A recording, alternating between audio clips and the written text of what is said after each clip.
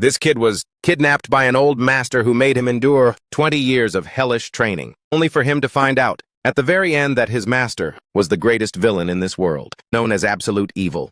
And by pure coincidence, he inherited that same title along with massive power and various abilities, but also the whole world wanting his head. But before we start, drop a like, subscribe, and do all that basic stuff that helps me out a ton. Also, consider becoming a member to support the channel even more. And yo guys, this week, we're running the weekly staff project where a weekly cash reward will be given to the staff member who interacted and contributed the most to our server. So if you're interested, the server link will be down in the description. That's about it. Now let's get into the story. The story begins with someone saying that one day, all records of humanity vanished, meaning art, history, technology, and so on. Starting with physical books, all the way to the digital records that contained all the knowledge and records that humanity had accumulated since ancient times. They disappeared overnight, and no one was able to discover the cause. And just as society was descending into chaos, a savior appeared for humanity, a system, configuring itself for its boot sequence. In this way, this mysterious system called Zeus emerged where things, like where it came from or why it was made, were unknown. Zeus created a virtual reality game called Olympus. And Olympus wasn't just a game. It even managed to manifest objects in physical form, using substantialization. This ability of Zeus allowed items to be transmitted from the game to reality, and because of that, Olympus became the method to maintain modern civilization. But the boundary between reality and Olympus soon shattered, and since then a world where it became possible to bring items from the game into reality has existed for over 200 years, a modern era that blossomed into a brilliant civilization. However, a brilliant civilization isn't necessarily a good thing. Some guy in a suit is stepping on someone else asking where they've been crawling since a bug like him should just crawl. It's common. And in this way, the spoon class theory became deeply rooted in humanity.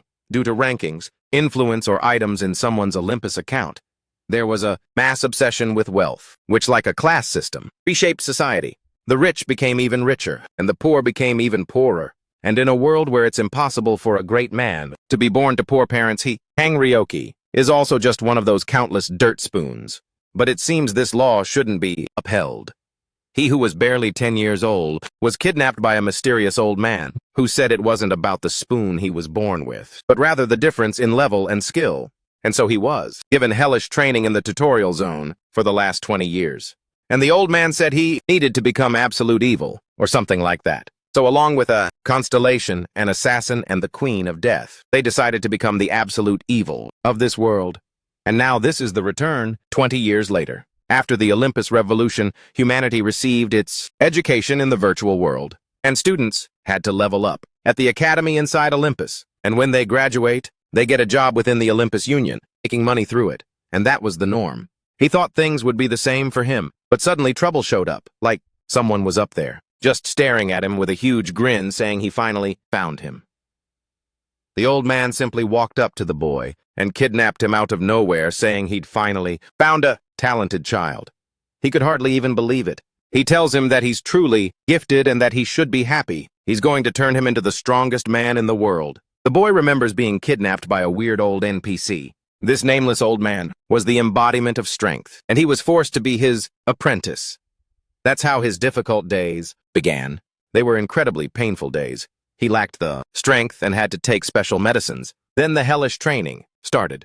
10 years later, he asked his master if he knew the top ranker was at level 89 and wouldn't it be cool to reach that. But the old man didn't give a damn. He mocked that rank and called him Arthur, his in-game character name. He asked how he could call anyone in the game strong when they were still below level 99. Our guy argued that he's still #1 in the official rankings, and there's no one above him. But the old man asks if he doesn't trust his powerful master. He said he shouldn't just judge things by what he sees, and that he should keep in mind that some things cannot be revealed. Our boy wondered if this psychopath was tripping again. The old man just tells him to trust him, because he's going to make him the strongest man alive. However, our boy argued that even so, it's not like he comes from a wealthy family, and he doesn't even have items. How would that even be possible? But the old man hit him, telling him to shut up, saying that levels and stats are all that matter. And apparently he wasn't training hard enough, and you're going to have to push yourself for 3 more hours today. And our boy wondered if he could really trust this guy, thinking that every single day of his life was just pure horrible pain. But even so many winters and many springs passed, and time flew by without a break. Eventually, 20 years went by. Ever since he started this hellish training, after those 20 years, the old man told him that he did very well, and since he taught him everything he knows, he has no more regrets, even if he dies right now. Meanwhile, Ryoki was thinking that this old guy needs to kick the bucket soon, because he wants to get the hell out of there. While he was thinking about how it sucked, and how he was treated like a worm, even at home, for still being a nobody. And the training never ended in Olympus, all because of this hellish training, where he did nothing but take beatings this whole time. And honestly, he doesn't know if he can take any more of this. And people ask why he couldn't just delete his character, but now it's over and this is the end. If he calls him master, the old man says he's like a son to him, and that he was able to endure these 20 years as if he were his own father. So this son can't just leave and live in this world without him. He still needs company. The old man looks at him and says that's not true. He's still much weaker than him, but he's gotten way stronger. And in Kang Ryoki's head, he just wants him to give him a mission already. Usually, this type of NPC gives a quest when they die, and so the boy kneels and begs for his master to train him a little more, thinking he should at least give him a good quest before he dies. After all this hell, and the old man says, "Very well." Our boy is happy. He thinks he's about to get a mission, and the old man tells him not to forget that he is his only apprentice, and also his only successor. And our boy Ryoki was thinking, yeah, right. And it was because of this succession crap that he trapped him for 20 years, and the old man sends him to this place, for his future lies there. And our Ryoki, acting all hyped up, thanks him for his teachings, saying that he would honor his master for the rest of his life. Except the old man just gave a wicked little giggle and said this world would kneel before him. So he must go now and dominate everyone. And as soon as our guy got up, he thought that, by that time, his master had already passed away. And apparently it's finally over. But he hoped they would never cross paths ever again, while thinking that since he stayed with his master, he was with him for 20 years. His 20 years of hellish training have finally come to an end. He heads to the special area near the teleport portal while thinking that this also marks his fresh start. And he says excitedly that this hell is finally over. He activates the status window while remembering how he almost got thrashed countless times for trying to run away from him. But now he wants to check out the results. This training is insane, and he notices his energy is at 99, but on the flip side, his luck is negative, and the system says that the player has been confirmed. Our boy says, finally, and the system showed him that he was released from the restriction curse, and now he is free from his duty as the successor. The special barrier has been removed, and so that area starts to unlock, and the system says that he is now free from the Lena special area. And John was like, hell yeah, it's been 20 years. 20 long-ass years. He says goodbye to Lena and hello to his new life. But as he takes a step forward, the system says that he's leaving the Lena special area, and access is denied. This totally catches our boy off guard, making him wonder what the hell is going on. And the system says that an abnormal level has been detected, and he didn't go through the proper procedures. The abnormal leveling evolution method was detected again, so, according to the will of God, it will be resetting those abnormal level gains, and our guy was like, wait, what? What the hell is this? He just watched his level drop at a crazy speed while screaming for it to stop shouting that he doesn't deserve this. That was a lifetime's worth of gains, and the system Zeus simply set him back to level 1, saying that the anomaly has been resolved. The stress limit has been exceeded, and being logged in for too long could compromise your well-being. After quite a while, our hero in tears thinks his 20 years were just thrown in the trash, and he opens the status window. He thinks it's not a dream, but then he gets a shock and wants to see what's up. He realizes his attributes are still the same. From what he understands, what they reset was his level, but his attributes remain exactly as they were. He thinks, okay, yeah, it's amazing, but there should be penalties, along with the level decrease. A good example would be skills. So he can't use any of these attack skills, and he also can't equip an item with those restrictions. He is literally a level 1, but he asks what the point is. These restrictions, and being level 1 means he can level up more easily. And with these stats, he can farm monsters and level up faster and reinvest them into stats all over again. And he thinks, yeah, this isn't bad at all. Now your life as a jobless loser is over, and you're finally going to mark the beginning of your life in this world of Olympians. He grabs the map and taking a look, he says his first destination is the beginner village, while thinking that he, Randy, the 26-year-old York, is 6 years behind compared to the others. And so he activates the return scroll, saying that he wants to go to Ercus. and after he uses it, he enters the teleportation world. He arrives in Ericus and says it's been 20 years since he last walked through this plaza. He missed it. He stares at everyone and remembers that vendor thinking about this harmonious atmosphere. He missed this and he gets very emotional because he's finally back, and now he wants to go straight to the hunting grounds, heading toward the west gate of Ericus. He walks over there, but the guard tells him to stop right there and asks, "What's your level?" And our boy says he's level 1, showing him that his in-game name was Arthur, 26 years old. The guard says he's at the wrong place and should go to the east gate. This is the west gate, and it's way too dangerous for a level 1 like him. And our boy asks if it's a restricted zone, but the guard says not exactly, but he strongly recommends getting out of there because he won't be able to hunt even a single toothy rabbit at level 1. While our boy was watching that rabbit, he kept walking while the guard says it's better for him to train at the east gate before coming here. But Diego says he'll be fine when the guard, it seems like he didn't even hear him, while people wonder if it's because players respawn even after they die. But it's actually just a slip-up on his part. And so, Junhook received the mission, and the gatekeeper's anxiety is now in progress. Reading the quest, it says the West Gate guard is watching the player with doubt in his eyes, thinking the player is going to bite the dust. He must ease the guard's anxiety. The reward is 30,000 gold, and our hero thinks the guy is a total doomer, but since he got the mission, he might as well put on a little show. And the guard just keeps staring at our hero, wondering what the hell he's doing, and how he can't see the rabbit right behind him. He starts screaming, shouting that the rabbit is about to attack, and he starts running toward the spot the hero is looking at, telling him to dodge the rabbit. But the rabbit, with its massive teeth, already lunges at our hero while Junhook is faster. With just one hit to the stomach, he easily obliterates its body. As he spots several more rabbits rushing him, he effortlessly takes them all down. While the guard wonders what the hell is this and how it's even possible, he walks up to our boy and asks if he really was level 1. And our hero says yes, asking if the guards can't detect a player's level.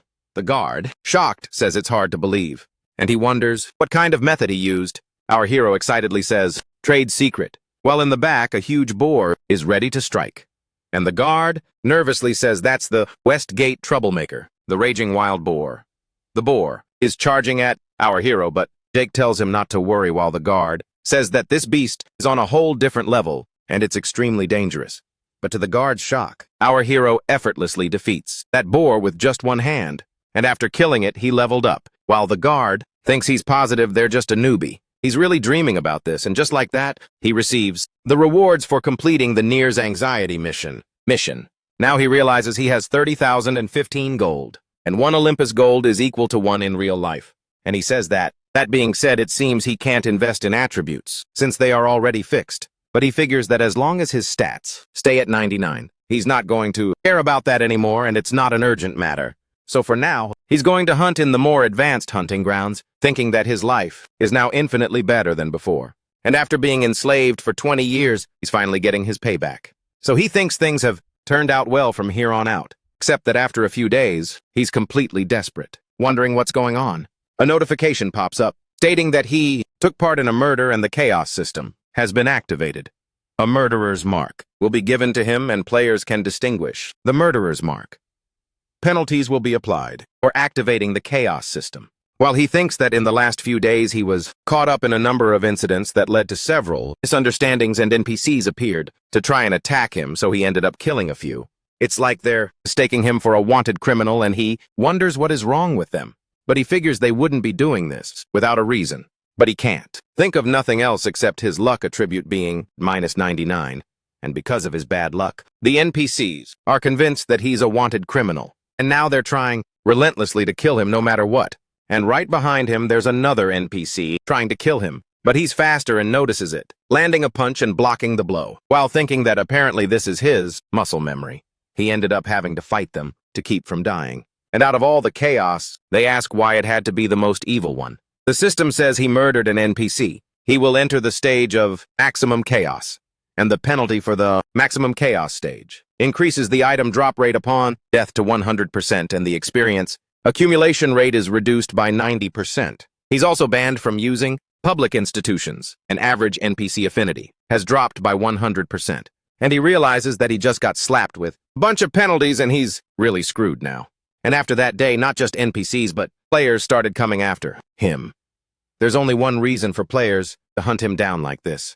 And that guy over there tells them to call in reinforcements because he's the serial killer Jetrock. While our lead thinks that according to the hero system, the opposite of the chaos system, you can become a hero if you kill a chaotic user. And players want to become heroes. Obviously, that's why they'll target a maximum chaos player like him. They say he's reached a dead end and should just give up, since it'll be better if he just turns himself in, obediently. But our guy just turned around and blew everything up. And he ended up killing them all at once, just to survive. While he says that they won't find him if he hides out, for a while they still made him level up. And now after 2 weeks, he's still staying hidden. He says being a normal player is a total piece of crap, and he'll have to hide for at least a year for the maximum chaotic status to be removed.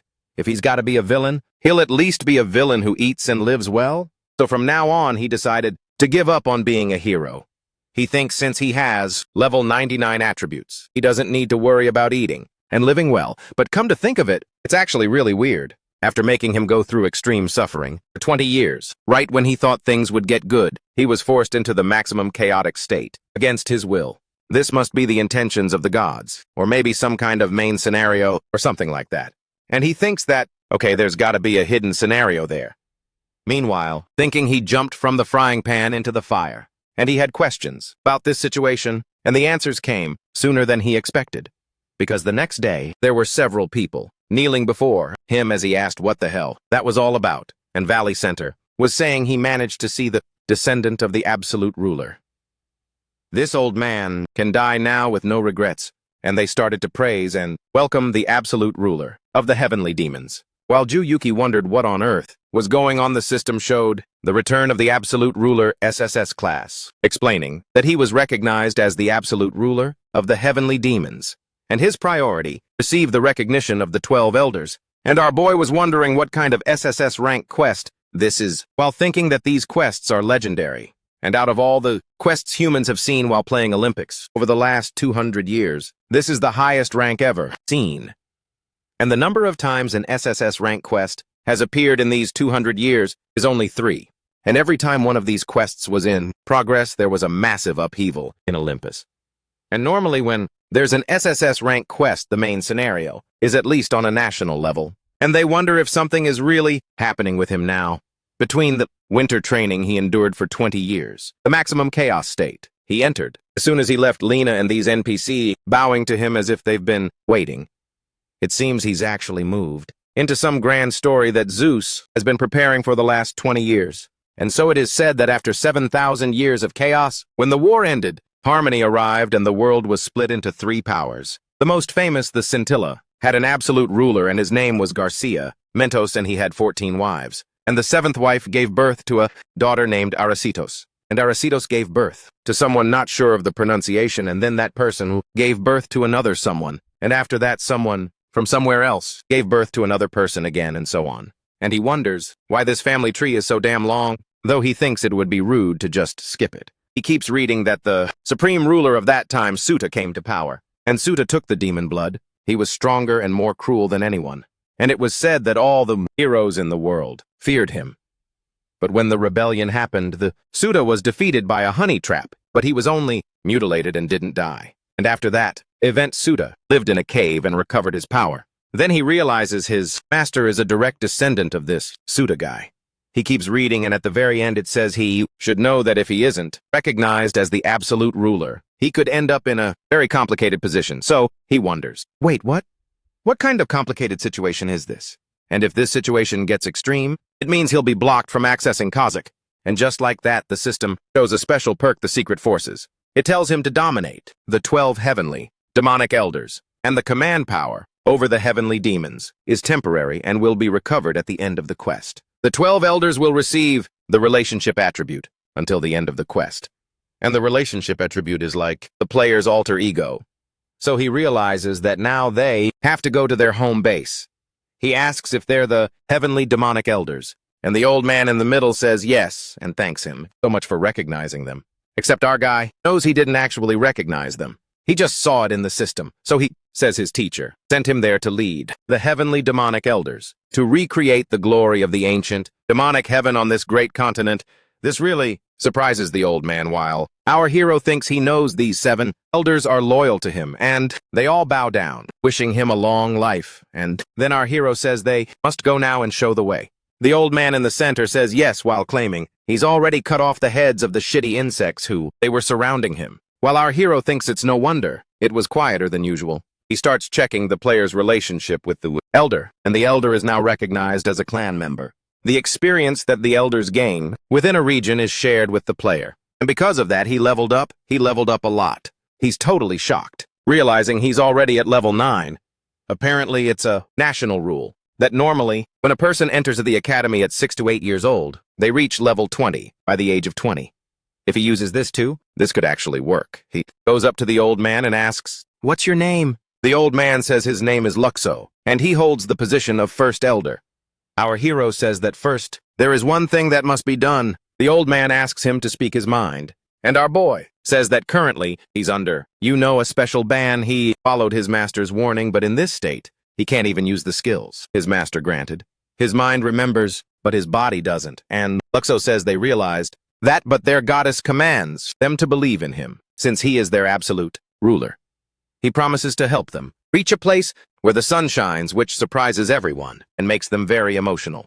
And just like that, the system shows that their loyalty has increased significantly. He calls everyone to go to the designated location. Now back at home, his sister goes up to him and says that apparently his alliance did a good job on a quest this time. It seems there's a serial killer named Jet Rock around Sector Neon.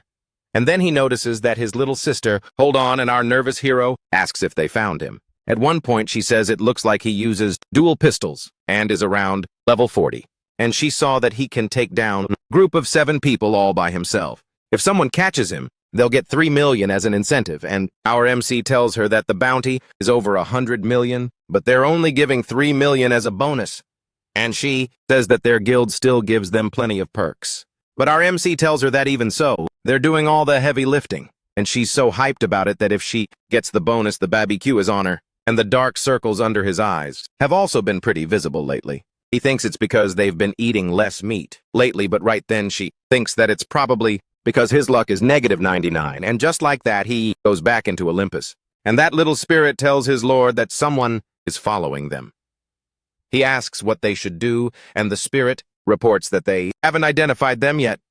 He asks what the lord wants to do, and our hero just says that for now, they should wait. Then he asks the spirit if it's her. But a message pops up saying that Lady Luna is on another continent, and players from other continents won't receive any messages. But suddenly someone else appears behind him, saying they found him and calling him a shitty copycat. While our hero stares back, he notices those 2 pistols. And this is Jet Rock, the wanted criminal. He says that a piece of shit like him trying to imitate him really has some nerve, and now he must pay for the crime of trying to copy him. And just like that, our boy thinks about how he managed to get info on him ahead of time from the spirit. But even with relatively high attributes, the guy is at level 40. So what kind of variables are going to pop up now? He doesn't know it yet, but he can't afford to lose during the most important mission of his life. And all he has to do is not fight alone. So he calls Luxo and the old man appears. "How is your service?" he asks while Jetrock wonders where he came from. This old guy he couldn't even detect. And our boy orders Luxo to kill. The old man says understood, while the gunslinger thinks he's just a shitty old man and that he can kill him easily. But to his surprise, the old man vanishes from his sight while the shooter says he should have used that time to attack me first. Then he thinks, what the hell is happening? And why is the world upside down? It's because his head has been severed from his body. And after the old man kills him, he sheathes his sword again, leaving our hero completely shocked, wondering what kind of insane power that was. Jetrock was supposed to be level 40, but the old man killed him, like he was just a total noob. He couldn't even track Luxo's movements. If he had his vision skill active, he might have at least seen his mana flow. Then the elder says, Lord, this is his head, and offers it to him. And then several messages pop up saying he's received experience points. He killed an NPC with a level gap of 30 or more, while he was under level 10. They are checking the attribute of the sky-destroying Phantom Art, and the system congratulates him for receiving stat points. And in our boy's hand is Jet's head. Could it be the famous one with the 100 million bounty? He wonders if he's dreaming as he gives a little smirk and says Luxo did a great job. He thinks that now everything is going to work out. he couldn't get a job because his chaos status was at the max, but to think that he'd find an NPC that easily got him 100 million then. So he tells the elders that they are going to hunt everything around them, and without complaining, for his glorious return, he thinks he'll follow any scenario or quest the system orders. He'll do his best to act like a monarch and make bank. After that, 2 weeks pass by, and deep in the forest, Luxo keeps defeating several of those monsters, both beasts and the undead. Our hero is leveling up easily, noticing that he's already at level 13. It's a truly incredible pace, considering it takes others years to achieve that. He needs to be at least level 40 to use the sky-destroying phantom art. And at level 40, that's when things will really start. For real, in a company that gets items just by leveling up and using the heavenly demons. That's what he truly wants. He can start his own business since he can't get a regular job anymore. Anyway, he thinks the problem now is how he's going to claim the bounty for Jetrock's head. He wonders what to do with it. In Jojo's room, he goes on the forums searching for the best place to sell expensive items.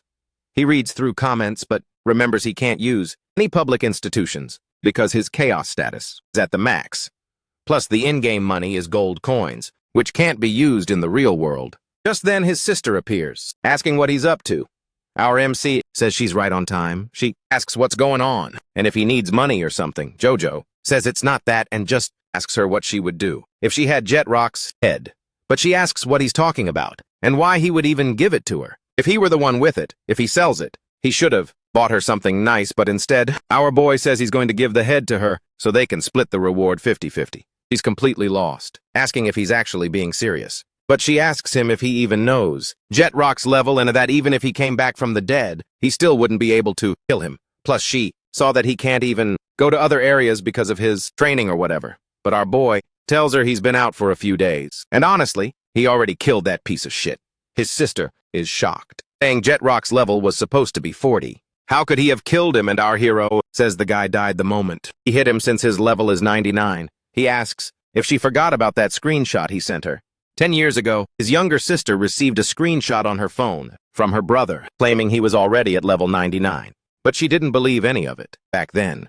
She says she thought it was just Photoshop, and our hero says that he understands why she'd think that. But he tells her that if she wants Jetrock's head, she needs to come to the Lepnia Mountains near the arrow, and he'll give it to her. She asks, "What do you mean, mountains? And why he has to go there?" He tells her that actually, his chaos status is at the maximum, which leaves his sister completely floored. Now at the entrance to the Lepnia Mountains, the sister says she has business in the mountains, but the guard warns her she'll be killed by monsters. The second she steps out there, she says it's fine, because he made it back alive, even though she thinks that at the end of the day, she really ended up coming here. And so the guards say they warned her and she shouldn't blame them after she's dead. Meanwhile, she's thinking that if that kid is lying to her, he's definitely going to die. And 3 hours later, as she walks through the forest, she notices it's way too quiet. Her brother said he cleared out the monsters, but she just can't believe it. Then she realizes that in this silence, not only are there no monsters around, but there's not a single living creature. Suddenly, our boy sneaks up right behind her, grabbing her shoulder, scaring the life out of her as she screams in terror. She asks him what the hell is wrong with him. He really spooked her that time. She should have at least made some noise, and it's not like she's going to kill him or anything, but she just stares at him and asks what this crazy energy is while our girl mentions that he told her his chaos status was at the max. She asks him if he ended up killing an NPC or something like that. Meanwhile, she says that regardless, he hands over player Jetrock's head 100 million bounty. She's totally stunned, wondering if she's dreaming, as he hands her 100 million in cash. She tells him he's actually really cool. Our boy just says, "Since you've got it, you should go sell it now." She's super hyped, and asks him how he managed it, still unable to believe it. So the girl went straight to sell the head. The clerk says that they've confirmed the head of the wanted man, Jetrock, and the mission to kill him is complete. She is beyond shocked. It's actually for real. Then the clerk says the 100 million reward has been paid out. The girl thinks that if she takes half, she can get every single kind of her favorite burgers. She starts remembering the past with the mothers, asking what she should do with John Yuk while he was throwing up. And she said that he ate something weird on Olympus during that training of his. And she used to be so sad thinking about that. But she thinks that in the end her brother worked really hard. So she walks up to him and hands over his share, giving him 99 million. Meanwhile, he asks why she gave him 99 since he told her he'd give her half. But she says no, this is his first bounty in 20 years. How could he only take half since it's still 100 million? She just took 1 million in cash as a thank you gift. But he's totally shocked and tells her to wait. But she walks away, saying she only took this morning off. So she's heading back now and will bring him some burgers so they can have dinner with their parents. He's really hyped and just tells her to get back safe, while thinking that he just made 99 million. And after exchange rates and taxes, that leaves him with 80 million won. He gets super excited thinking this is definitely the mission of a lifetime. And the SSS-Class quest hasn't even started yet. He's in a position where he just made 80 million by chance. And when he finishes the main quest, he has no idea what his reward will be. He'll have to reach level 40 as fast as possible for the quest to continue. And for that, he has to level up even faster. Every minute counts, and to invest in the future, the answer is money. Now back at home, he asks his sister to buy some items for him. She's really surprised, saying she just got off work. But he says it'll be fine, and he'll give her 300,000 a month as an allowance. But she asks for 500. He agrees instantly, and she enters her capsule, virtual reality. A few hours later, she finally bought several items like the Ring of Growth, Training Necklace, the Bracer of Growth, the Anklet of Growth, and the Earrings of Experience. It all cost 70 million won. Our boy says that the money he earned with his own two hands, for the first time in his life, he just spent almost all of it. And his sister in the background says she doesn't know why he asked her to spend so much money like that, but if he's gonna keep doing stuff like this, he should set up a teleport point for her. He says sure and asks how much it costs, and she says 3 million to learn the location, plus 300,000 for each use. Our boy thinks that his money is already vanishing. Then she pipes up in the back, excitedly saying he should set the accessories to invisible mode because they're ugly as hell. After she logs off, he says that nonetheless, he'll make more money in the future. So it's all good. Now what he needs to do is the necessary work, and so he calls upon his elders and tells them it's time to start leveling up. The next day, our hero wonders if these are the mountains of Z. As he walks, a player is staring at him, wondering who this piece of trash is. But then he gets a system alert, noticing that this guy has max chaos status. His buddy beside him says he showed up right on time, and they need that clout. He looks pretty weak and all his gear is basic. They wonder if he died and ended up respawning there, but the leader says he's not sure. He can't even tell where he's from, and his field of view is really narrow. It looks like he's a total noob without a word to anyone. He tells them to prepare for battle against this max chaos player, walking through the forest. Our boy wonders if there are even any monsters around. Right then, the system says an external community is trying to restrict you. His group is shocked, and he wonders how he'll be restrained. But right behind him, that mage wonders if he's actually resisting the binding magic. The boss back there says it looks like he's a mage, but seeing as his gear is trash, he probably died and dropped his items around there. And that guy says this is perfect, and he needs to bag one more to boost his reputation in the hero class. And so the boss orders them to shut up and take that guy down now, and he tells the boss to keep him distracted so that he can't use teleportation. Then he and the genius assistant, Kim, will close in and attack him. And just like that, the two of them charge at him. While our boy says that if they back off now, he'll spare their lives. The boss says that's BS. He's just a weak piece of shitty and already moves to attack him. But Yu says that he already warned him and asks what level he is. While the boss wonders what this power is, and if his strike really just bounced back, and then he calls over the assistant, Kim with the giant hammer ready to strike our boy, but the attack is repelled, which totally shocks them both. And the boss tells the assistant him to attack with him and his archer thinks this is weird since he's not losing HP. Everything points to this swordsman being at least level 40. And from his build, he looks to be almost 30 years old. The archer starts thinking that his armor is total garbage and he didn't hear him chant a single spell. Maybe he already cast the magic, and if he tells the leader that he thinks he was already ready for the fight and well prepared at that, the boss asks, "What do you mean by that?" While our boy thinks that these attacks don't even tickle him. So he figures it's his turn to strike back now, since he can't use it. Skills-wise, he's going to have to try. Punch them like this. He starts with the basic stance and that one in the back. Tells the director to watch out because he's preparing his magic. And he thinks he's going to use some magic now. So he tells him to back off and fires the counter spell. But with a thunderous punch, our boy defeats the director, while he's left wondering what the hell that was. And this system shows that he's still in a max chaotic state. The murderer's mark got thicker, and his crimes got worse, and the knight with the axe calls him a piece of shit and tells him to die. Now, but with a punch that's lightning fast, he defeats the knight. And once again, the system says the murderer's mark got thicker, and the other guy says he thought he was a tank. but he's really weak. And that archer says he didn't even have time to provide support or anything like that.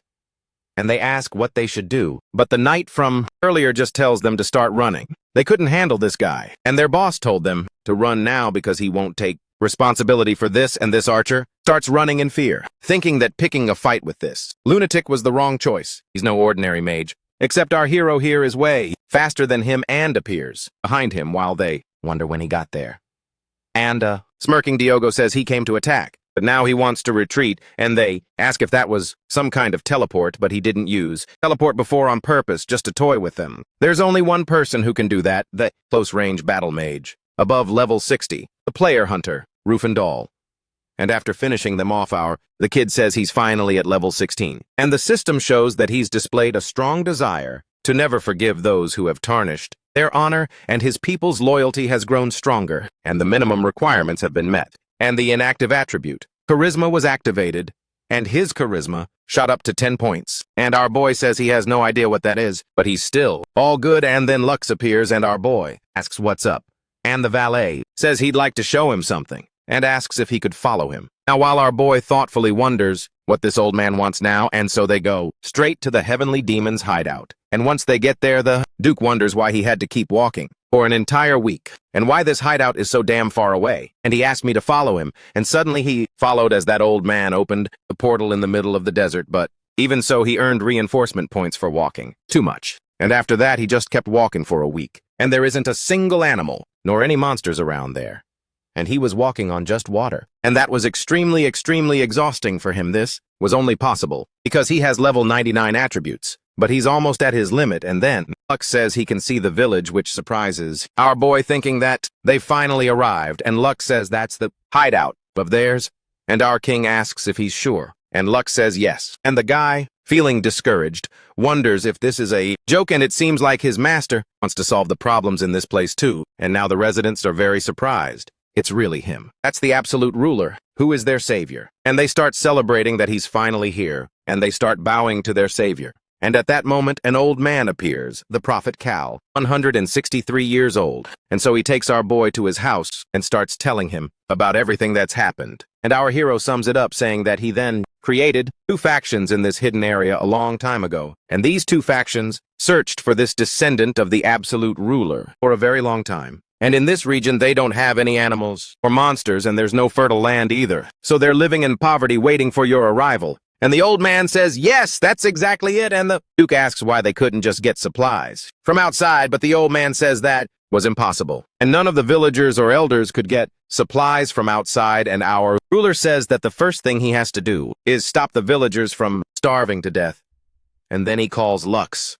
And Lux asks what's up, and Lux waits for his order. He asks how much longer these people can survive without him, and Lux says 2 weeks at most, and our lord stands up, goes up the mountain, and tells everyone to listen up. He hears their hunger and their pleas, and he was so busy with his training that he couldn't look after them. But from now on, it'll be different. He promises to give his all to take care of everyone. 2 weeks is enough. They just need to hang in there a little longer, while the system shows that the Heavenly Demon's NPC morale has increased significantly. And so he calls Lux and tells him to follow him, saying it's easier for 2 people to move fast, so the rest of the elders should stay on guard. And he tells the old man they need to hurry. And when they head out, he must take care of any monsters they run into, and if monster stones or items drop from them, he must collect them all. And Lux says yes, while our hero thinks about completing this mission, easily completing the mission of getting food for them. And after a week, since John, Yuki, and Lux set out in the Lepnia Mountains, the old man tells his lord that he really made it back in time. And our boy says of course he did.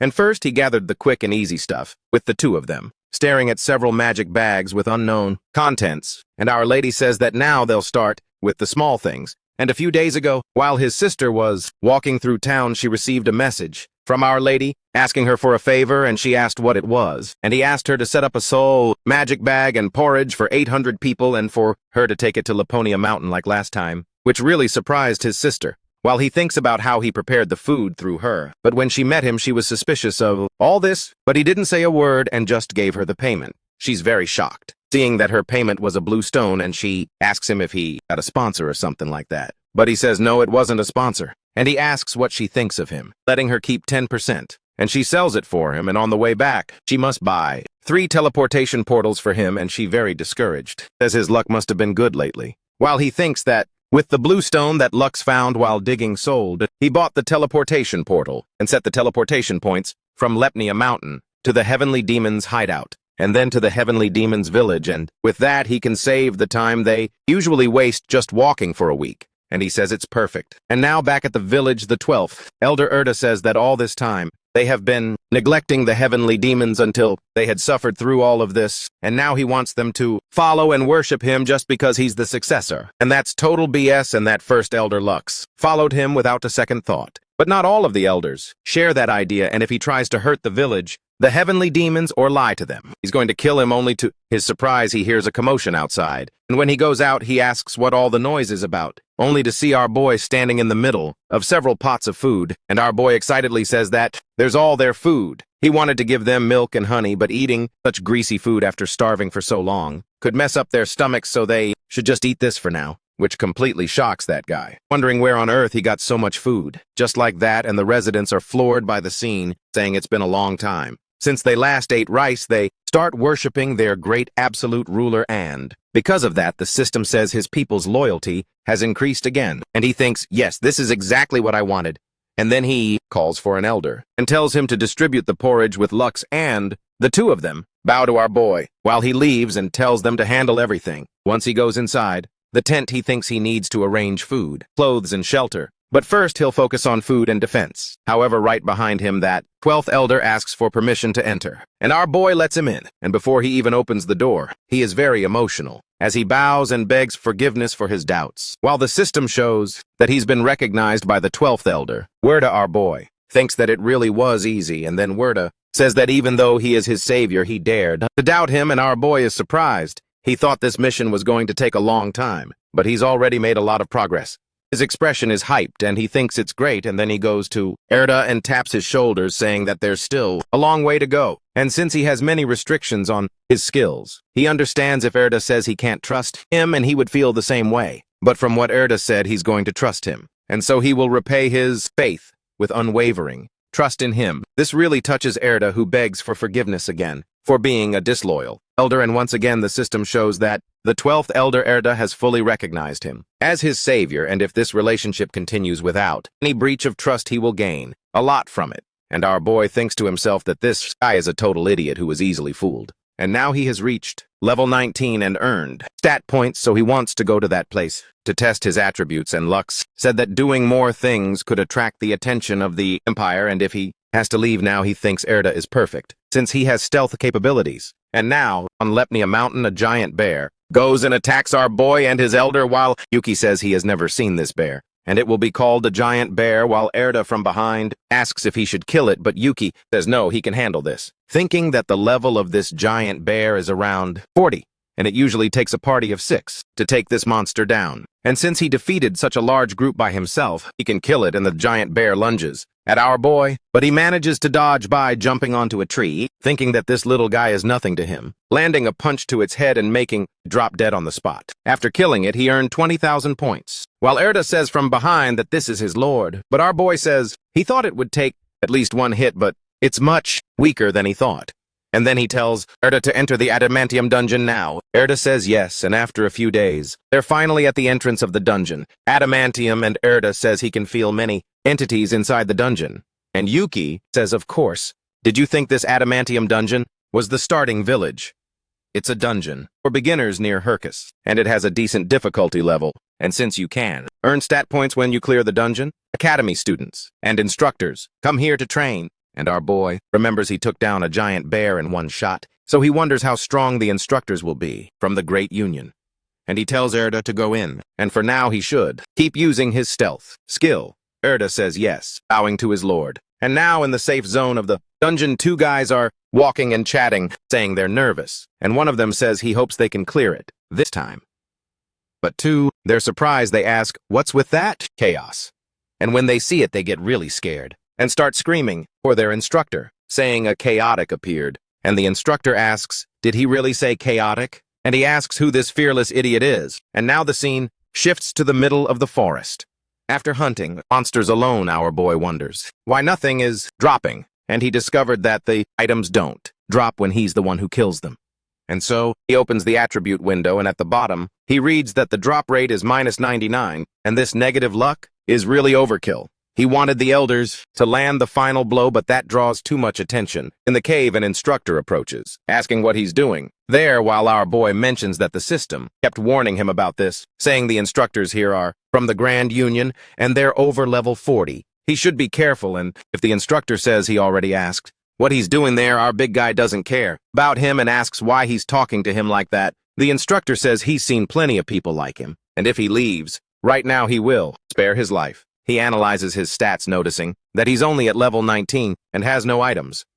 His in-game name is Arthur, and he's just trash, who can't even use stealth properly and just kills other students to get the items they drop and sell them. It looks like his chaos level is maxed out, so he might even get a hero title. If he catches him, the confident instructor says that now even competent trash like him is targeting students. While our boy asks what he's talking about, he just tells him to ignore him and just do his job. He only came there to complete the dungeon. But the instructor asks if he really expects him to believe trash like him would do something like that. He already knows what he's up to.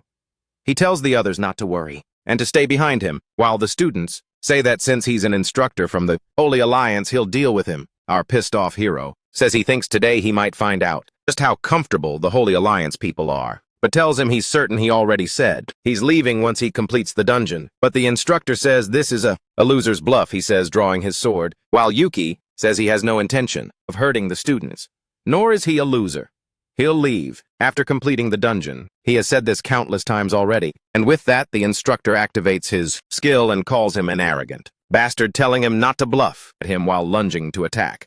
But Yuki says he already warned him, so he will bother to hit him back, stating that was his final warning. And just like that, the instructor strikes our boy, calling him a piece of trash, and it seems at least he has some weird skill, while our boy stares him down, totally pissed, and asks, "Is that all?" The instructor is terrified, realizing he's not just some newbie. There's something off about him. He starts calling for backup, because there's a level 19 max chaotic player in there, and unlike him, he has some strange ability, and he's extremely dangerous. But Yuki says he warned him he just wanted to clear the dungeon and leave peacefully, and that he shouldn't be bothered. He said back then that it was his final warning, and he blasts the instructor with a massive punch. The instructor wonders what kind of power this is and thinks he definitely needs to call for backup. Then from that blow, an explosion occurs, sending the students flying. After the attack subsides, they ask where the instructor is. He actually died, and it looks like the other students got caught in the blast too.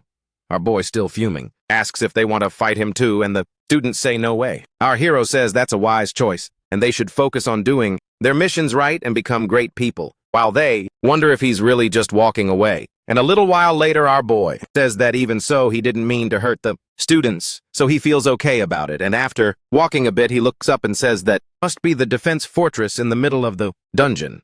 According to the book, he needed to destroy the fortress first before moving on to the final stage and completing the dungeon.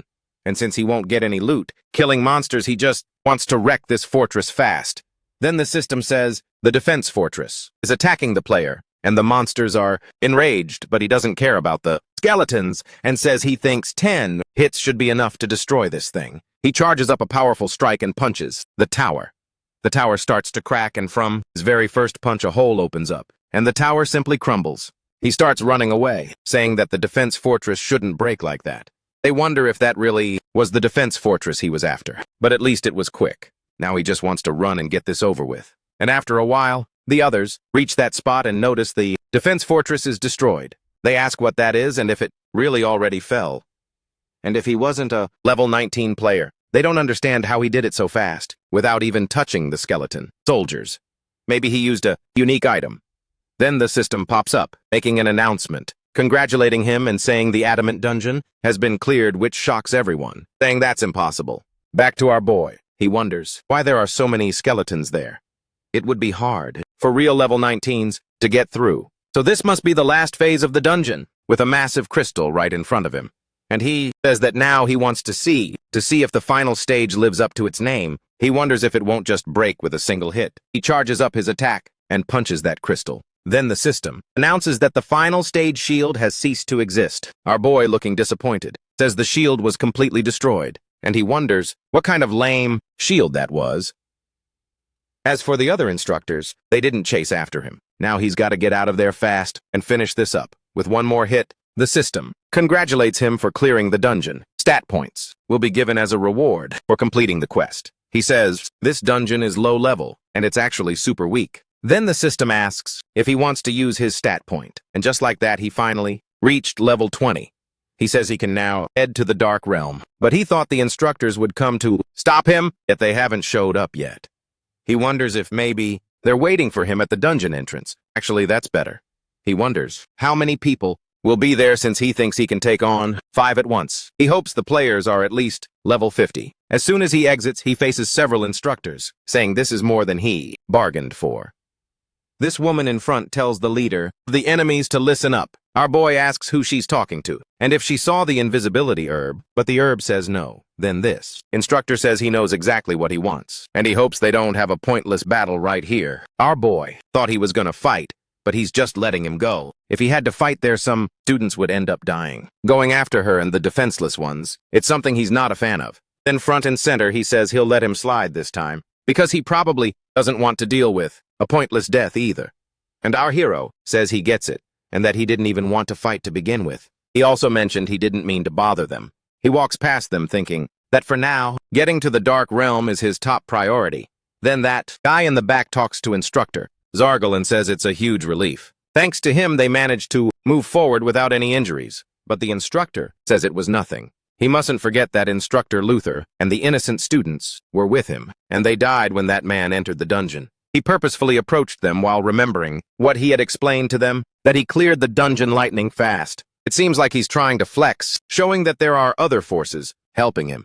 He knows they have a lot of kids to protect, so they have to persuade him to leave right now. They will head back to the dungeon's starting point. He says he's certain that his forces were hidden somewhere around there, and they'd likely go after the students if a battle broke out. An instructor nearby wonders what the hell that bastard is. Zargal says he doesn't know, but seeing that black magic, he's sure he's a max chaos player. But he's questioning if it's possible he's actually Rufidel, but the others say it can't be him because he's level 50. Now in another location, there's a player using the Death Claw and slaughtering people while everyone screams, shouting that he's a max chaos player and that he'll definitely die one day. But this smiling guy is Rufidel, the named user of max chaos, telling them he'll put their loot drops to good use when he said item farming is super profitable. And anyway, Hank, who never got in his way until now, is currently going after him. He's seen several comments lately, claiming he's been spotted in various places. What's more, he wonders which max chaos player is wandering around, impersonating him. He saw that the guy caused a mess in the Adamant dungeon a while ago. If something goes wrong, he could be kicked out of the Great Coalition and get blacklisted. Being blacklisted by the Great Coalition is a death sentence. So before this becomes a problem for him, he must take precautions to catch this rat and hand him over ASAP. And now in the village of the celestial demons, our boy is saying they've arrived at a place where the monsters swarm in massive numbers. This time, he asks if any of the elders specialize in AoE magic, and Luxo says that if he wants someone with AoE magic, then that person exists. Right then, the elder appears next to them, stating he's the most confident in area of effect magic. Our hero asks if he's serious, then he'll come along this time. They're heading out right now. The elder with a mysterious smile says yes, while our boy thinks to himself that he just remembered Cisa's birthday is coming up soon. He needs to play his part as a brother this time. Now in the Dark Realm, they see several players, and the system says that monster respawn will happen in 10 minutes. Junho thinks it's about to start. He calls out to Zeta and asks if he's ready. The man says yes, he will. Obey your orders over and over, crushing their bones and ripping off their skin. And this is his summon Zeta. He speaks with great intensity, saying he'll burn all the trash that gets in his master's way with hellfire and will tear them limb from limb. And our hero says got it, and he wonders what's wrong with him and why this old man is so creepy. Either way, he explains to him that this will be the plan. They're going to slaughter every player that comes at them. They'll kill the monsters, grab the blue gems, and slowly escape through a teleport, while all the players just stare at them with that max chaos aura and think this was their chance to become heroes. Our lead tells Zeta that the reason he brought him along was because he said he was good at area magic and he wants him to show what he can do. And Psycho Zeta says yes. He'll never let him down and hopes his future is very prosperous. He activates a massive area of effect spell across the skies, calling upon the evil god. As a giant being appears from the heavens, he commands it to go and annihilate anyone who gets in his master's way. And this gigantic demon starts attacking the other players, while they run for their lives, begging for mercy. Our hero notes that he really is quite good, except the system shows that the murderer's mark has darkened. His sin has become more evident, and this notoriety is spreading across the continent. While our hero with a massive aura surrounding him wonders what's going on. The system shows that he has ascended as the saint of murder. It's explained that a chaotic player becomes a murderer once they pass a certain level of notoriety. And when a murderer fights someone with a hero title, the hero's defense and damage are weakened. Furthermore, resistance to divine skills also decreases. In the event of death, the respawn time is increased to 240 hours, and the drop rate for belongings increases to 100%. But as for the ruler of the celestial demons, he's very surprised, saying he doesn't know if this is going to work out. However, the system shows that his charisma has increased along with the loyalty of the celestial demons. It also increased as he watches Zeta killing the other players. He says he'll look into that later. Right now, he's going to clear this place out first. Meanwhile, the players start screaming to call for backup because those two are literal monsters. And our boy asks if that's enough yet, and Zeta replies that it definitely is. Now our hero says they've arrived, and the system shows that the chaotic bull has spawned along with several other bulls, charging straight at them. And our boy asks if Zeta can handle this. Old man Zeta says yes, he's going to tear apart this pack of bulls. Our confident hero says that's great. He should finish them all off. He charges at them, hoping they don't die from just one hit. He punches one in the face, and the first one is already dead. He just received 18,000 gold. He notes that as expected, he only needs one hit for the monster to die. So he feels like he has no choice but to keep looting while Zeta does the killing. He wonders where else he can get more gold and starts slaying tons of monsters, chasing after gold. Hidden in the trees, some players are saying they're insane, but the one on the right says he's a total meta player. His friend asks what he means by meta, besides the swordsman. That other guy must be a short-range mage, judging by the damage. He has a solid attack skill. His friend asks, what do you mean a mage? When they ganged up on him, he didn't even flinch. But the other one says he must be at least above level 50. High up in the sky, Zeta declares that this is the glory of his future lord and charges at them with limitless lightning and slices through all the monsters at once. Our boy says that's a bit too flashy, but the system shows he leveled up. He tells Zeta to grab the blue stones whenever his skill is charging. Old man Zeta excitedly says yes, and at that moment the group got 7 blue stones. He says it's at a speed others can't even imagine. Just then the system says the boss has appeared. Our boy says at this rate they'd better clear this place out and get the hell out of here. One of those two hiding in the back asks if that's really the dungeon boss. It must be the chaotic bull king, a gigantic bull ready to face our boy. Our protagonist says it's his first time seeing one. He tells Zeta to finish off the smaller ones and gather the drops, while noting that apparently this giant bull is stronger than usual. And since it's a field boss, he thinks it should drop at least 20 blue stones. He just prays that it can at least take one hit. Someone calls out to him and asks what he's doing. Our boy asks, what's up? And they whisper in his ear that those high-level players are coming. Our worried boy says he was almost about to get it, but it looks like it's time for them to show up. It sucks to keep running into them like this, so he'll have to flee now. Otherwise, he'll be humiliated since he's not strong enough yet. But soon he will restore the glory of the celestial demons to this continent, leaving Zeta hyped up.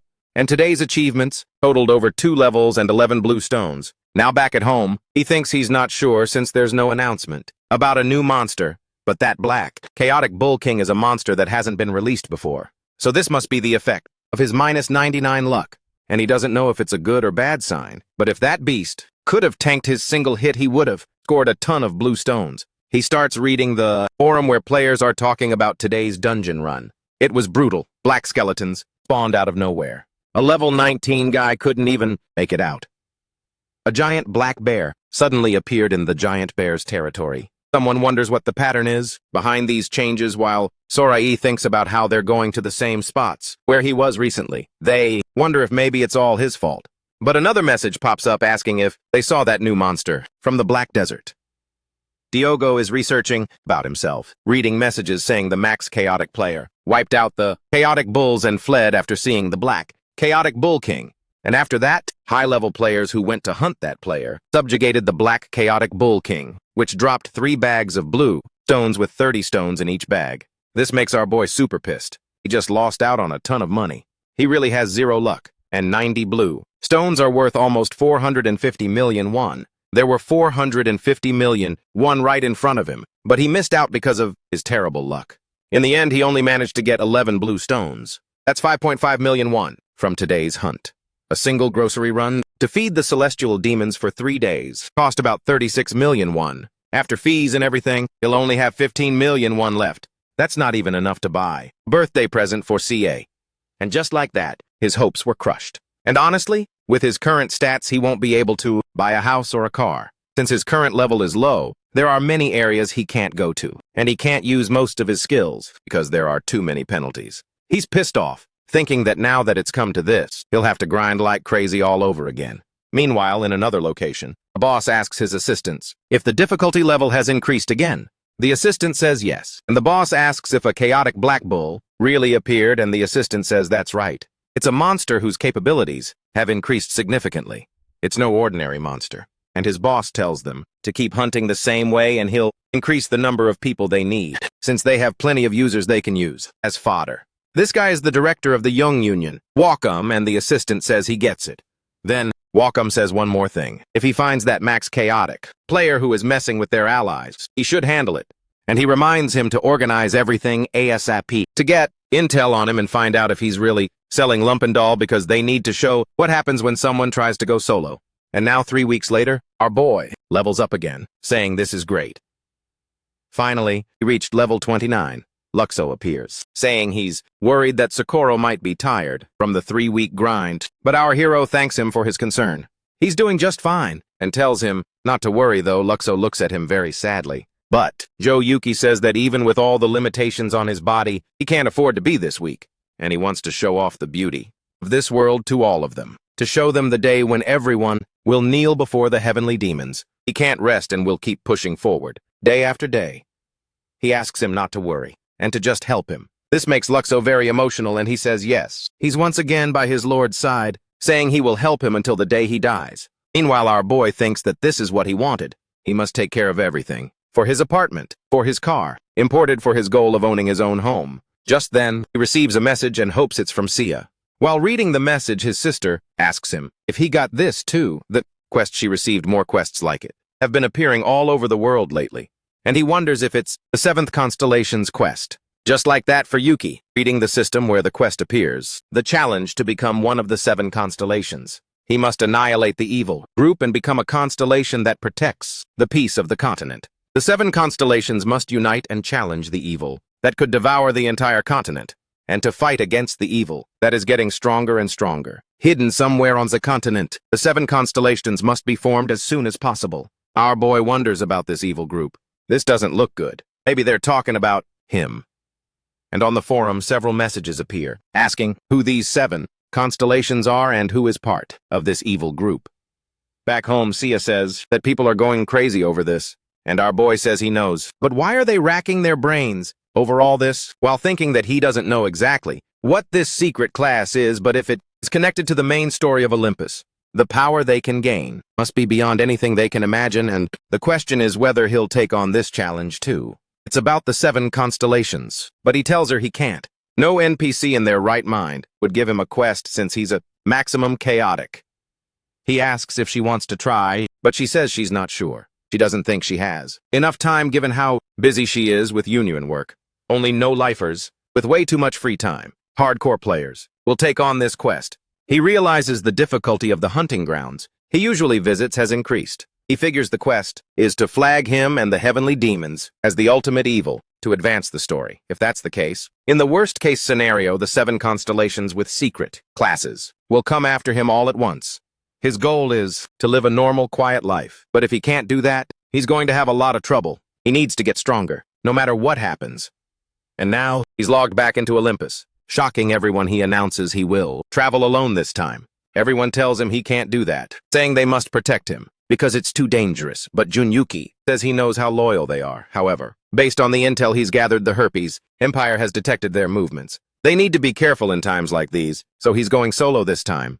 This leaves them very moved, that he's thinking of everyone. Meanwhile, our boy thinks that since the Constellation quest was triggered, bringing the elders along would likely alert the Empire.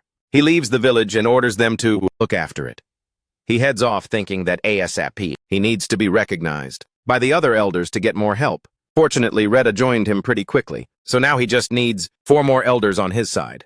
The food situation is somehow taken care of, so he can start dealing with the housing issues, but he's already spending way too much. There isn't much he can do about it, and it costs 300,000 gold just to build a single house. All he can do is grind his level like a madman.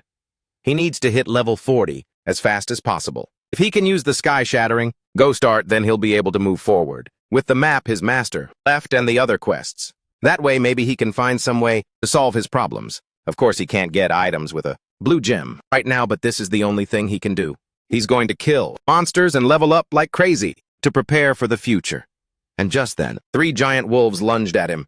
While he says that above all else, he can actually relax while slaying monsters. Then the system says the skill, Powerful Fist, has been created. They wonder, wait, a skill? What's this now? But he reads that this skill contains the will and desires of the caster. When a powerful desire is in his fist, he can deal massive damage to his enemies, using only his fist with damage reduction from 0 to 100%. However, this powerful fist can only be used while he is unarmed. This makes our boy super excited, saying that finally he has a damage reduction skill. He can craft items with this from now on. He just needs to let the others land the killing blow. He says this is awesome, and now he wants to go back home. But to his surprise, someone rushes up behind him saying they finally found him, and that it's definitely him.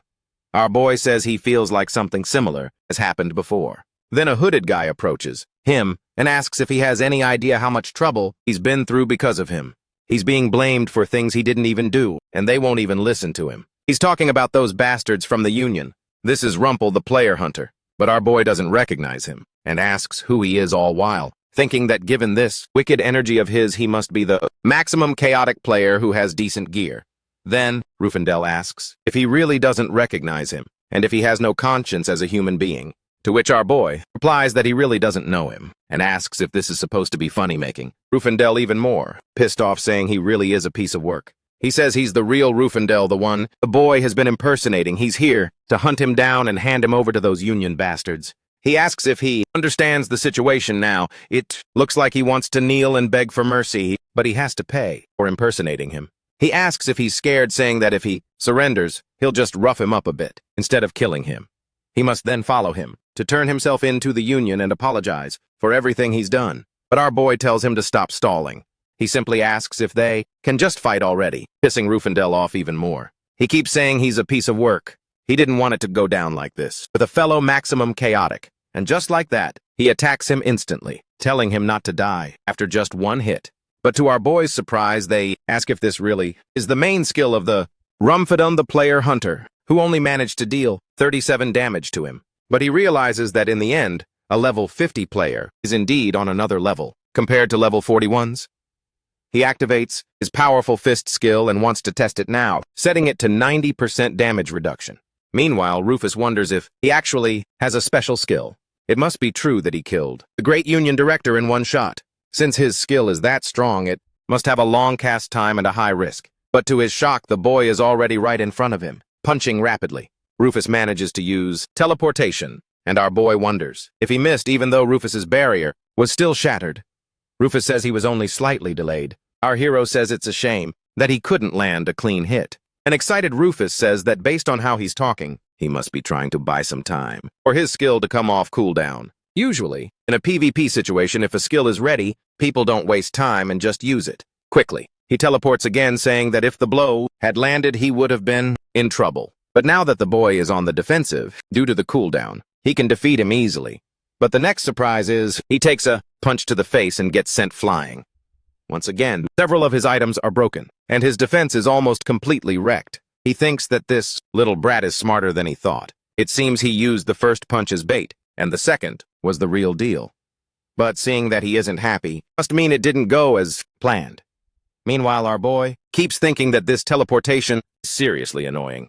If only he could use Mind's Eye, which he can learn at level 55, it would be so much easier for him. But then Rumfled, sensing the end, says this is going to be the final blow and he's going to finish him off now, since he needs to take him. To the Union, he tells him not to die on him and activates Vital Strike.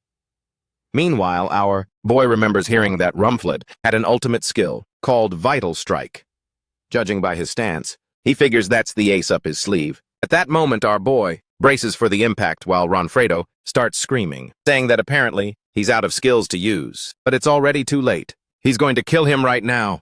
With both of them lunging at each other, they trade blows, causing an explosion in the forest. After the punch, our boy looks on dead serious while Rufus thinks he was sure he'd landed the hit. But the boy is completely fine. He wonders where this monster came from, while our boy thinks that by the looks of it, he really did die. And Rufus, in his ghost form, thinks this little punk must be some kind of special class martial artist. Our boy wonders if he's playing dead. All his defensive spells shattered with one hit.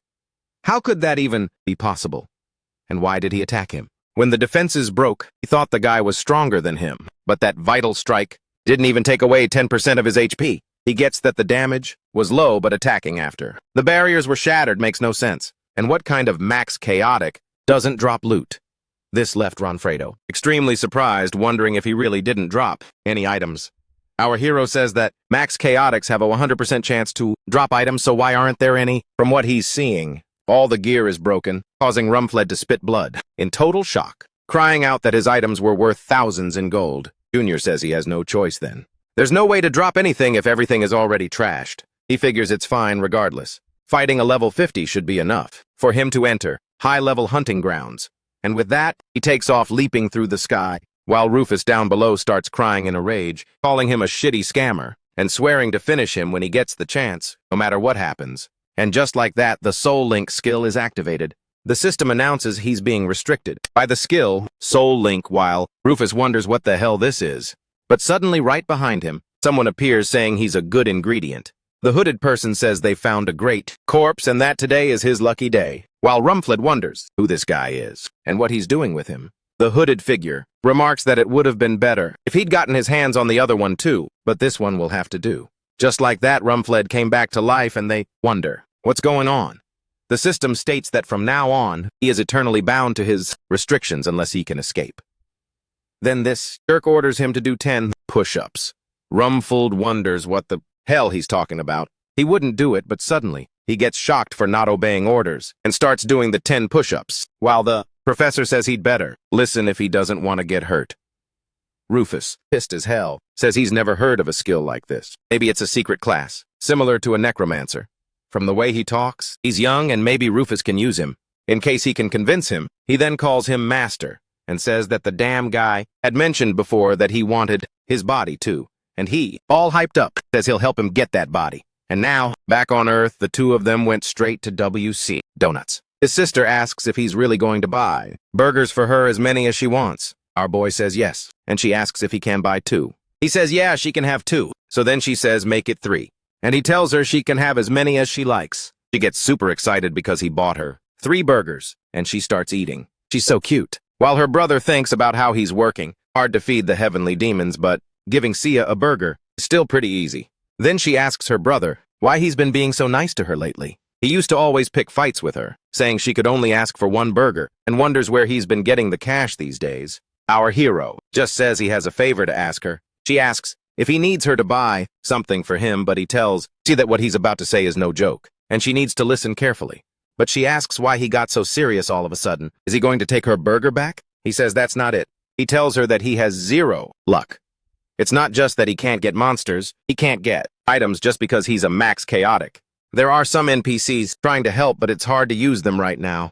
It'll be easier to start raising a pet in the current situation. So what he means is, don't you want to start working with me, which makes her spit her food out instantly, caught totally off guard, and she asks if he's serious and who even does that nowadays. But our boy says it's not what she's thinking.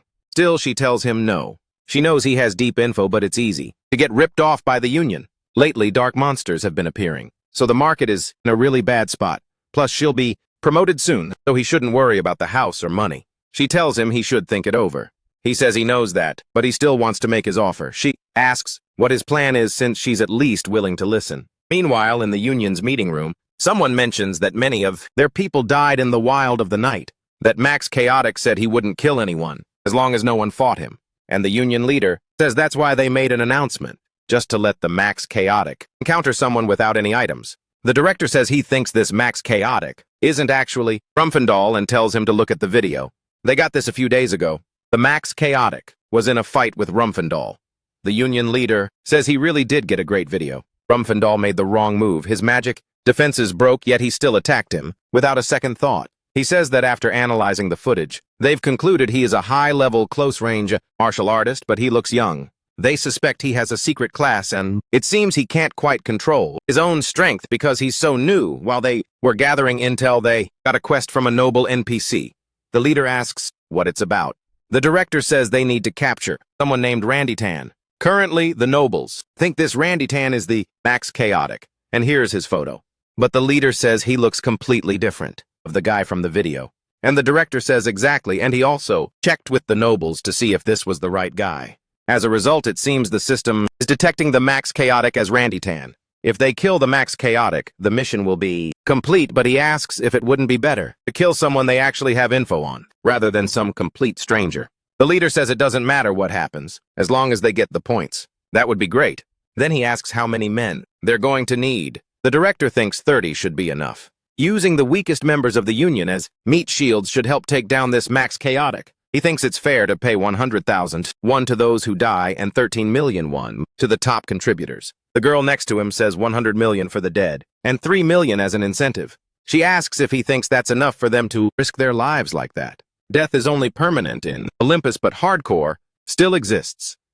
However, the director said they have contribution points, and since the members are loyal, he's sure they will give it their all. Then he asks if he doesn't think the rookies should work harder. And the old leader says yes. He also thinks 3 million is plenty.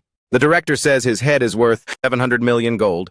He can keep 200 million with 100 million for each of the 3 boards of directors. He thinks they can split the rest for the payout. The director says all right, and they should proceed in the best way possible, while he thinks to himself that 3 million is enough. He doesn't give a damn if his members live or die as long as he's making bank. Everything's fine. And now at the Lepnia mountain range, Jun-hyuk suddenly appears right behind her back, and he asks if she has arrived, and if she did everything he asked. And she says yes, everything is right there. And he asks if it's enough. Even if I have beginner-level common magic, it's much less effective than the magic used by mages. Besides, he can't learn anything, while he's in the middle of a class change. With his level and skills, he should have changed classes already. But then, our guy asks if she's ever heard the saying, in the hands of a master, even a blade of grass becomes an incredible sword. And she says she's never heard of that. He tells her that for someone with formidable stats, even a basic attack becomes lethal. In this way, he learned the light skill and also the fireball skill. And he says that becoming just a man who throws punches is a waste. And he starts learning several other spells while she, looking very worried, asks him if he really hasn't changed his class yet. And he says he just told her that. But she says she's serious. Who would have thought he hadn't changed classes yet? After seeing his skills, does he really think this makes sense? She even quit her job because she believed in him, but he's still unemployed and she doesn't even know him anymore. She tells him he'd better take responsibility for her, because she basically bet it all on him. And he says he knows, and that's why he's very grateful. And he says that together, they will bring honor to the Han family name. He says that since he's never fully used his attributes, he should start with basic heal. And she says, okay, that will be the experiment. But still, it's just basic magic, and the effect is pretty insignificant. And he says he wants to see for himself. And so he mentions his attributes. So he's not going to say it won't work, and then he activates the basics, heal, which totally shocks his sister. Seeing that bright light, she asks if it's over yet, and if she can drink a potion now. But he says no and tells her to look at her full HP bar. When she looks, she's immediately stunned, wondering, what the hell is this? Our boy says since the healing worked, he's going to give her some attack and defense buffs. So now she should try to fight, but she asks who she's supposed to fight, and if she has to go find a skeleton soldier, but he just tells her to look behind her. She asks, what do you mean behind me? But when she turns around, she sees a massive bear right in front of her. A giant bear, roaring in rage, ready to attack her while she cries out for her brother, and asks if he's for real, and if he really wants her to fight this thing alone. And 3 minutes later, she finally defeated the giant bear. She's exhausted and says this is crazy but still amazing. And our boy asks if she believes him now. And she says yes completely. She tells him it's a blue gem. He just earned $5 million, one with his strength. If she gives this to the union, she'd get a 100K bonus. But now she's no longer affiliated with anyone. It's just the two of them. Everything they make is purely theirs. And our boy says he's going to level her up to level 45 in the dark field. And she says that's fine. Now inside the black desert, he starts being chased by several of those bulls as they begin to charge at our boy. But right ahead of him, his sister starts channeling her magic. And she says now, she casts lightning with lightning power, gigantic charging straight at the bulls, since she hunted down several black bulls, and she gets super hyped while our boy says she did a great job and it's raining blue gems, and she says that in total, they earned 18 blue gems, amounting to 90 million, and she says that at this rate, she could even open a burger joint. But our hero wonders why that black monster didn't show up, and this place wasn't as popular as it used to be with only a few people around. But right behind him, a player appears telling the ultimate chaotic to drop dead. While he mentions that even so, there are some psychos who just keep showing up. And so he triggers the lightning and finishes him off, and then he says if he drops any items, she can keep them. And she says that it dropped, but she asks if that isn't stealing. While the lady says that everyone is saying he's the low-level, ultimate chaotic. They won't make a move on them, but they'll deal with whoever attacks him first, and they have to give them a warm welcome if anyone attacks. But from what he sees, someone else is coming, and so someone appears along with the knights. While his sister says it looks like there's a high-level player among them, and even though she can't see clearly, he seems to be at least level 50, and he brought several people in his party, and she asks what he means, so they only came to kill him. And our boy says yes, so she tells him that they should run now. Our hero says it's too late, and then the system shows that he cannot leave the PvP zone until it's over, and his sister, worried, says they're screwed. But he whispers to her and she asks if everything is all right, but he just tells her to take a few steps back, so it doesn't look like they're together. He asks how many people have to show up to fight against a single guy like him, and didn't he say that they wouldn't die? As long as they didn't attack him, and the knight in the center says it's him. All they have to do is give him space and not forget their plan. This guy is the executive director of the Dinka Union, and this mage's minion activated a binding spell. The system says the skill is trying to restrain him, but he nullified the skill. And our boy said he made it clear that no one would die as long as they didn't touch him. He simply shatters the chains and then uses fireball. And the executive director wonders if it's just common magic. He calls the tanks to protect them, telling them to use magic, break and simply block that common magic, saying that even if it were a high-level spell, Randian is a melee class, so common magic like this is nothing.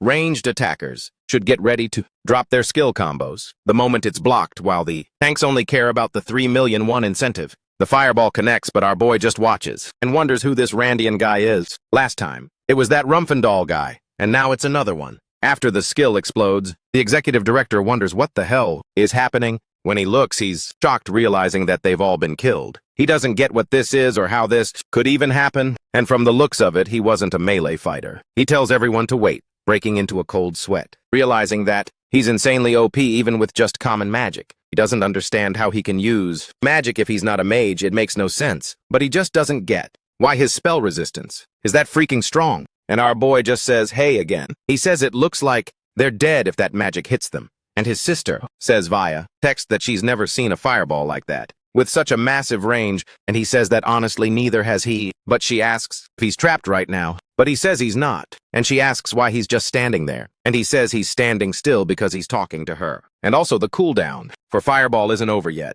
and he wants to use it a few more times on these guys, and when he smirks, she just stares at him totally creeped out, thinking that maybe her brother isn't normal anymore. And in the heat of battle, the system says the current cooldown for the skill fireball is 50 seconds, and our hero thinks it's frustrating for the cooldown to be almost a minute.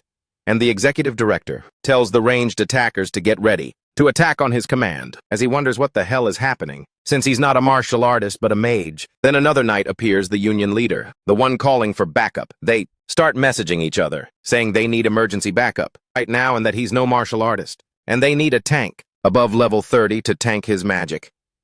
And the director asks what the status is and what happened, and the executive director says they've taken 3 casualties, unfortunately. He's under a binding spell, so they can't attack right now due to the cooldown, and he thinks they need to wrap this up ASAP, and so he says it's fine and to just hold out a little longer. while thinking that even if they have to split the loot, they need more boots on the ground. So the executive director orders the shooters to get ready now since their opponent is a mage. But he's under the influence of a spell, and now is your chance. He orders everyone to attack, and the arrows are ready to hit him. But then our boy simply activates a barrier.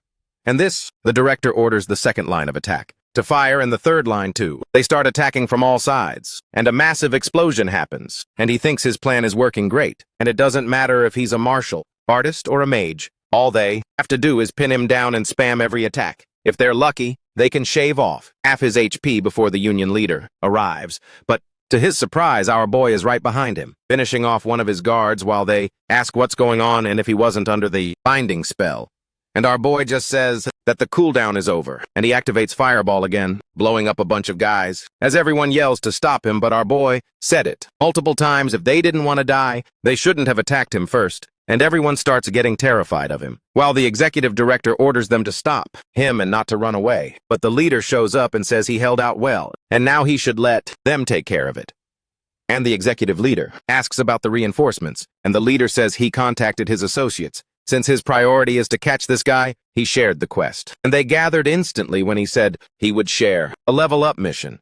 And now a massive troop is right in front of our boy while the leader says it looks like he's already killed many. But there are 200 men here, and it's impossible for them to lose. He shouldn't worry because the guy is all alone. He must be exhausted. Now all they have to do is take him down for good. Meanwhile, our boy's HP has barely even budged. And from what he can see, every single one of them is weaker than Rumfindel, and his HP is hardly dropping. And since his recovery speed is so fast, the damage is negligible. It looks like these 200 people will be a piece of cake for him. And in the middle of the fight on the other side, his sister just watches and wonders if he's okay. But via message, our boy calls her to help him out with the attack, but she asks, "What do you mean attack?" And he tells her that people will get suspicious if she just stands there, so she needs to go for it. And so she starts casting magic and blasts him with lightning. The lightning hits right in front of him, while he tells her to wait because she can attack. After seeing that, but then she attacks him and he gets electrocuted. While he thinks to himself, yep, she really is my sister. But just like that, she looks at him and wonders what that is. But she thinks, I knew this would happen, and multiple windows appear for our boy, saying the murderer's mark has intensified, and your crime is becoming more infamous across the continent. This killing spree is escalating, and he earned the title Celestial Murderous Constellation as he goes flying over them. And he thought he'd check this in the titles window. And his title as Celestial Murderous Constriction is a title given to the born killer with murderous energy. Under the title's effect, it increases PvP damage and PvP defense by 10%. Additional experience upon killing a player and 30% extra gold upon killing a player. And the penalties decrease when engaging in PvP against a hero-class player. And our excited hero thinks that even so being the worst murderer is still too much. And either way, he feels he's getting close to becoming the absolutely, but even so as his crimes increase, the loyalty of the heavenly demons also increases. And he can see that the last effect will be really good when he does PvP against hero-class players in the future. And so the Union leader orders them to take down this martial artist or mage, whatever he is. And our boy asks, what do you mean? And tells everyone he doesn't even have a class, while the leader says that this is bad, and they are dying because they're way too weak. He says he already told them it was a growth mission. He said it would be easy, but it's dangerous for a hidden class. He says there's a name, exposed the baby general class, that appeared 40 years ago. A low-level marketer got a lucky shot in his armpit and killed him on the spot. He's sure he has a hidden class that also has an unexpected weakness. He tells Director Jin that they're going to join the fight now. He tells the bastard to get ready, because he's going to find his weakness and kill him, no matter what happens. But our boy says there isn't one, and simply finished everyone off. Thinking about it, he thinks his weakness is not having an AoE attack, and it's better to level up fast and buy an area attack soon.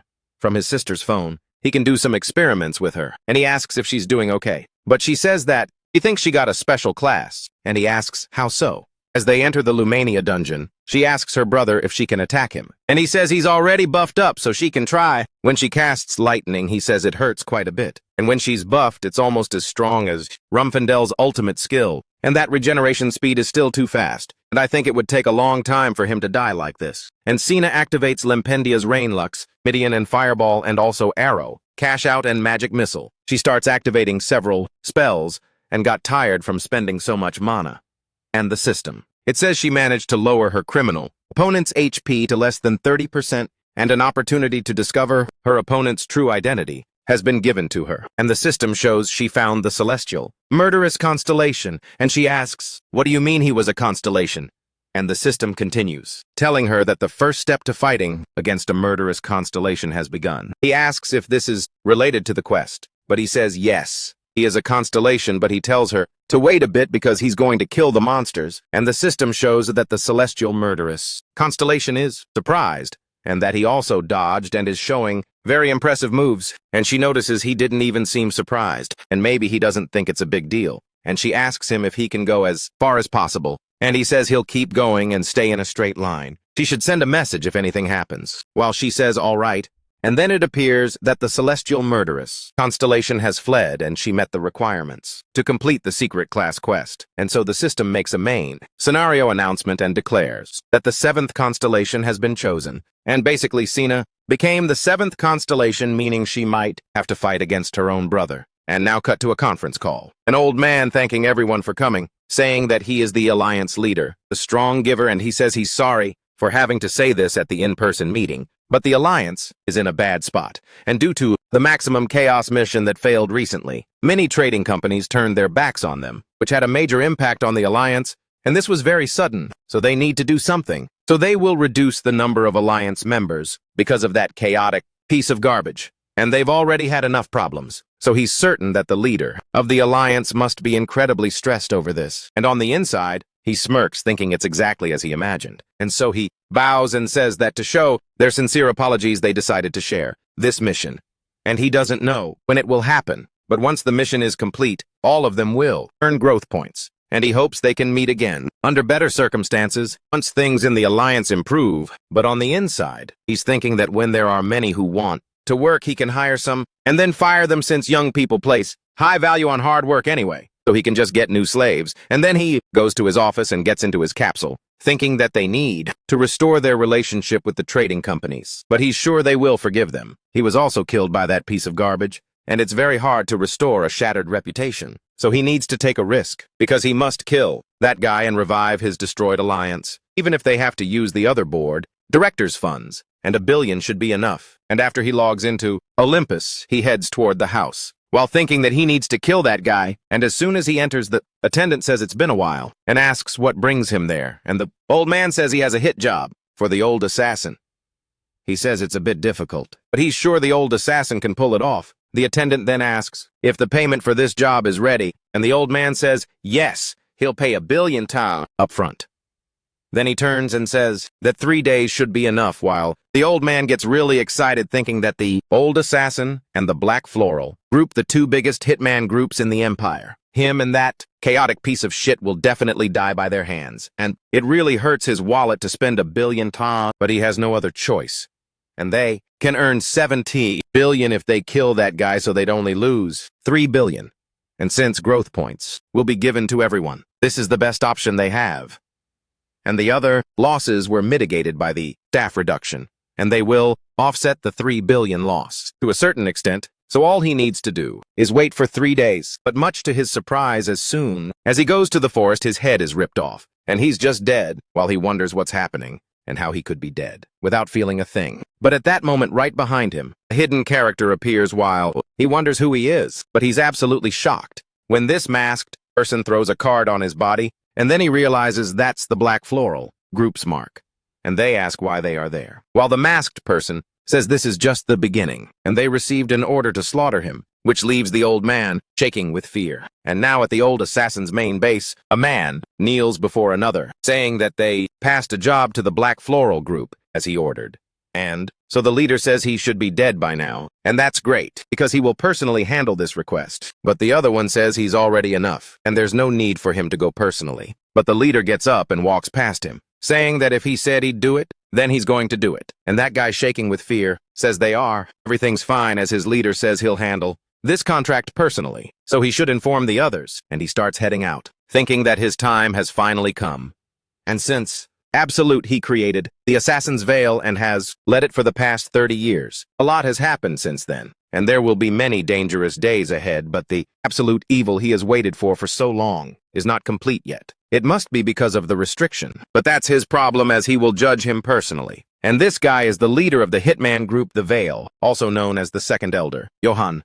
And now, cut to our boy looking very surprised, asking his sister if she really already passed level 30. And she says yes. She started leveling up super fast after switching her class, and now she is called the 7th constellation, the pure white mage. So he asks her if she doesn't have any growth points left over, and she said she doesn't need them, while he asks if she's serious. And she says yes, and this is the privilege of being the 7th constellation.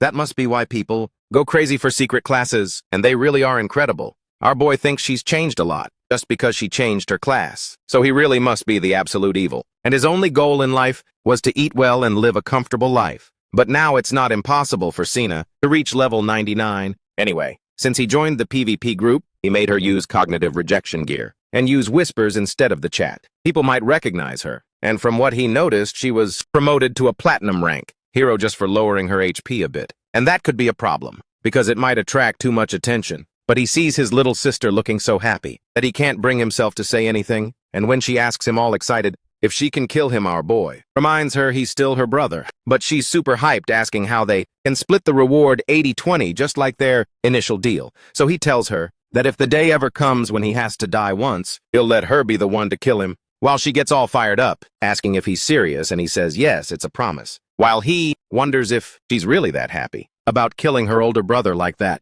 And now after a few days, the two of them are fighting monsters. It's a giant bear. And after finishing it, they completed the Liptic dungeon and got some rare drops. And so our hero takes a quick look at the status window to see how much he leveled up, but from what he can see, his XP bar is only halfway, so a few more monsters should do. And his sister in the back tells him she's going to buy some potions, while he just tells her to be careful and that she better take good care of those drops while she's over there. As he watches her walk away, a murderous mist appears right behind him, saying, "So you're the absolute ruler of the heavenly demons," which really catches our boy off guard, having an assassin right behind his back, saying his name is Johan the Second Elder, and he'd like to test his qualifications as an absolute ruler. And if he fails, he'll die right then and there, and the old assassin will issue an assassination order against him.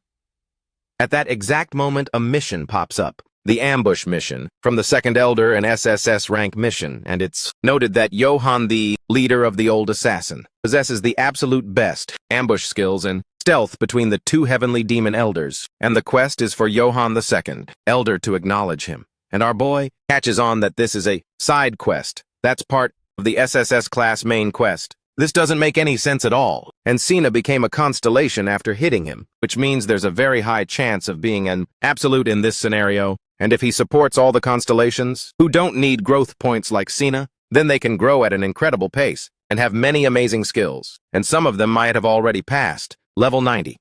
And in the absolute worst case scenario, if he has to fight alone against these constellations, it's going to be really, really hard to beat them all. And this lion calls out to Johan, the Second Elder, and surprises the old man. And this lion demands that he please pick up his weapon. But our boy says that he's sure he knows he doesn't have any weapons. And besides, he asks if there's any reason to prove anything to him.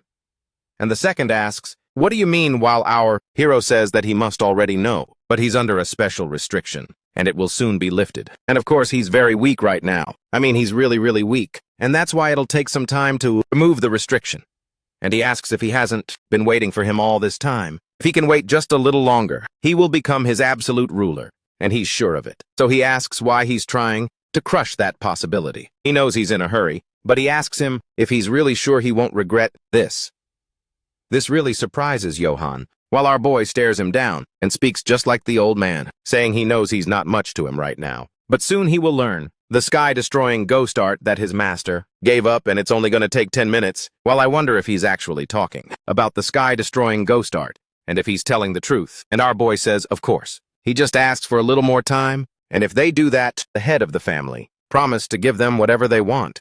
And Johan gets really hyped up, saying that he thinks he'll have to see it with his own eyes to see if he's telling the truth, and he'll be hanging around, waiting for it, giving him 10 minutes. And the system says the Second Elder has granted him 10 minutes, while our girl thinks that, luckily, he bought a little time. And since he has enough time now, he needs to go out and kill some monsters. As he activates the exit function for the dungeon, and as soon as he leaves, he realizes, just like he thought, there aren't any monsters there. If it were like usual, there'd already be a bear or a skeleton right in his face. But he doesn't get why they aren't spawning. If he doesn't find a monster, now he's definitely gonna die by that guy's hand, and the system announces he only has 30 seconds left, making him really nervous, thinking, oh crap, if he can't show him anything, he's definitely a goner. And now there are 20 seconds left, and he can't stall for any more time. But at that moment, his sister sent a message, which really surprises Jojo. And when he looks, his sister is running from a bunch of black bears that are chasing her. And staring at that, he asks himself, what the hell is this? But after he snaps back to reality,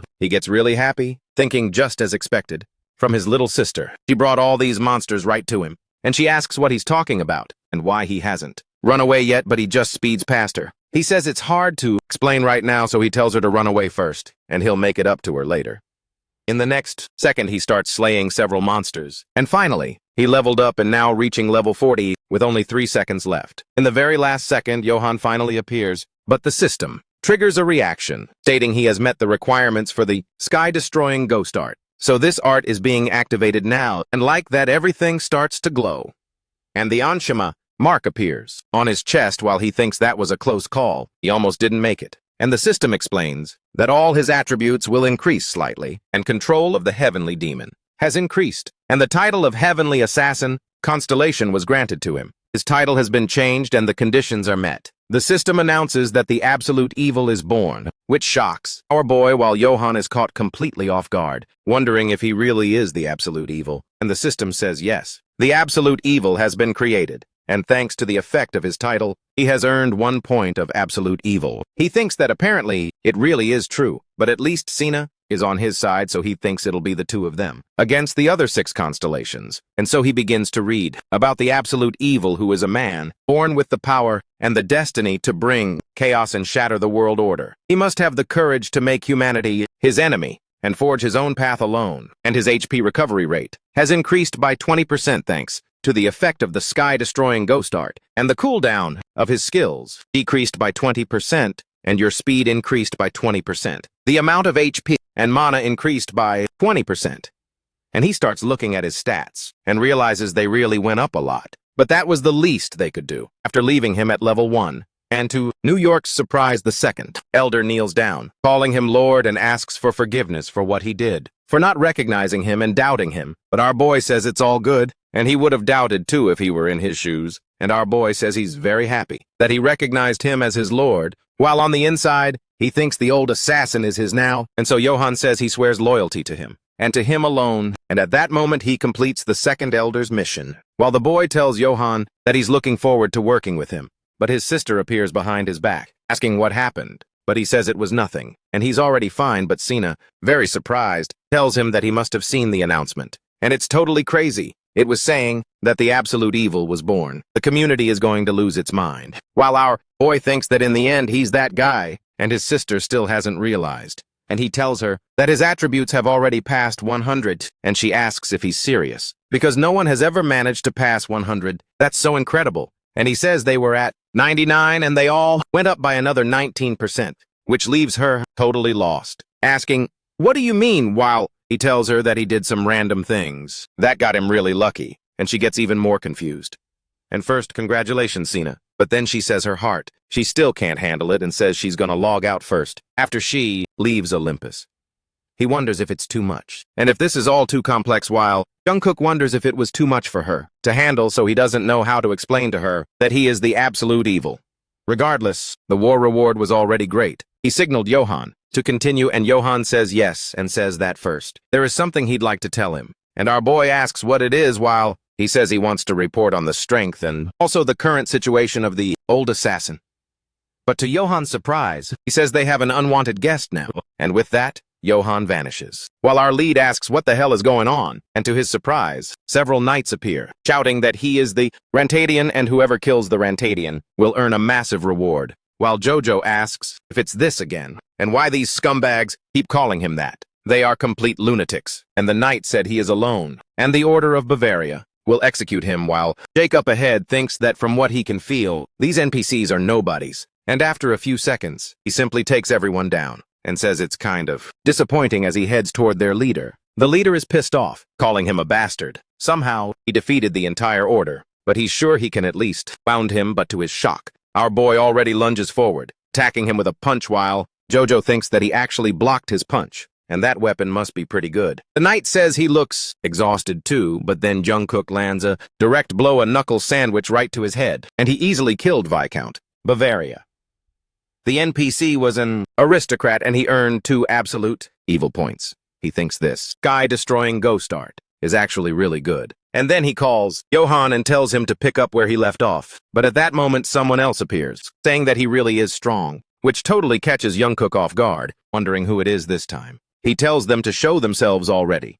And the mysterious person walks toward him when Duke asks if they're a bounty hunter. The hooded figure says it's something like that, but he's not a hunter. He says he'll kill him and turn him into his slave, just like he did to him. And that guy Duke defeated before shows up. The slave says it's been a while, and they've finally met again. And our hero recognizes him, saying his name is Lupin. But the guy says no, his name is Rufendel, and he really is an idiot. Then he starts laughing, saying he's guaranteed to be dead now, asking if his master can kill him. And the master says yes, he's just a fool who's now his slave, and it's great that he's gained so many bodies for free. He gives thanks deeply for becoming his personal slave, shouting, "Arise, soldiers of death!" And that noble rises from the dead along with the other knights, while our lead says, oh, he's a necromancer. That's surprising, and from what he can see, it seems to be a secret class. And unlike normal undead, they were brought back to life, and that specific undead goes to his master, saying that he hid him in Bavaria, and he sacrifices his body and heart to his master. He says the Rantandian is a loser, and the darkness came for him, and now he doesn't stand a chance, and he's gotta die. And Jungkook sees them all lunging at him, while wondering what's up with these guys. Right then, the system pops up, stating that he has met the conditions to activate the effect of the absolute evil title, and the secret title has been revealed. It is said that a powerful control over dark magic entities was used, and the energy of the sky-destroying ghost art is resisting the necromancy, which shocked that dark mage, shouting that it's impossible, and asking why they won't follow his orders anymore. But the system says he stole control over the dark magic entities, while our boy thinks his title is actually pretty amazing, and he asks if these guys will follow his orders, while they all say yes. And Jungkook says that's all good, but he's too lazy to use them, while, on the other side, those two get really spooked, wondering if they're actually gonna die now. But our boy calls him Rufendel and asks if he's a zombie too. But Rufendel says no, though Jungkook says it looks like it, and that he should also follow his orders, so he tells him to do 10 jumping jacks. But Rufendel says that's impossible and he won't follow his orders. But then a bolt of lightning just hits his head, making him feel a ton of pain, and he starts doing a bunch of jumping jacks. And that dark mage back there is totally shocked by this, wondering what he should do now, while our hero already appears in front of him, asking how old he is. And the dark mage says 19, and Duke says his zombies are his now and asks what he'll do next. And for his information, he only kills those who attack him first, so he's not going to hit him. And the dark mage asks if he can go, and Junkie says yes, and tells him to get lost. The dark mage bows and says he's leaving now, while Rufendel asks what the hell is this, and says he can't go alone, but Junkie just glares at him, waiting to see what he'll do. But he starts sucking up to our boy, saying that it was just a joke, and he'll follow and serve his new master, while our boy thinks he basically got himself a pet, a pretty strong pet at that. Now elsewhere, stepping out of the Olympus capsule, a girl says that guy was really creepy and she didn't want to die. So it was a relief that she managed to get away, but she wonders who that guy is, and how he could be stronger than her necromancy, and maybe he's the one her master mentioned, the only king who will rule the world, and she thinks she was such an idiot. She should have stayed by his side and not run away. She could have at least gotten a lead if she'd stayed with someone so powerful. But she looks at her phone and realizes it's getting very late. She forgot she had to head out. Now back at Olympus, Johan on his knees says there are things he hasn't shared with him yet, and he's being told to just spit it out already and stop stalling again. And Johan said that currently there are 2 S-Class assassins in the Black Veil who can kill high-ranking E20 knights, 20 A-Class assassins and 100 B-Class assassins, and many more C-Class ones. And right now, hundreds of people are applying to join the Assassin Veil and dying during the trials. And since some inside the Assassin Veil have connections with aristocrats, even high-ranking nobles are getting mixed up in this area, and the funds they've pooled over the last 30 years amount to 2 billion, while Johan's personal funds are 4 billion, a total of 6 billion gold coins. And Johan, he said all of this is yours now, absolute ruler, and the system says he completed Johan's ambush mission, and a reward will be given. And the additional reward was 6 billion in total, which totally shocks our boy, thinking he finally secured 6 billion. He's hyped on the inside, but he wants to play it cool so he doesn't show it to him. And he says with total confidence that he can see his loyalty through this, and for now he should keep 2 billion to run the Black Veil. And since there's no one besides him who's qualified to lead the Black Veil, he must continue leading them, while thinking to himself that this organization is very valuable, and taking care of it personally would be a huge drag. And then he tells Johan that the 4 billion he gave him won't just be for him, but also for the celestial demons, which really surprises Johan, thinking his master is so benevolent, and so he kneels again and says he will follow his lord wherever he goes, while our boy gets super excited, thinking that it actually worked, and that he's the master of acting. But Johan mentioned there's one more thing, and Duke asks what it is. And Johan says it's about the third elder Lexer. He's a very dangerous elder, and he warned him before attacking him. But Lexer is different. He won't give any warning, and he'll attack in the most brutal way possible. And Duke asks if Lexer is also an assassin, and Johan says yes. He's the leader of the Black Floral group, which shocks our boy, telling him to wait a sec, and just like that, he reads that the owner of the first constellation was granted, and so was the owner of the second one. And as for the one, Yuki gets really hyped, thinking that whoever it is will just have to come and fight him. And the 7th constellation is his little sister, and the assassin Veil is also on his side. And just like that, his sister appears, again trying to get in touch with him. He asks if she hasn't gone home yet, and if something's wrong, but she says that's not it. This is way more important. It's just that she ran into a friend, a very, very close friend, when they went to meet up at a snack bar, and her friend was Song. And when she saw Sia, she was so happy, saying that she was waiting. And this friend of Sia's is the same dark mage who just fought against our boy. So at the snack bar, Sia and her friend are chatting, while a guy walks up, talking to Sia's friend, saying that she's his type and asking if she could give him her number. But she doesn't even look at him and says, "My bad." But she's just not interested. While she tells Sia it's really weird seeing people hitting on her, even though it's the first time they've met. They're only interested in her looks, and she absolutely hates that. But Sia says she doesn't think it's strange for someone to fall for her at first sight. And she asks if in reality she's actually afraid of men. And her friend says no, of course not. And why would she be afraid of them? She is Cheong. And Sia says her nickname at the academy was Ice Princess, and seeing her act like this is just hilarious. And Chong says she hates her for being so blunt, like that. Sia says she'll change the subject then, and asks how she's doing. And her friend says that it's a secret, but she'll tell her anyway. And honestly, she has a long story to tell. And after she tells it all, she feels much happier, saying that she's glad she finally opened up. And she thanks her for listening to her. And after she left, she waved goodbye to her friend. While Sia seems all hyped on the outside, on the inside, she's actually way more worried about her, thinking that she never expected to hear something like that. What exactly should she do now? And she urgently has to tell her brother about this. And now back at home, our boy asks what she wanted to tell him. And if it's really that important, she says of course it is. And that's why she rushed all the way back here. And in fact, no one else knows about this. And she certainly didn't expect to get intel on Song's absolute mode. So long story short, it's known that absolute mode requires fighting against all constellations alone, but there was a player class meant to serve absolute mode, and that close friend she knew actually received a mission to serve the absolute evil, and she is the absolute necromancer. And our king says he understands, and says this info is very crucial. But he asks if it's safe for her friend to share intel like that, and if it's safe for him to hear it. When she says that, well, Song told her it's because she is his soulmate and he is the absolute evil himself, so he should know.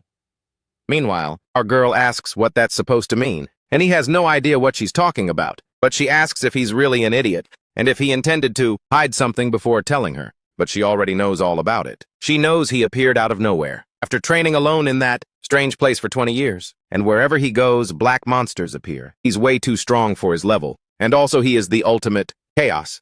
Plus, she became the 7th constellation after hitting him a little, so she would have to be really stupid not to notice something like that. And she understands his situation, but it still hurts. And Jun-hyuk, feeling pretty hyped, said that, so she realized, and it's just as expected. He knew she would find out about this someday. And she says, of course, she didn't tell Song this, that he is the absolute evil. And she also didn't mention that she's a constellation. And it's way too late to talk about that now. And he's already screwed once they find out their true identities. They had to turn their backs on the whole world. And if she helps them as a constellation, that's definitely going to lead to some major shit. Except in the end, both of them are already at rock bottom. And Jun-hyuk says that's true. Meanwhile, Sia says that anyway. They should meet up with C-Song someday. While our main guy is thinking about what Zeus is planning, and now the next day at Mount Lapina, after getting a lot of info from his sister, he learned that C-Song is 19 now and is also a necromancer, and he should use this, the Shadow Mask. And he also has to hide from the Empire and the Union, while our story recalls a 19-year-old necromancer who fought him before, and Rufendell is at level 50. And for someone at level 14, it would be impossible to control that guy, even if it were a hidden class, and it shouldn't be possible. But to our hero's surprise, his sister shows up with her best friend, and the girl recognizes Junhyuk, asking if it's him, while Junhyuk is totally shocked because it really was that girl, and the two finally met each other while Diego asks if she's really the absolute necromancer, while she asks if it was him, that geezer, and how he knows her friend, while our boy asks if he really is her old man savior, and she asks, then what should I call him? And besides, he asks if she is really a girl, since last time she didn't look like this. She gets totally embarrassed by that, saying she had a reason to hide herself. She's a necromancer, so she thought she had to act like that, while he realizes she's actually a bit clueless. And Sia stared at them both, asking if they already knew each other, while Jinhyuk says they've met before, but it was by accident. And Si-Song says that's amazing and that maybe it was fate. And her friend said he was a very important person, linked to the absolute evil. She asks if, in fact, he could be the absolute evil himself. She also wants to know how the two of them know each other, while our boy says he is the absolute evil. And Sia says she's his younger sister, and also the seventh constellation, which totally shocks Si-Song. She gets even more confused, asking, what do you mean? She starts screaming in shock, asking if it's true, and she starts shaking, Sia asking how she could keep this from her, and if they weren't friends. But Sia says that her brother also had his privacy and she couldn't tell her about it. She apologizes for not saying she was the seventh constellation. And Si-Song realizes that since he is the older brother of her favorite friend, she should have worn something better instead of these ridiculous clothes, while Sia asks if she's seriously worried about that. Then Si-Song turns and tells the old man that she's not normally like this. She knows how to dress herself and she doesn't say things like, be my slave, in real life. And Diego says it's okay, while remembering that the password, he commented that this girl was pretty cute, but she looks like a kid. And based on his preference, he likes older women, but Diego stops thinking about that and says it doesn't matter now. And from what he's heard, she must serve the absolute evil. He also received a mission, and the girl says yes, and before that her master handed this to her. And our guy starts to see that it's a map, and she says that's exactly right. And he asks if it was left by her master, but in that instant he notices something strange, a spot marked with an X. And our hero starts remembering the past, his master calling him Arthur, his disciple, and telling him to man up a little while he was training with just his pinky, holding a rock above his feet. And his master said he had something important to tell him. Back in the present, Duke remembers that based on the coordinates marked on the map, this is the same thing he received from his master. It's clearly the absolute method, and he can see it's a mission related to the heaven-destroying ghost art. But the most obvious proof is the symbol drawn in the corner. It's definitely the symbol of the heaven-destroying ghost art. He remembers his master telling him that his symbol represents the black flame, and that is his identity. And now he must go and conquer the whole world. But he gets really annoyed, thinking there's no way this symbol appeared like this by coincidence, so there must be some reason for it. And clearly there's no way he can fight the constellations all on his own. Besides, the class that serves the absolute evil is also completely useless against him. That's exactly why they're called henchmen of the absolute evil. So he managed to get a good assistant for this, and our story says that now he finally understands, and it seems he's become the absolute evil himself.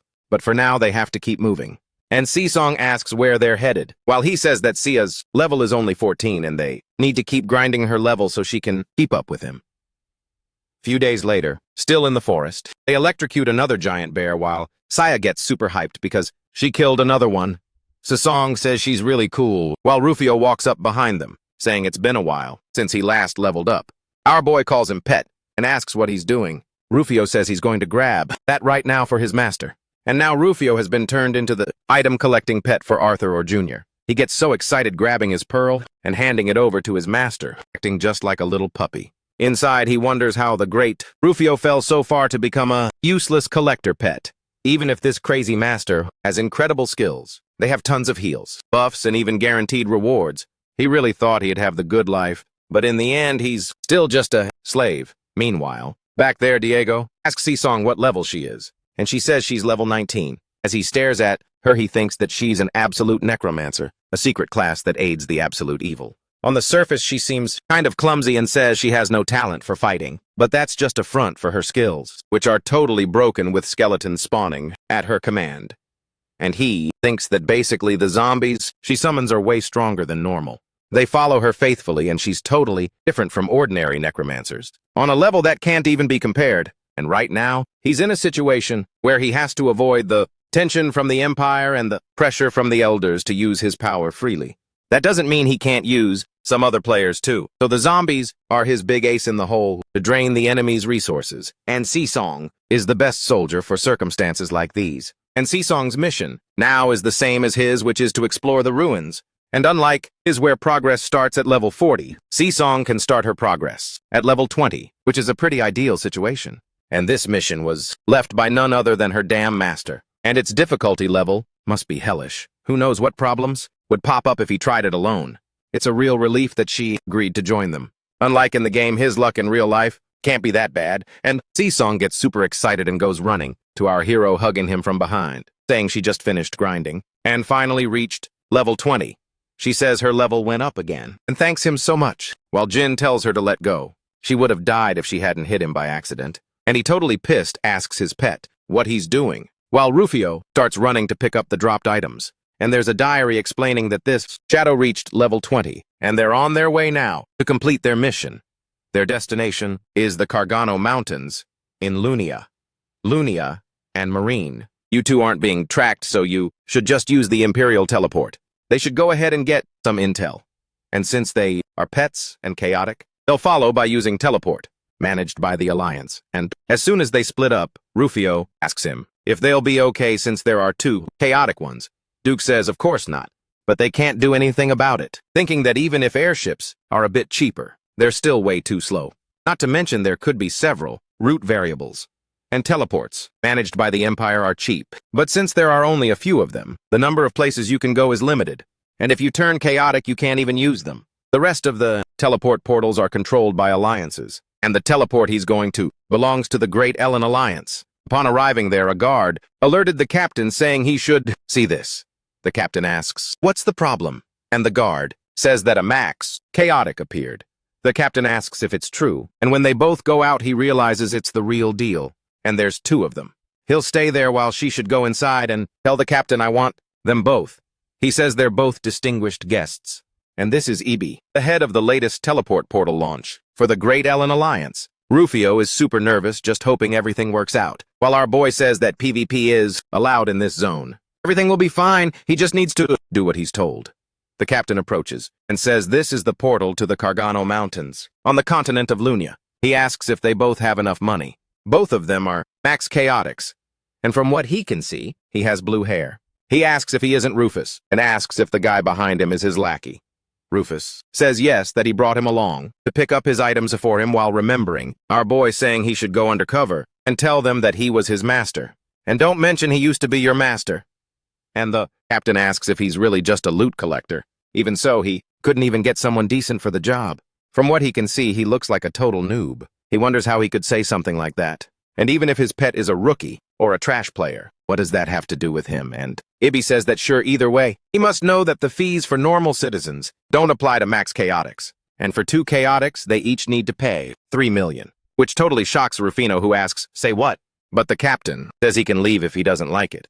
They can use the Imperial gates, which are cheaper, but actually, since they're Max Chaotix, they can't even use those. And it's a real shame, while he thinks he's sure that he knows there's no other way. So they'll have to cough up about fortune. As our boy watches from back there, he realizes it really will be problematic. But at that moment, he receives a whisper from EVI calling him pet, and asks if he's not fed up with living a shitty life. And he has no idea how he ended up like this, but he's going to help him. So he should do what he's told. And our boy gives a little smirk, thinking that since he's the team captain of a major alliance, he figured this might happen. But he had no idea he'd fall for it so easily. And so he starts to play him, saying yes, he can do anything, and he just doesn't want to be a pet anymore, so he has to help him. And now in the Carganos Mountains, Sisong is super excited, saying the two of them arrived. The teleport was really fast, and Sia says yes. and Song asks if the old man will be okay. And the people who manage the teleport, they'll definitely try to extort the Max, chaotics. And she saw that many of them get backstabbed. But even so, she tells her not to worry about it, since he's the kind of guy who would love it if someone betrayed him. While she thinks that's true, she asks if she thinks it won't be a problem. She continues, calling him old man. And honestly, he doesn't even look that old, but she just tells her to call him old man. And he probably doesn't even care about that. While she jokes quietly, she apologizes, saying she thinks the two of them are in trouble now, and she asks what she means. And Song, very nervous, says no matter how she looks at the map, she can't figure out the way. And now back to our boy. He thinks that this EVI is level 50, which is way too low for a captain of a team from a major alliance like Ellen. And the reason he has this position is that he's called Easy Money. That's because his aunt is one of the alliance directors. And EVI's life was victory after victory starting at Ellen, without even checking his talent or skills. He always had good roles and fast promotions, so he's lived his life thinking it was strictly due to his odds of being born to rich parents and relatives. And he is really just a naive loser. And our king starts to play him by asking for help while thinking this guy is a total idiot and is going to fall for it hook, line, and sinker. He probably thinks they're both super weak and that he's the top dog.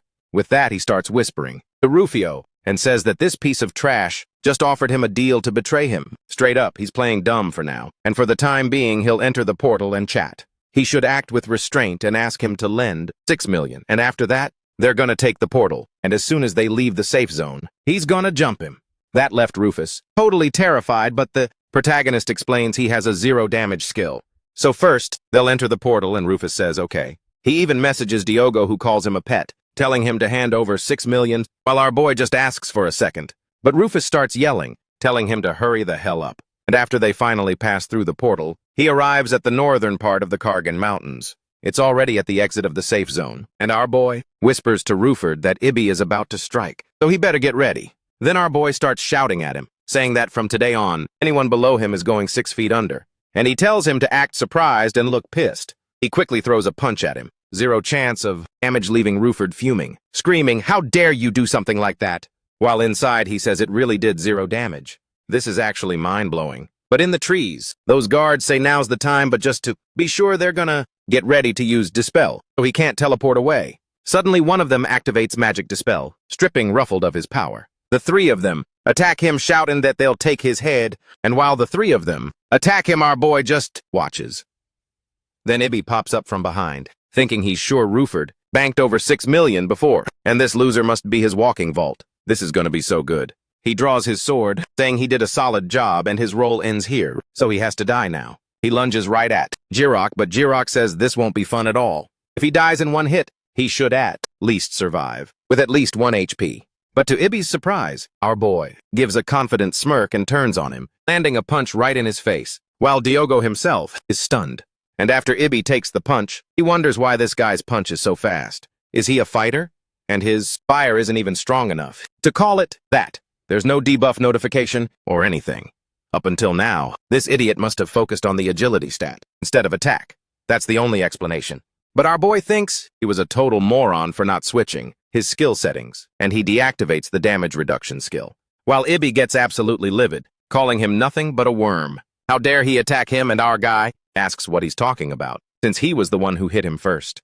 EVI asks how he dares to talk back, and says he needs to die. But Diogo just dares him to come at him, while one of those guys is thrown right next to him, leaving EVI shocked.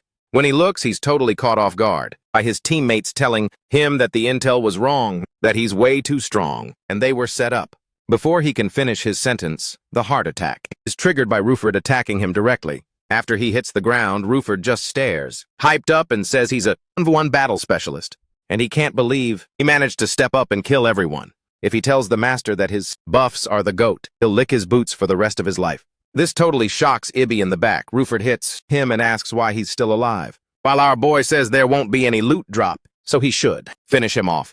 And finally, EVI realizes he was actually played by both of them. If he dies like this, he might be forced to undergo an internal investigation regarding a personal transfer. And he's totally screwed if that happens. Shaking, the 2 of them wait, and he says he can return those 6 million. He can give it back, but Huffman asks if he's really gonna return that, and Ib says yes, he will. While the 2 of them stare him down, our boy tells Hufford to rob him for as much as he can. And Hufford says yes and asks Ib directly if his life is only worth that much. While Ib says he'll give him 7 million, Hufford asks if he's crazy, but he quickly changes the amount to 100 million. And Ruford asks what the master thinks, and the one asking for money demands 130 million. And Ruford asks if he really believes he can put a price on betraying him. And if he takes compensation into account, he'll have to cough up 130 million. This totally shocks Ib, thinking that it's a nightmare, but he still says yes, he'll give it to him in the safe zone.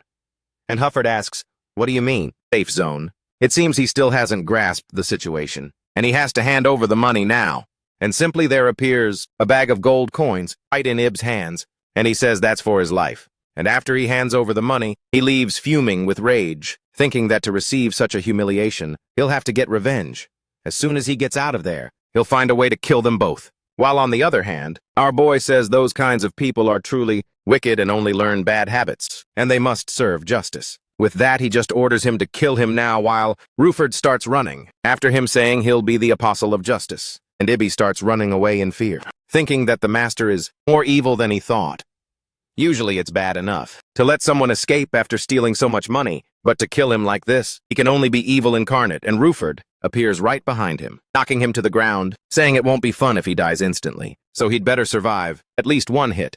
He gets all hyped up thinking his master is truly admirable, but the guy died from just one measly hit, and after he dies, Ibby's soul appears, and he thinks this really sucks.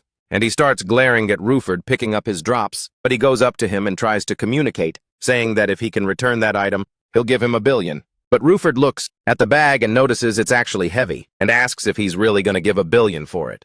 And Ibby says yes and begs him, saying please, but Ruford says hell no, obviously.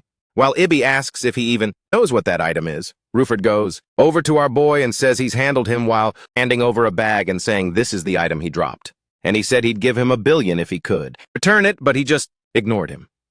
And as soon as they open the bag, they wonder what that item is, but both of them are very surprised, wondering what the hell is this? And our hero looks at the item and thinks it might be useful later, but for a mere captain to be carrying something like this is very strange. He thought it would be something incredible, since he offered 1 billion for it, but he has the insight of the Union. And there are 2 items, the steel gauntlets and the tamer's ring. And even if he sums them up, it's still not worth 1 billion. He wonders if there's some kind of dirty money behind this, but in the end it doesn't matter. And he tells Ruford that he'll give him 3 million as an incentive for your pet. And when Ruford gets super happy, saying it's enough to set his pet up for life, our boy says he's heading out. Still, he should wait until he's called. Ruford says yes, he should have a safe trip. And the guy gets really hyped, thinking that all that matters now is the money is his. And after a few hours, he finally arrives. He tells Sia that it looks like they made it safely. And Sion gets really excited when he arrives, saying it's all thanks to his sister. And our boy asks what they found, and Sion says they found something. There's a rumor going around the local NPCs that an incredibly strong monster is spotted in the forest from time to time, and a famous NPC hunter fell into this trap, and even a level 50 party went into the forest and was completely wiped out by that monster. It's a total disaster. While our protagonist thinks there are no posts related to this on Olympus, or even in the forums, but seeing how excited she is, it seems like it's true. And now 3 days later, they encounter a giant tiger monster, and this Seon easily commands her soldiers to kill that monster. And after she finishes it off, she levels up to 23, while Sia is at level 33. And our boy tells them both they did a great job. Not everyone who gets buffed is good at slaying monsters. And so once again, Sion uses the skill to raise the dead and brings back the 2, turning them both into undead. Meanwhile, our king, very nervous, asks her why she keeps so many of them, and if her mana won't be drained. But she asks, what do you mean?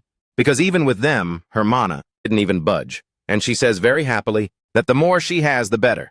While our girl thinks that adding up everyone she's created so far, she must have at least 200 of them. Man, this girl is totally cracked. And this is the part where Sion says she thinks it's over there, and they might have arrived. While our hero notices that the mountain is massive, and the girl says she has no doubt they've reached the right place, even though it's a mountain. And Junho thinks he definitely doesn't want to climb this mountain, so he asks her if she can fly and to just have her carry him up. But at that moment, Sion notices something and is instantly shocked, staring up at the sky, as she tells Junho to look at the top of the mountain. He asks what's up there, saying there's nothing at all. But when he looks, a giant eagle is flying right toward them. He wonders what the hell that thing is, and he realizes that this is a fierce Karya. The Karya is the king of the Karganos Mountains. It hunts stone monsters where shiny stones appear every now and then. And by eating these stones, the Karya becomes stronger and stronger, and its mind becomes clearer. And so this Karya realized that humans are weak, and humans also have many shiny things that are super delicious, and just like that, our boy takes a step forward and tells the two girls to stand back, while the Karya lunges right at him. But he asks if that thing's just a chicken, and from what he remembers about the items he got there was something pretty useful. And while he's searching for the items, the Karya grabs our boy and the girls start screaming for him to run away. But the bird starts pulling him, as it becomes very confident, staring our boy down. But on the other hand, Joe wants to face it, with that psycho face asking if it's looking down on him. This arrogant piece of shit chicken is gonna fall at his feet and he'll spare its life. But it's gotta tank this first, as he lands a punch right in its gut. After he lets go, the bird, the Karya, releases him, but he grabs its leg and asks where it thinks it's going while it starts screaming in pain. And he leaps on top of it and says he'll let it live, since it survived his punch. Actually, now it's gonna be his pet. He grabs its head and says that first, he's gonna break it, boosting his fist power to 80%. With that crazy look, he tells the bird, this'll hurt less than before, but it's going right to your face.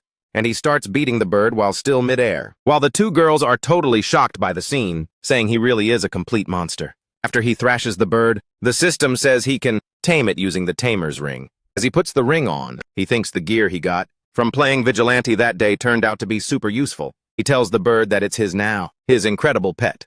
At that moment, the system states that taming is influenced by class and the intelligence level of the tamed animal. An incredible level of intelligence was found, and the system offers congratulations, announcing that the taming of the Karya is partially complete. After both of them hit the ground, our master says that taming it was way too easy. But the pet system prompts him to name his pet. The two girls walk up to him while Sia asks if he's okay. And the sister asks, since when did he have a skill to tame things? He says he got it from fighting some idiot a few days ago. And she says that item is the kind only rich kids have, to practice low-level taming. But besides that, it's his first time doing something like this. And how can he already tame it? But Diogo doesn't care at all and says he doesn't know either. But he starts reading the info on the Karya and also on Rufo about his pet. And he notices the Karya is S-Class, level 62, and it's a growth-type monster. He can't believe it even eats gold. Even so, if it's S-Class, he saw that in his country, the Beastmaster's Wyvern. The Yodam is S-Class, and it's also super expensive, so he gets up and goes over to the monster, telling it to wake up, asking if it can understand him, and if it can, this is money. He asks if it wants to eat, making the monster very happy, while our girl asks if he likes it, and if it wants some, it's all yours, but it must listen to his words and follow its master.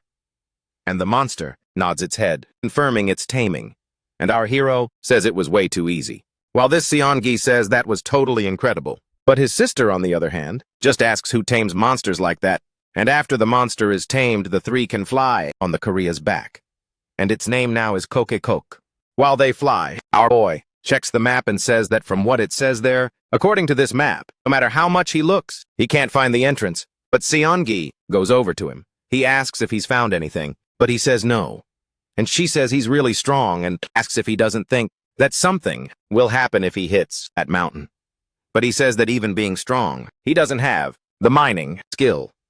And if he destroys that type of terrain, he'd be detected by the system. And the girl asks if that's how it works. She says that to test it, she sent her boys to attack down there, but nothing happened because they weren't qualified.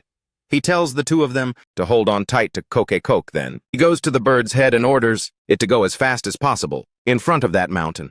The bird says yes. He wonders what this ranking is, and if it's really true that if he punches that mountain, he'll open up some kind of passage.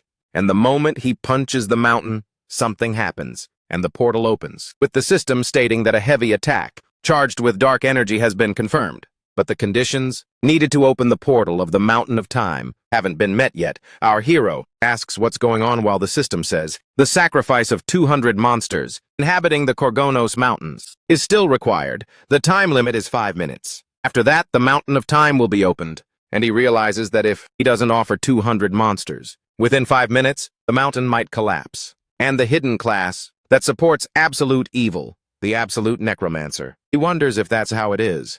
And they also must serve He asks Seongi if there are about 200 down there, but she says no. But our boy says that just by looking, you can tell there are more than that.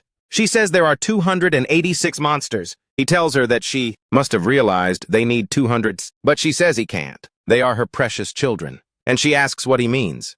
And he asks her if she can talk to the zombies. They said they don't want this, but she says she's not just okay with it, she's clumsy and sad. Meanwhile, C notices that Sesung cried, but she's not the type of kid to cry. But he tells her to think about it, carefully as they're both in the same boat now. This is what your master said, and she will be the person in charge of everything, serving only him. But for now, we have to take the first step. If it ends there, everything goes down the drain. She is very sad and says she knows that too, but even so, they are her children, and she doesn't want to use them as sacrifices. But he says it doesn't matter how strong he can't take down 200 monsters in just 5 minutes. Sesung thinks the old man is right, and she knows it, but offering the children as sacrifices is still too evil. It's just too sick for her little heart. Behind them, his sister says he can't pressure her, while he thinks that he figured this would be the case. But there must be a deep connection with the zombies. She is a side effect of the class, and this Akagai says his friend isn't like that, and there must be a reason.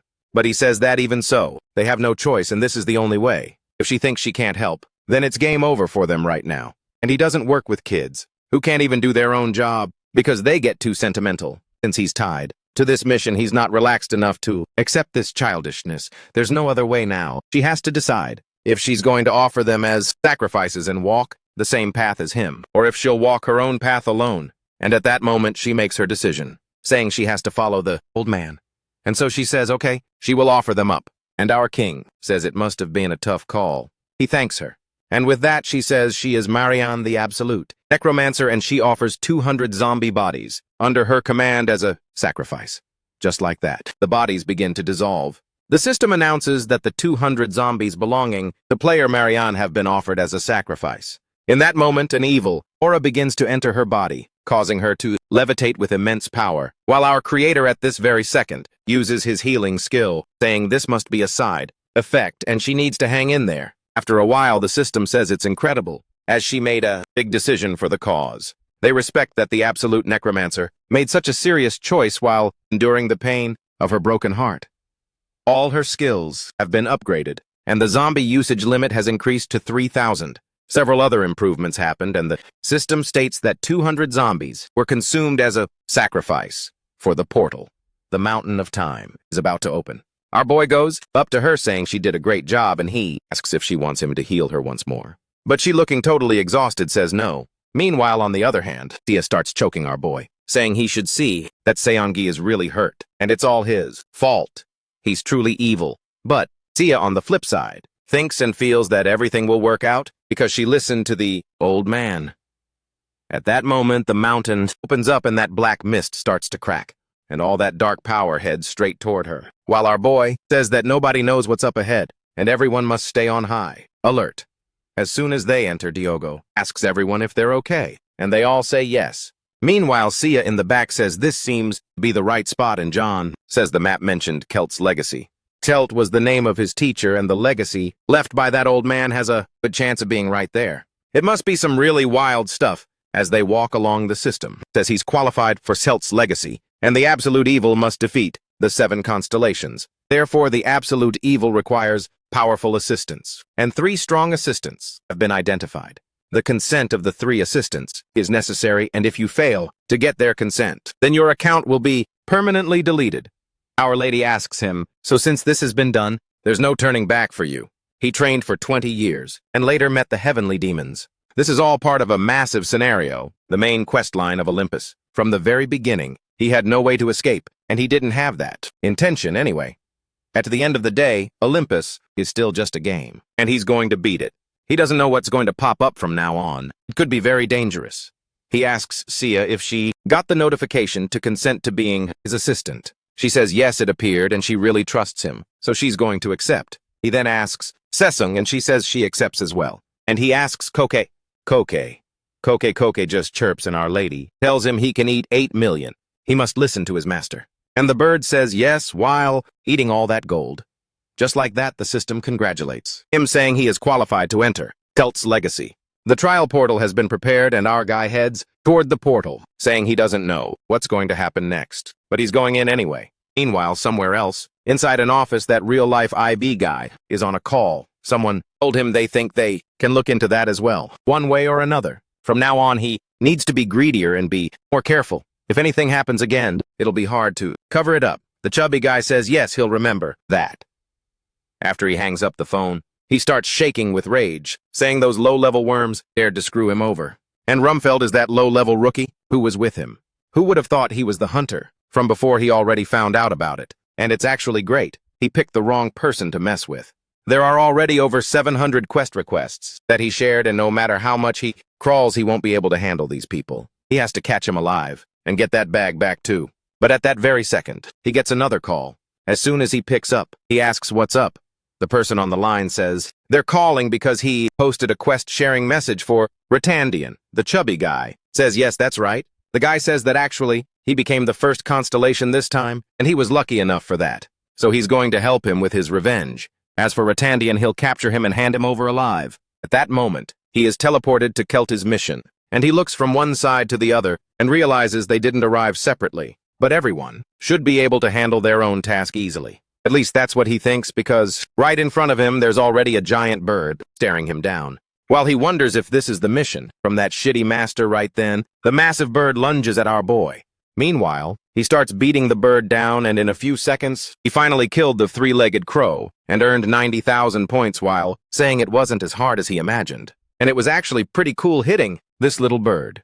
And from what he remembers, this three-legged crow he only used to see in the special zone. It's the first time he's seen it in a long time, and it really brings back his old memories, as he recalls his master telling him that his dear disciple should hang in there, because that way he would become the strongest ruler in the world. And now that he thinks about it, what he wanted was for him to become an absolute 20 years ago, and just like that, the system says the special conditions have been met. He started leveling up while our villain is pretty sure that everyone must have managed to complete the mission without any issues. And finally he rose to level 50. And now it shows his sister activating lightning, magic killing a giant bat, and also leveling up.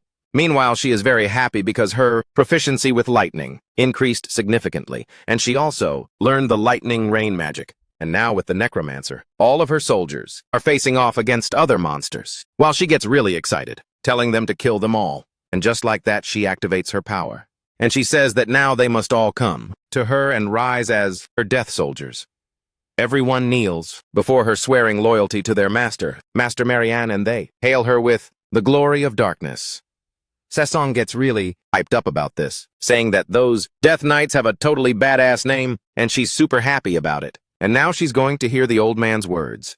Meanwhile, in another location, our villain's little bird defeated its monster too, which were several worms, while it gets really excited, eating blue stones. Once everyone completes their mission, they are teleported again, while our boy says it looks like they managed to finish the mission safely. His sister says, of course, and that it was total madness. She leveled up about 10 times. The song says she also gained 10 levels, but right then the system says the main portal, prepared by Kelt, is about to start. Our boy just tells them not to relax yet because the hard part starts now. And while he was talking to them, voice rings in everyone's ears, welcoming his disciple there, which totally shocks our boy, as he thinks this is crazy. That's the voice of that damn old man. Then a hologram of his master appears, saying that since he made it there, it means he's become absolute evil, and Jimmy realizes that yes, it is that cursed master.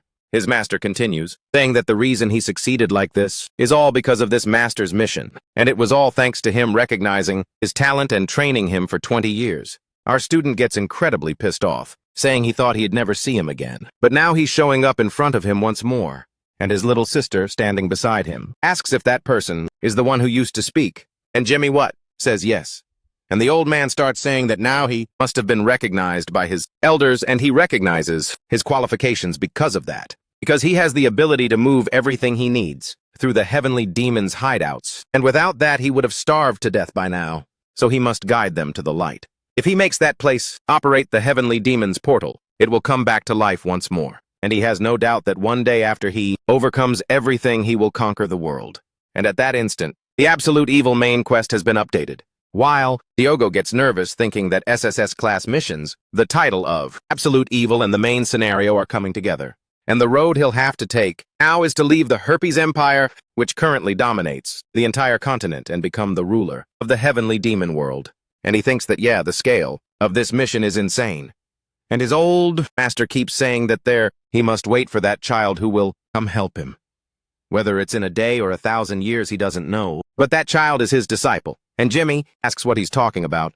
And the old man says that only a child with a pure and clean soul can gain that ability. And this thing is scary as hell, dominating all those bodies. If that child finds you, she will help you conquer the world. In any case, he must do his best. And our boy starts reading the notification, saying that he must wait until the special class condition for Absolute Necromancer is complete. And he thinks that if it's an Absolute Necromancer, it must be Sesong. And she looks super embarrassed, saying, yeah, it must be. And the system says the presence of the Absolute Necromancer has been confirmed, and he has fulfilled the conditions to complete Kelt's legacy. And his little sister, standing by, says it was a good move on her part that they came together. And this blood relative says, yeah, they could wrap things up real quick.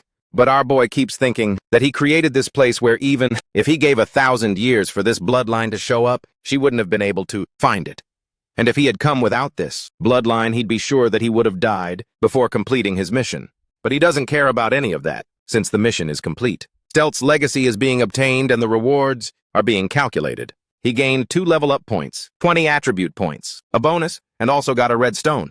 And our boy thinks, yeah, these rewards are fire. And a red stone. That's worth at least 5 million ons, plus 2 level-up points, and even 20 bonus attribute points. Thinking about it right now, there's something worth using these 20 points on. But his sister right behind him starts yelling at him, saying that this is insane. She also got an incredible red stone. And she asks if they're going to do a 70-30 split. But he says no, that reward is yours. And she can keep it. She gets super happy, saying she loves her little brother. She taps Sesong, totally emotional, and wonders if this isn't a dream, if it's actually for real. And Sesong says yes, congratulating her friend, and asks what it was that she won. And Sesong says she got a skill level up point, called Unlimited Mana, while she wonders. What do you mean, unlimited mana? And Sesong says it reduces her mana consumption whenever she summons zombies.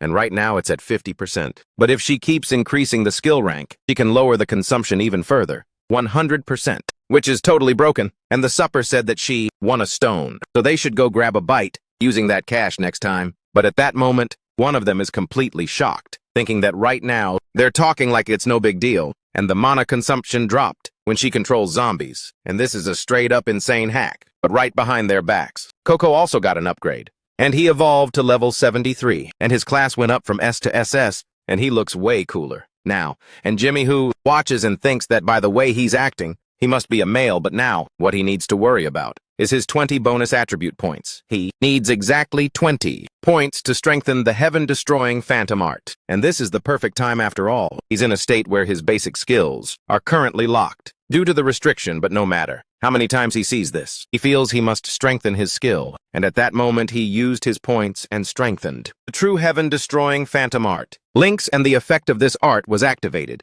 And now, in another location, the scene cuts to that guy from before asking EVI if they were going to be able to track that guy, since they had disappeared, and he gets really pissed off about it, saying it makes no sense. But his friend beside him just tells him to calm down, since this is a dead-end mountainous area and it's only a matter of time until they find him. And this guy is the first constellation, the Red Flame Gladiator Kang, Monseok.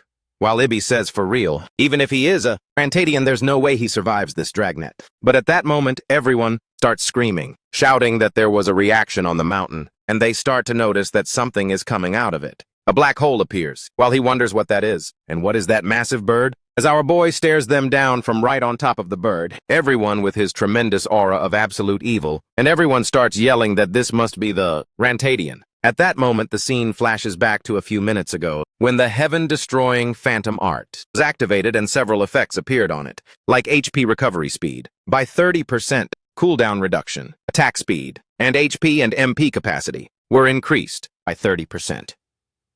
And Dion, who is super hyped about this, realizing that finally his attributes have increased a lot, and so he asks his brother what's the matter, while our boy says that his stats have gone up again. And Sesong asks if he's for real since his stats were already cracked, and how can he even do that? But he says yes, they went up by 10 points, while she gets really excited, saying that this is so insane, and if the attributes reach 70 points. You have to use 5 points to level them up once. And then she asks him if his attributes passed 90. While he says that actually they passed 100. And at that moment, the system says that the legacy of Kelt was complete and the location of Kelt's legacy has been changed back to the Mountain of Time.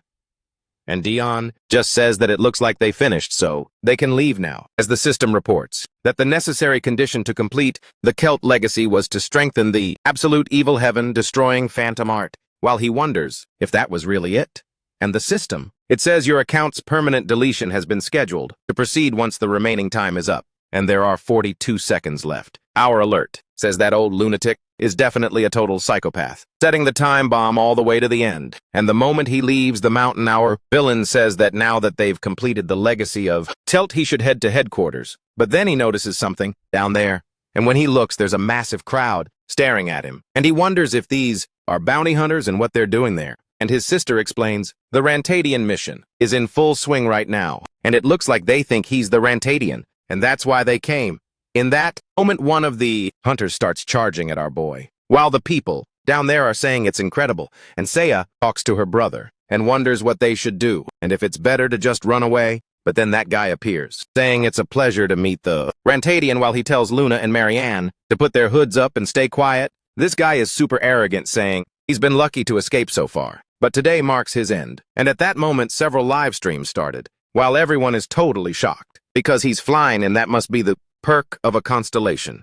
And all the comments say that the villain Rantadian is toast now, and this guy is so full of himself. He says this is amazing, and everyone is watching him now. And all he needs to do is take down Rantadian like this and leave a strong impression on people, and that way he can gain more attention from people and NPCs. And with that, he grabs his sword and says it's too bad for him, but he's gonna have to take him out, already activating the flame slash, while he thinks that now, with the media from the entire world paying attention to him, he will rise up, judge this absolute way that exists somewhere, and recreate the alliance, strongest on Earth, and rising up to judge Rantadian will be the event that serves as his first step. Even the bird's feathers begin to catch fire, while this guy says that he'd know if he'd seen the news, but he's Kang Mosiok, director of Nova, and also the first constellation, the gladiator of the red flame. He recommends showing no resistance, except that in that moment, he gets tossed aside by the bird with a claw swipe, and the bird starts screeching at him, while the people down there wonder what that is,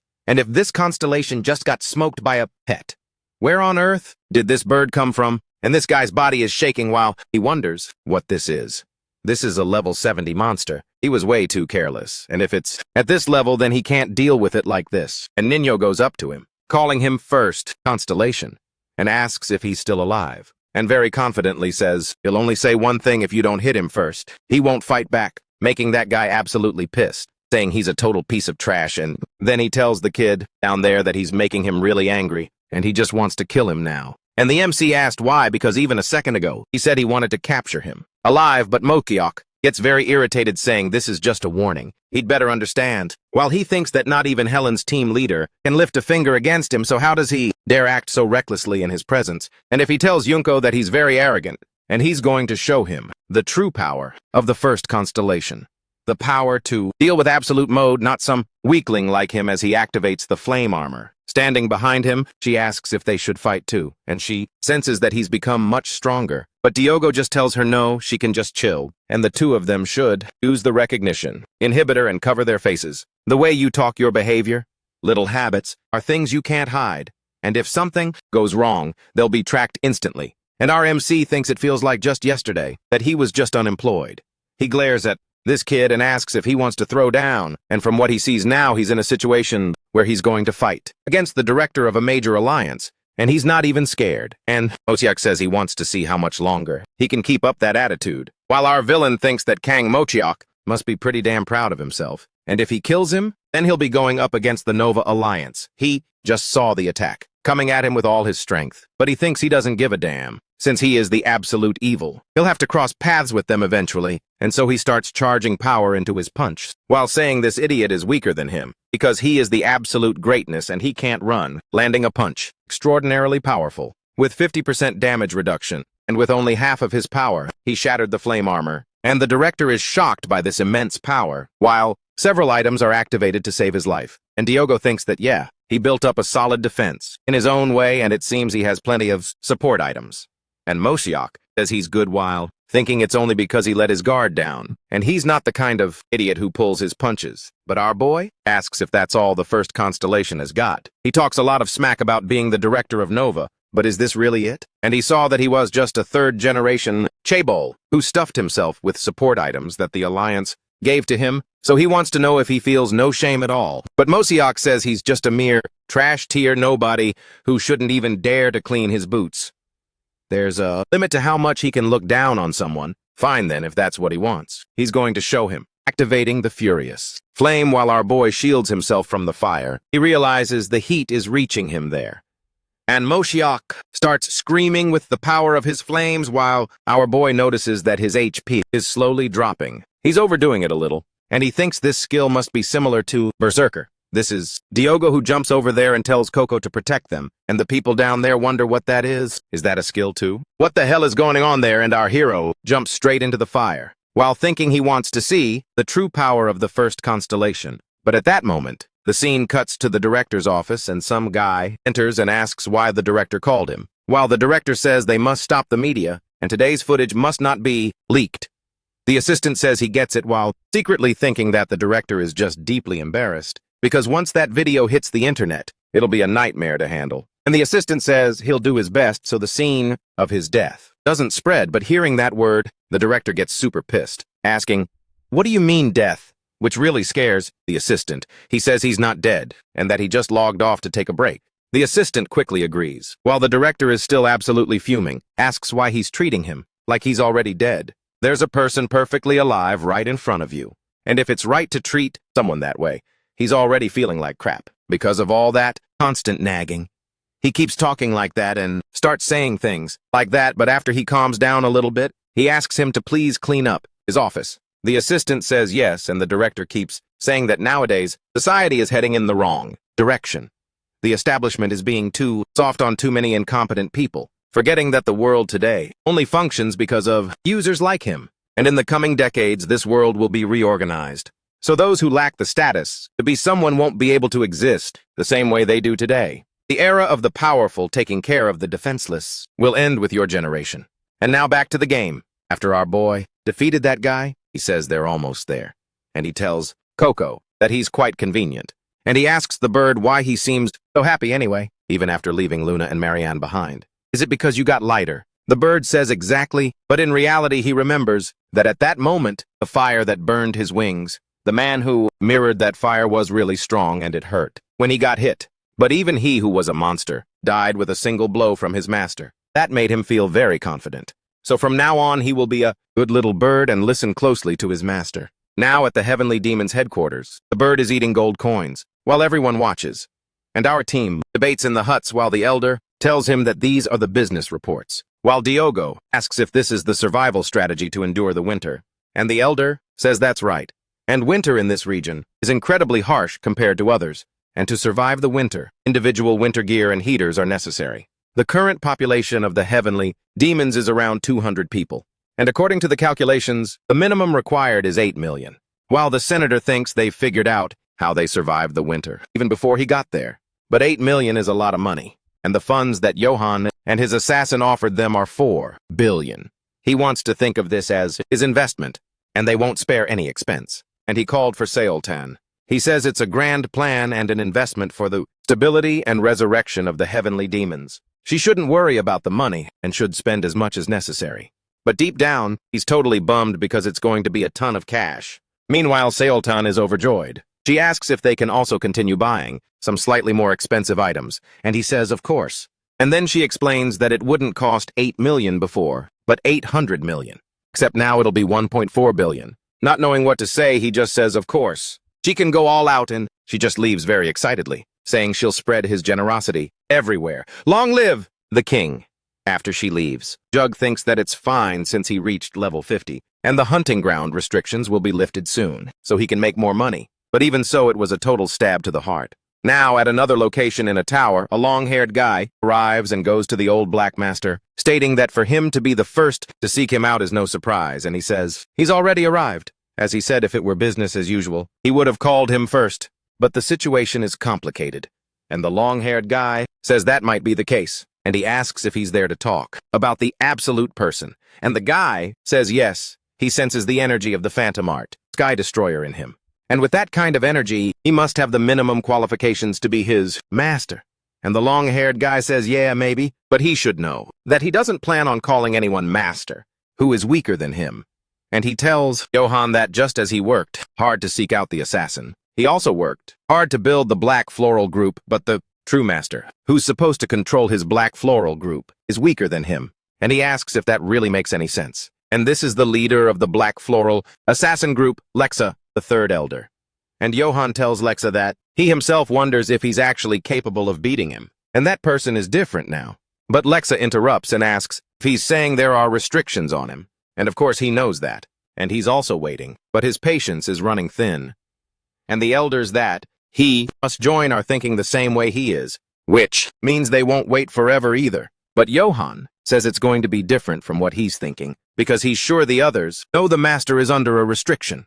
But recently he went to see him and saw that he got even stronger, and he can face the elders head-on and is by no means weaker, without equipment. He's not weak, and at the moment, he's the only one who can bring items from the outside world. And Lexa says he knows that too. And Johan says the master said he's going to give winter gear and equipment to the residents this time. But Lexa says even if that's the case, I still see the assassin who's paying for this. But Johan says that he voluntarily handed over the funds from the summer assassin to the master. And so far he hasn't used them carelessly and has only spent on expenses and business for the heavenly demons. And as far as he's concerned, he's just part of this grand scheme. So he should wait a bit longer because the master also has his own plans. And soon he will raise additional military funds and head to that place. And now back in his room, our boy starts checking the news from the Olympus Daily and Olympus newspaper, while saying it seems like they've created monsters however they wanted. And as soon as this project is fully functional, they won't need dungeons or hunting grounds anymore. And this winged sister says it looks like it'll take a lot of money, and she asks if it even makes sense to use red and black stones to research this. And the uncle says, yeah, well, but she asks what kind of crap reaction is that. And the fact that he completely destroyed the first constellation was buried, and at the end of the day, she asks if that doesn't bother him. He asks, what do you mean? He should think long and hard about it, and if he becomes an absolute, he'll get famous. And besides, the ones he'll have to face are that kind of people. Now he's going to have to fight against those who can create monsters on their own, so it's no use getting happy or sad, looking at your news. And now he tells her not to be messing around and to keep hiding her identity. Because if she wants, it's also good to make some connections with other constellations. She is also one, and he tells her it'll be hard to keep staying hidden if she keeps hanging out with him. And isn't it also a good idea to improve your skills in your own way? But she says she doesn't want to because his buff is way better. She's going to stay with him. While he thinks that now that he's looking back, she said the success rate for creating monsters was 30%. If the heavenly demons had that, they could probably restore their ecosystem while becoming self-sufficient. And so, she says that anyway. She asks her brother where they're heading now. Our hero just says the river that flows in the sky, while she asks if he's kidding. But he says that since this place has plenty of redstones, Nova has secured a monopoly for their own research, and they have tight control over the area, and he knows that very well. And that's exactly why they're going there. And this place connects to Olympus, and it's said that the hunting ground, unique for high levels on the continent, is called the river that flows in the sky. Big-eared elephants, water-gun hippos, two-headed crocodiles. Because of these monsters, some alliance members were sent for the Foundation and Redstone demands. That's why the 6th, Elder Zeta, who specializes in large-scale attacks, will be accompanying him on this. And he made the decision when he awakened the true Phantom Art, Sky Destroyer. But he doesn't intend to brag about it, because he's no longer going to hide the fact that he is the absolute evil. And now, near the teleport gate at the river that flows in the sky, our boy tells Zeta to stay invisible for now. He says got it while he goes over to his friends and asks if they're okay. And even the blue-haired kid calls him master now and says he'll soon be released from this zombie-like state. And he asks if he'll take him along once he's set free. While Gilbert asks if he needs that and if he doesn't want to be free, but he says it's not like that. He's decided to live for him forever. He will be his master from now on. And the seance tells the MC that if he dies again, she will turn him into a zombie. Meanwhile, on the side, Sia blasts her power at him, electrocuting him. After a while, the seance releases her power, and he came back as a zombie. And his master was changed from player, Marianne, to player Arto. While he says that power is surging through him, he wonders, wait, how could power be surging through him? He gets really hyped, telling our boy that he got even stronger. He went up 20 levels. He just says he loves him so much, while our boy thinks that, yeah, the Celt Legacy reward, the absolute necromancer skills, leveled up too, and it's not just monsters. It also applies to players like them. He starts explaining that they'll move in pairs again, but Tia will have to be more careful since she's a Luna constellation. As for Rufus and him, they will go to another location. As soon as Marianne manages to cross over safely, they'll send her a whisper and then she'll cross over too. And now in front of the teleport gate for the river that flows in the sky. All the guards are watching as a dark aura approaches. They ask if that's a high, chaotic, and why are these idiots coming here, but it seems they've seen him before. They recognize him. Black magic without items and a massive eagle, that's Rantedian. And they start shouting, wondering if it's really him.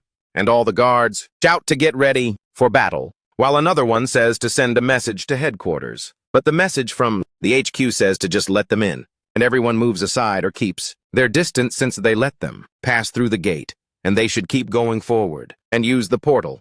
And our boy whispers to Rantedian and asks what the deal is, while he says it looks like they noticed his strength, and he thinks that must be the case because of that video from last time, where he beat the living daylights out of Kang Musuok. You keep passing by them, while thinking that Musuok is Nova's director. And it seems if you're part of the Alliance, you already have a general idea of what happened. And come to think of it, in the beginning, all players could use teleport portals without restrictions.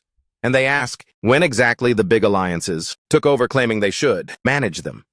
And when Olympus first opened, they ripped people off, saying they would manage the portals that were already there. And they wonder if this is really the right thing to do. And now, finally arriving at the river that flows in the sky, our boy tells Rufus that there's no one around, and Rufus says, yeah, it's pretty quiet. But it seems a bit off. In reality, someone is hiding and watching them all, as he launches a full-power attack with giant fireballs charging toward the three of them, while Rufus gets worried about his master. But our boy says it's all good and asks if he can use shield magic. He should block for now, as he'll give him some buffs. Actually, he already expected this and knew he was right. The moment they attack, everyone starts cheering, saying that the first squad doesn't make mistakes. They must strengthen their link skills and add to Archer's equipment as well, but at that moment Rufus takes the lead, activating the magic barrier.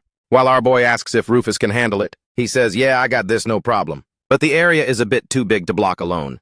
And our guy says, well, no problem, and he can also block, but at that moment, someone else appears, and the second she shows up, everyone starts attacking her while yelling to the girl that it's dangerous and she should get out of there. And at that moment, they order to stop the attack and maintain positions. And the director of the Great Nova Alliance, the Blazing, says it's more disappointing than he imagined. Even the power that killed the constellation couldn't do anything against this, and everyone should remember that. Idiots who go against Nova will end up like this. But at that moment, to everyone's surprise, someone comes walking out of that mist while the director wonders if he's actually still alive. The one flying above them is our boy, and he tells the others that it's dangerous and asks if anyone got hurt. And he tells Coco to wait a bit while the girl remembers what happened a few seconds ago when she was attacked. And our boy protected her, telling her to pull herself together and that he'd be blocking that. And when there was an opening, she should hop on Coco. This really surprised her, and she says to Jimmy that thanks to him, she didn't get hurt at all. So this time, she wants to fight with him. And in that instant, the three jump off the bird, while they say they don't look hurt. And the captain wonders, what the hell is this? They're unscathed, even after his ultimate attack. So their defensive power is really that massive, and at that moment a bruiser appears, saying their defense is beyond imagination. And they're probably just like Rufus over there, who only has high defensive power, and their offense isn't going to be that great. So he's going to tank the attack, and the director says he's very reliable and is putting his trust in him. While our villain asks Rufus if he's ready to record, and Rufus says of course. And he says the 70 or so people there are high level, so he should grab any valuable items they drop.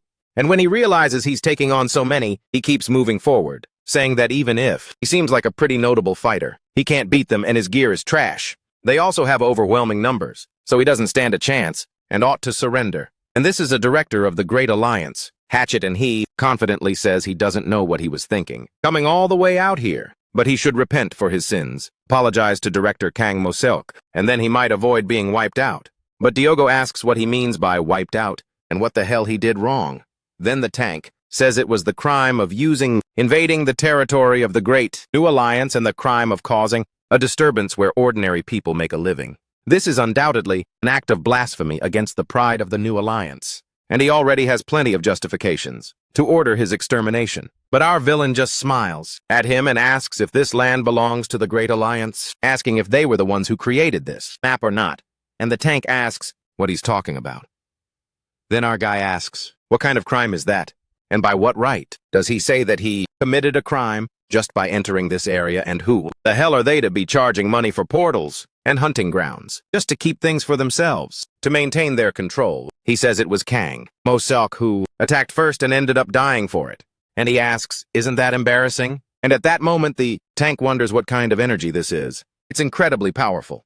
At that very second right, behind him he commands them to rise, the soldiers of death. And our boy tells everyone that he's going to make their alliance chief, show himself because he's going to cut all their heads off. As for monopolizing portals and hunting grounds, he's going to tear that kind of world apart.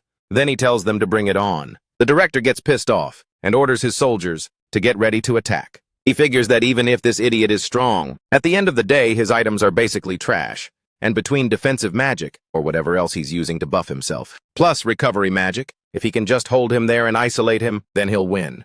But right then our boy just says yo to him, standing right in his face. He says that right now, he should be thinking about how to heal and chugging down potions. But he's not going to give him the chance to think. He activates a basic attack and finishes him off with a single punch, while saying that if he's that weak, he should just die from a basic attack. And everyone else can die along with him. Everyone gets seriously worried, thinking that Director Hatchet is a tank who can handle level 80 monsters, all by himself. There's no way that was just a simple basic attack. So they all contact the director, saying these zombies are enemies, and he wonders if it's better to retreat. But the director asks what they're talking about, and if they're trying to quit. He can't believe that the super necromancer, the rookie who's been causing a major stir in the community lately, is on this piece of shit side. But even so, it shouldn't be possible to summon so many zombies with a simple cast. And then he tells the enemy, necromancer, that she must have used up all her mana, and that the enemy's strategy is to end this quickly through sheer numbers. So he orders his soldiers not to fall for it, and to push forward with everything, because they aren't weak. Meanwhile, our boy tells her that she should send her knights to the rear, and that she should go too. She says yes, and tells him to be careful, while he uses the effect of his sky-shattering ghost art. And they wonder if maybe he should use that skill this time, the one that he can only use after reaching level 50. At this moment, his attack range increases by 30% and mana consumption, and cooldown time decreased by 30%, while he says it's far from being a weak skill. And this white slash skill has been upgraded to the true white slash, and as soon as he summons it, he makes a gesture and unleashes the true white slash upon everyone, even while the tanks try to block it.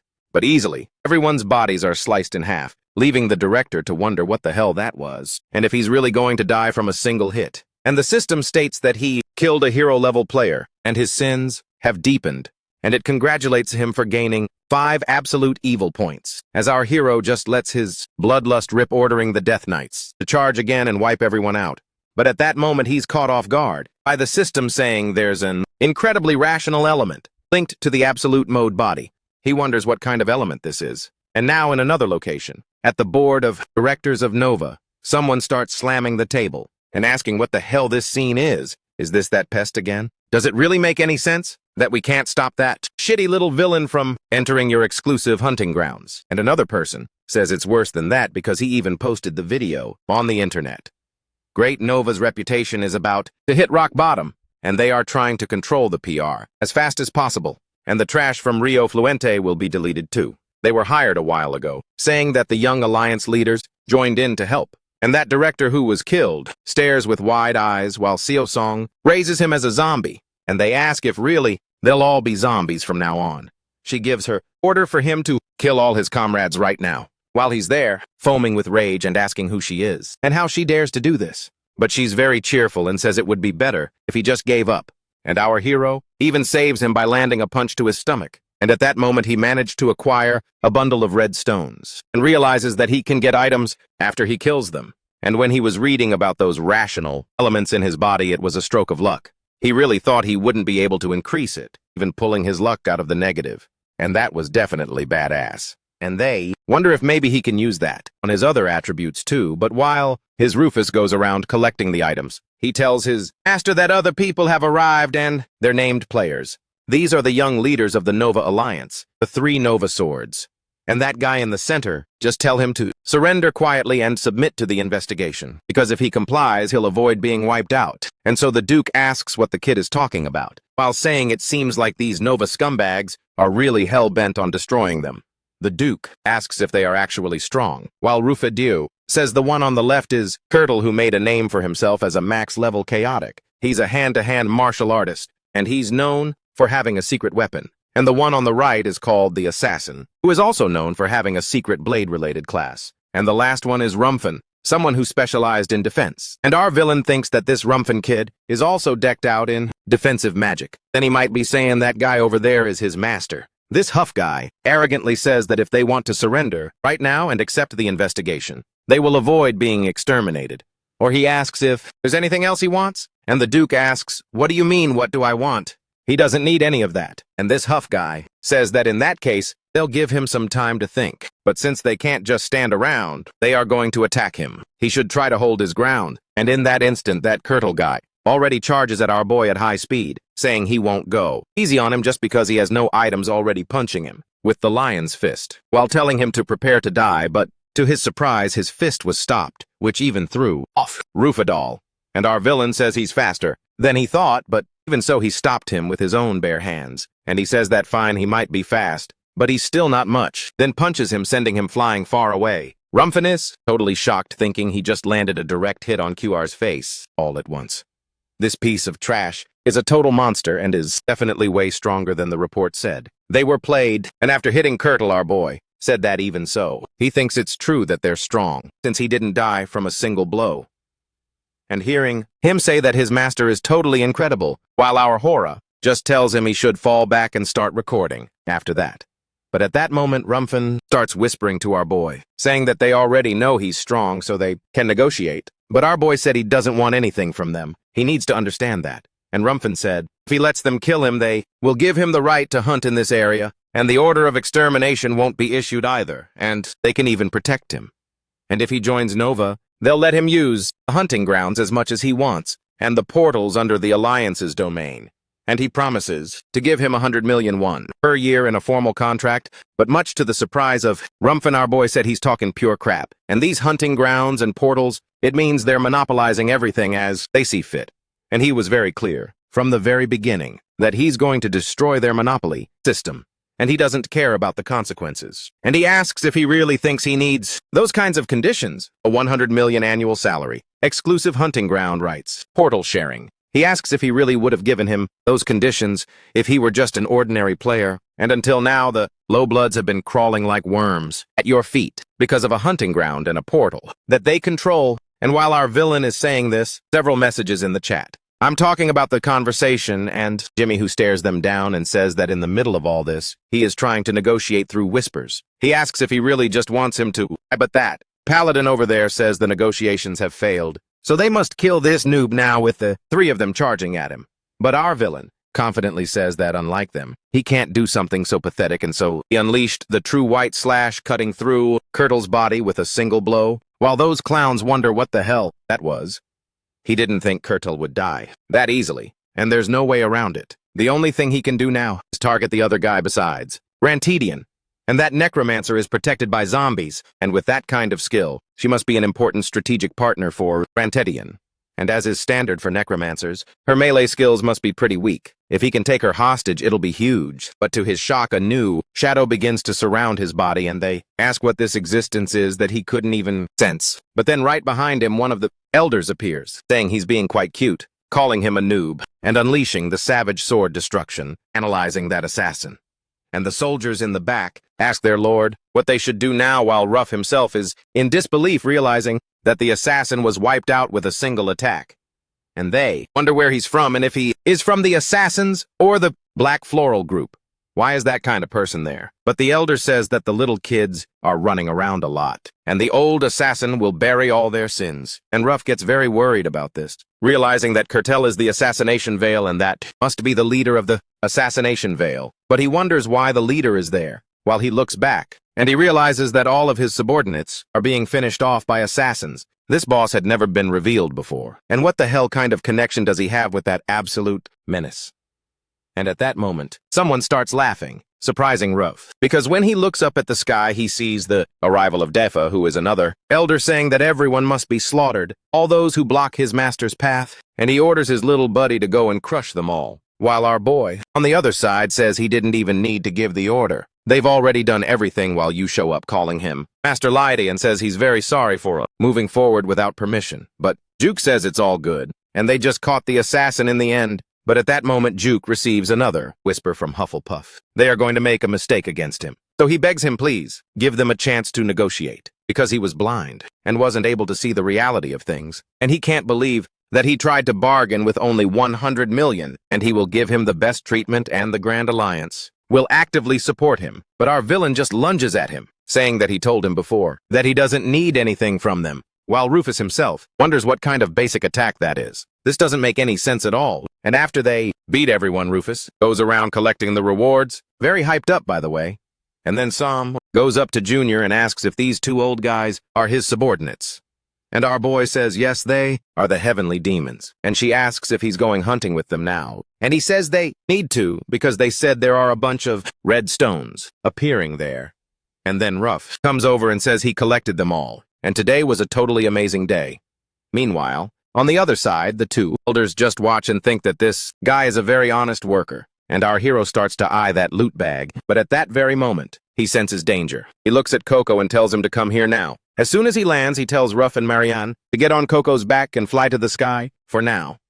Then he tells Yo and Zayton to get ready for battle. The two of them, worried, ask what's going on, while Diogo says that even he doesn't know, but something is showing up. Meanwhile, the quest begins the unexpected mission, the monster boss attack. And as it emerges from the water, the system says that the descendant of absolute evil on this land has been confirmed. The energy of absolute evil and the monster field have met the special conditions, and the boss, Monster the Chimera, with huge eye bags, has spawned. Also the water gun, Chimera, and the two-headed Chimera. And the unexpected mission has been announced, the Monster Boss Quest, as our boy gets worried, noting that they really are massive, and these various monsters keep appearing while up in the sky. Marianne and Ruff are totally shocked, but the girl is hyped, saying they are so cute and big. Then she calls Jack, old man, and asks if he's going to catch those babies, or if he can give the crows to her. He says it's fine if he manages to catch them. Johan in the back says these creatures are way too powerful and that it'll be hard for him and Zayton to handle, since it looks dangerous for their boss who's under a restriction. He asks, why don't they just leave this for later? But then, Diogo says no, he's going to catch those things right now, which totally catches Johan by surprise. And our boy just takes a step forward and asks if they don't trust him. Johan says it's not that, but the confident Diogo just tells them to just watch because he's going to bag them all. He's sure that according to the notification, these bosses appeared in response to the absolute mode energy, and if these monsters appeared under special conditions, it means these monsters are scripted events, and he has no choice but to hunt them. Right then, he activates the true art, sky-shattering phantom, fierce expansion, as he faces the monsters, thinking that, as expected if they were normal bosses, they would have attacked long ago. But on the contrary, they can't do a thing, because they are overwhelmed by the energy of absolute evil. So as for these guys, he can take them all down alone. While in the back, the elders are totally stunned, wondering what this is, while our boy smirks and activates the true white/unleashing his power upon the monsters. And with the added absolute mode energy it created, a synergistic effect, and the conditions were met. The fragment of the secret piece is now complete. And since these monsters were spawned by special conditions, absolute evil gained a special compatibility. The bosses are literally shaking with fear, and the massive energy gave the bosses a feeling of intense pressure, giving him an absolute advantage over these bosses, while back there Zeta is hyped, saying his lord is insane, and even Johan is caught off guard, saying he didn't think he'd level up this fast. He really is the absolute ruler. And at that moment, the system says that as a result of fulfilling the secret piece, the qualification for the secret skill has been confirmed. The secret skill domination over mortals has been created. Our guy thinks it's just as he thought. He asks, did the elders see that? That's why he's their absolute ruler. This isn't as bad as the Absolute Evil debut event. And now back to the office building in Korea. Nova Alliance corporate headquarters. All the directors are discussing, saying that at this very moment, a new skill was shown. And a guy says that with this, he finished the report on the player, Max Chaotic, who invaded the river flowing from heaven. And then the director at the end asks about the level verification results. And the assistant says it's been confirmed that he's level 50. The old man asks, what do you mean 50? The fact that Nova's status has hit rock bottom is something they all know. And even those Alliance sub-bosses lost to him, and they weren't even able to put up much of a fight. Then all three of them bow down, saying they are terribly sorry and deeply ashamed. But the old man says no, this isn't something that needs an apology to him. It's because he was way too strong, beyond what they had imagined. But it's a bit of a shame it didn't happen. Like this, if the opponent's skill had been discovered sooner and he had been offered negotiation terms that suited him. He's a little disappointed in the Alliance sub-bosses who didn't have much foresight. And that Max Chaotic is definitely an off-the-charts existence, being this strong while only at level 50, and he actively promoted himself through the media. And all anyone talks about is Ellen, trying to defeat him. And even the Justice Alliance in the US is starting to make a move as if they've also heard about this, and he has a lot of strategic value that could be leveraged, but Nova has formally ordered his extermination. And this old man is the Alliance leader Kang Mua.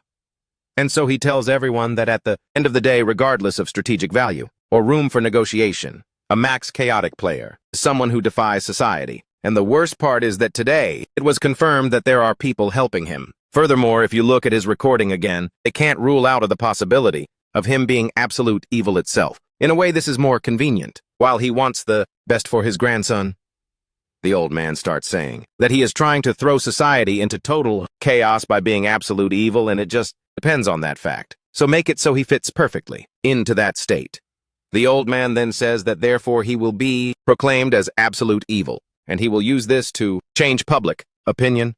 Of course he can be arrested and held in secret, and those from Nova will call in the right people. They are always open to those with talent. But before any deal, they will surround him first, because no matter how strong he is, in the end he is all alone, and they must all show him that on his own, he can never overcome the majority. All of this for a world where the aristocracy reigns over the commoners, and that is his desire. And now back to our boy. He starts defeating those monsters, saying that now he'll finish them all off, using Dominate and Deadly Fist, finishing off that alligator. And the system says he successfully hunted a boss monster, the one that was two-headed. After he finishes, the three of them, the rewards for the boss monster expedition, have been distributed. And when our boy lands, he thinks that it was way too strong, and he barely won, and being an absolute was truly worth it. And his reward was 30 million gold, 1 stat point, and 3 absolute evil points. And he asks if the rewards just now were for the boss monsters. And if that's the case, then it might as well give him some monster stones too. But at that moment, the system congratulates him,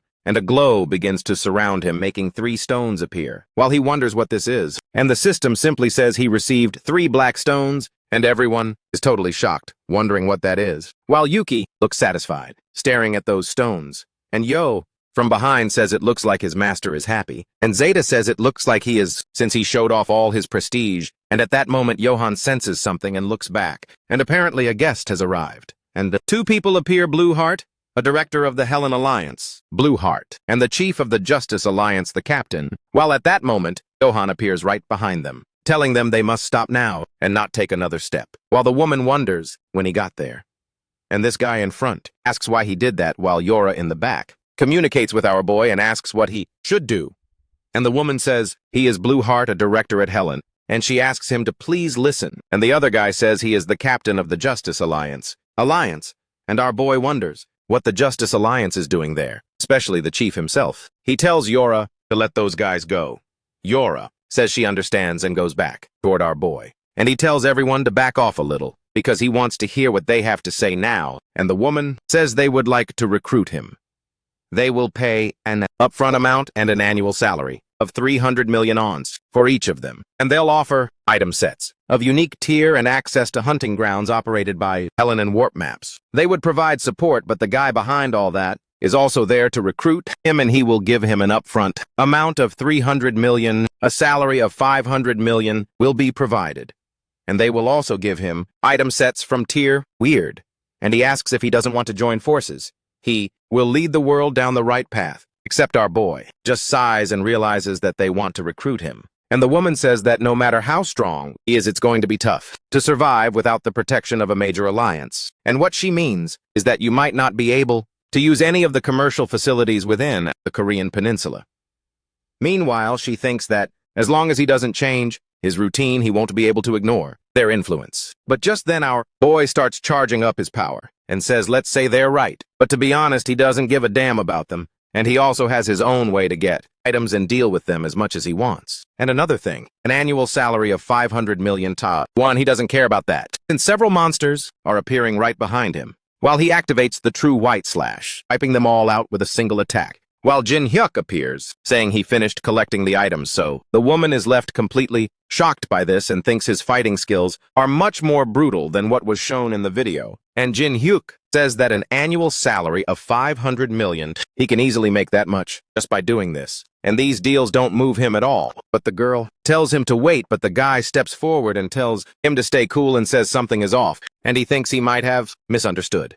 The annual salary they are proposing is $500 million, which shocks the two of them a lot. While our boy, shaking, asks her if she changed the amount too, but she says no, it's in Korean. 1. Meanwhile, the guy is very surprised by this, and Dudu thinks that whatever it is. On one side, they sent a director and proposed 300 million, and on the other side, the boss came in person, offering 500 million. That's when that boss starts saying that it seems they're in a tough spot, waiting for his answer. But of course, it won't be a problem if he turns down his proposal. However, whenever he decides to sign any contract, he'd sincerely appreciate it if he would come talk to them at least once, since he thinks that for a player of his level, 300 million isn't an offer, but an insult, and he hopes he won't be offended. He says that they completely respect his decision, but if he can, give them a chance. He believes Justice has the resolve to make the most of this opportunity. And our villain said that it's all good, and if he really decides to sign the contract, he'll keep Justice in mind. And just like that, the guy starts leaving while the woman thinks she can't believe he actually offered $500 million. And from what she heard, Justice has an incredible turnover, but who would have guessed it was at this level? Then our focus shifts to that woman, and he asks her what she's doing. While she asks, "What do you mean?" and he all hyped up, says that if she has nothing else to say, then he'd like for her to get out now unless maybe she has something else. But she says no and hopes he makes a good choice. Then she turns and leaves, but she's absolutely livid, thinking that damn brat dared to talk to her like that. But at that moment, someone starts talking to her and asks how it went, while she says he's incredibly arrogant. And the other one says he gets it, he really is a total piece of trash. And she asks what the higher-ups plan to do. And the guy says they'll probably show to him that he can't do anything on his own, and the guy asks her to please grab the bag he mentioned earlier, and it's very important, and then he says thanks. While he keeps thinking that damn nut job followed Nova and has now made an enemy of Helen, and he doesn't know what he's after. But things are swinging in his favor, and the only thing he wants now is to get that bag back. And now back at his apartment, our boy is thinking that he can use that black gem to spread the word as much as possible, but at that moment, he starts getting a call and he wonders what number this is. And as soon as he answers, it's Sang-hee talking to him. He asks what Sang-hee wants, while she confirms that yes, it's her, and she tells the old man it's been a while. She's with the student now, and she asks if they could meet up, while he gets really suspicious, wondering what this girl wants now. And now we're at a cafe. Our boy finally arrives, and walking through the door, he finds him pacing back and forth, but his sister over there shouts for him, saying they're right here, and she starts running the show, saying she thought it would be a good idea for them to meet, at least once. That's why she gave her his number, and she asks what he thinks, and if the meeting place isn't nice, while our boy just stares at them dead serious. And she asks why he isn't saying anything, and he totally pissed asks them both if they're looking to catch hands because he never had any intention of meeting them in real life, and he wasn't going to leave the house, but he thought it'd be good to warn them, at least once. And that's why he decided to listen, and everything they say or do could be a lead. In a situation like this, they should be careful outside the house, so they don't do anything that makes people get the wrong idea. And they must be careful with the handles they use in the game versus the ones they use here. And they have to make sure to clearly separate the two. Even the way they speak needs to be totally different, especially for Sesong. She mustn't tell her IGN to anyone, and also, it'd be better not to say anything related to her class. Then he asks if they understood.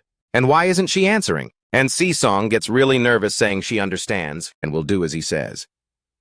Then Daisha starts hugging her and asks why he's acting like this. Nothing serious has happened yet and Si-song got scared by his words. But he tells her that she should know he's going to punish her at home too. And who said she could give out his number without his permission? But she says no. They're still partners, except our boy. Totally pissed asks who's partner. And he tells her to watch out when she leaves the house, but she's already forgotten. And his mom says, my bad. Just stands up and says that anyway they should behave. He's telling them to be careful about what they say out there and what they do. And he has something more important, so he's heading out now.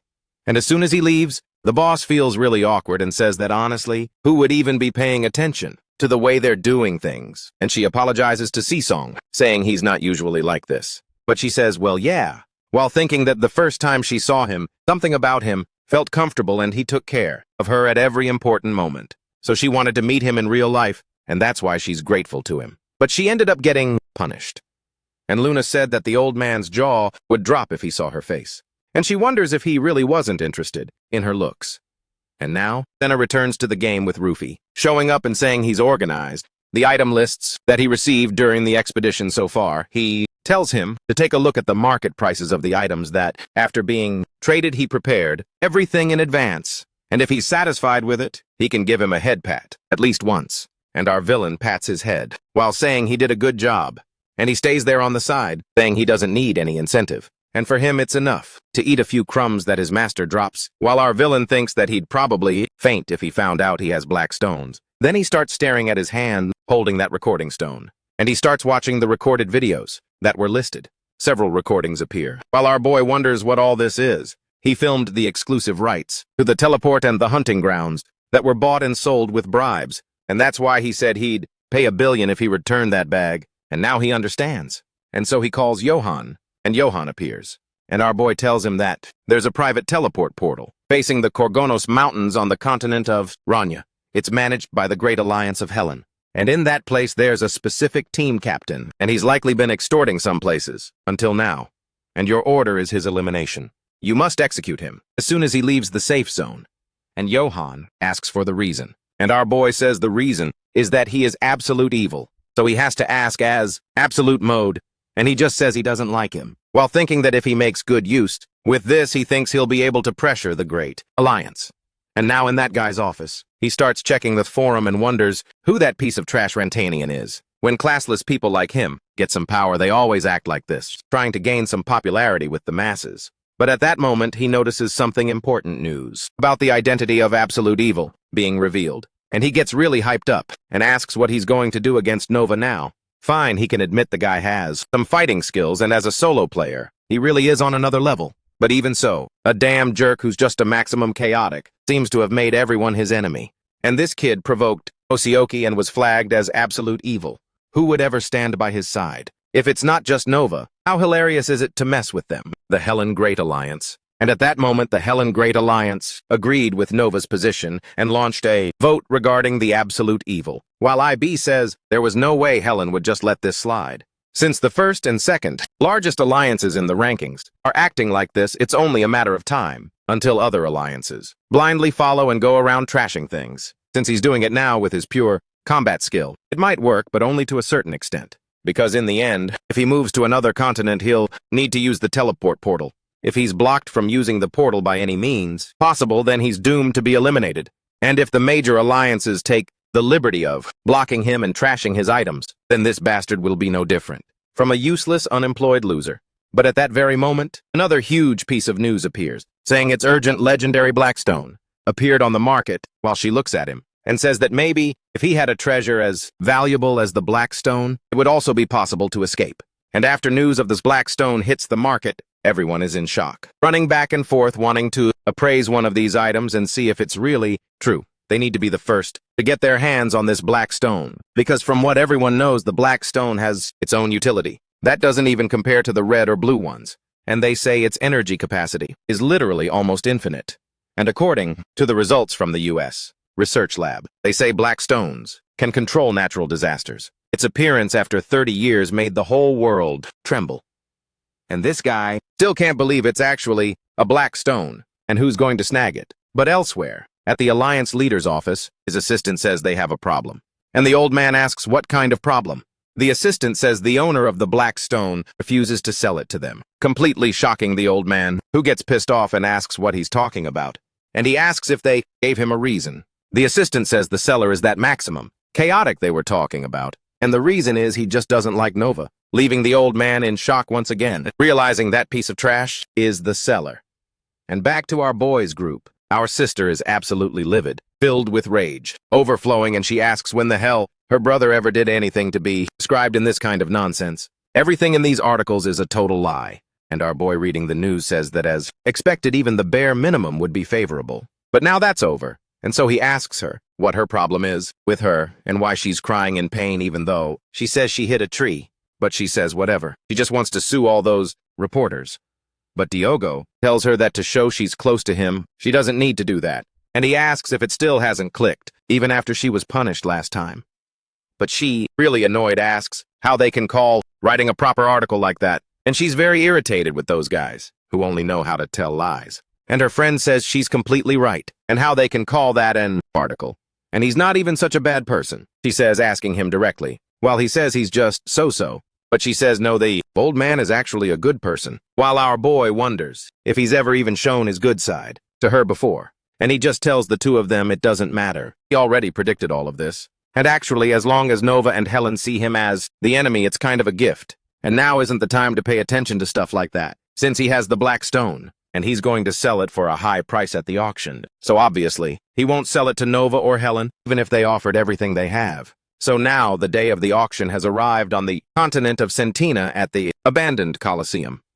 Everyone in line wonders if it's running late by any chance. It's been a while since he felt that the portals for Nova and Helen were being taken down. And it's probably because they don't want the black stone to be sent abroad. It's really funny. And our boy watches everyone from up high and tells the others that everything is ready. They should start now. As he remembers the warning from Elder Sirt, who told him that no matter how tough the demands he makes are, they will follow his conditions, because otherwise everyone will lose the chance to get their hands on the black stone. First, they must disarm the participants and let no one else in, and they must ensure a minimum amount of armor is equipped as well. And he must carry out these actions because it'll be easier to deploy the Elder's assassins around the area. And he asks that please, he orders that as soon as someone grabs a weapon or shows any bloodlust, they are to be killed on the spot. And finally, for those he forbade from entering, their identities will be revealed without fail, because he's already messed with them. And those who are deprived of the chance to win such a treasure will definitely have a reaction. And with all the apostles in the Colosseum, they start to hear a voice that is obviously Ginyu's telling them they are all welcome. And now it's time to go public. He thanks everyone for their cooperation with his conditions, even if they're a bit inconvenient. But the currency they'll use is gold, so the auction for the black stone will start now. Appearing in front of everyone, he says he won't set the starting bid. It'll go according to everyone's choice. But to his shock, someone already shouts, 600 billion. Our boy stays cool on the outside, but on the inside, he's absolutely hyped, realizing that these people are the cream of the crop, the richest of the rich. And without a second thought, the others keep raising the price by 50 million at a time until it hits 860 billion ons. Our boy notices it's going up like crazy, already reaching 2 trillion ons. And he wonders, thinking if just this little stone can make people spend trillions of dollars like this, and so nonchalantly too. Someone raises their hand at the back of the line and says 30 trillion, far exceeding what our boy expected, but he recognizes this guy Randall, a mega millionaire, the ruler of the Farian continent, on the Middle East server, and he's the leader of the Randall Alliance. Except right next to him, someone watches Randall and thinks about those 30 trillion, then bumps the price to 31 trillion while our boy asks if anyone wants to bid more than 31. Randall gets a little annoyed by this and immediately says 50 trillion, surprising everyone. Meanwhile, up there, the Lord of Accounting just watches with a wicked little smile, thinking that everything is going according to plan. First, the master's auction will end at 50 trillion, but before it's over, it's time for those scumbags to start moving. While our boy asks if anyone has a higher bid, right beside him, someone starts screaming, calling him absolute evil, shouting that he's going to kill them all. As he laughs, he pulls out a black orb and blows himself up, with it shouting that it's for the honor of absolute evil. Our boy just tells Yora to take care of him, while giving a satisfied smirk, saying that these idiots will try to disrupt things. He's going to try to stop users from other continents from using portals with that signal. They'll try to cause trouble by preventing users from participating in the auction any way they can. Then after that, they'll plunge the place into chaos using a suicide bomber. And he's sure they'll try to trick people into thinking they were the master's subordinates, attacking the players, but that's way too obvious. People to think they were the master's subordinates and attacked the players, but that's way too obvious. And if they blocked the portals to the auction at the same time, then basically anyone will be able to see that something is wrong around here. And the elder says that Satan is used to pulling off such an outrageous stunt like this, where they think the public are nothing but idiots, on par with dogs and pigs. This is the worst possible plan for them, but a plan like that will work. At least he thinks so. And while watching the explosion on the other side, another suicide bomber is in shock because Yora appeared right by his side, ordering him not to move while asking how he dared to try and disrupt his master's auction. He is truly fearless. And down there, Junhyuk gets very serious, saying that they are a total pain in the ass, and how they did exactly what Satan said they would do without a single mistake. They fell right into their trap. And the elder by his side tells the master that the destructive power of the bombs is quite high, and the damage to the participants will be severe. But Junhyuk tells him to relax, because these are users who came from all over the world just to buy the Blackstone. And no matter how cheap the equipment they're using is, they are world-class. Rankers, and this kind of explosion is nothing to them. And Yora, who has already caught those suicide bombers, orders him to talk now about who sent him. But the villain remains silent, while Yora keeps squeezing his throat. Soon he realizes the guy killed himself. So if that's the case, the others must be the same. Basically, everyone is killing themselves without saying a word. And Yora goes back to Silver and tells his master he's sorry, but he couldn't find out who the boss behind them was.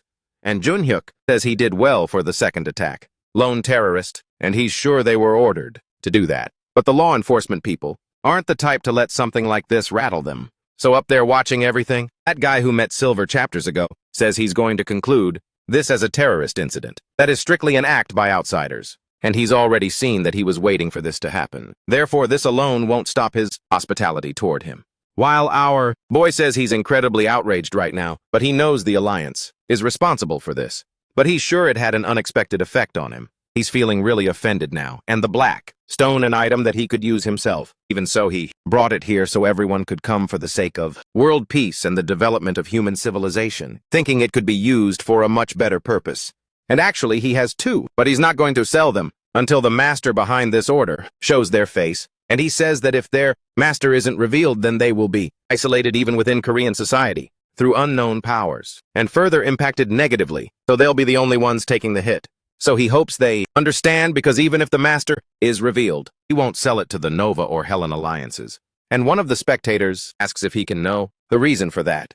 And our boy just says it's because he doesn't like them, while thinking that this means Nova and Helen are basically the masters behind the incident, but he doesn't want to say it directly. And he tells everyone that except for the one who won the auction, the rest can go back, thinking that now he can make a deal with him. So face to face with that rich guy, he says, all right, everyone's gone now, so how about we start the trade?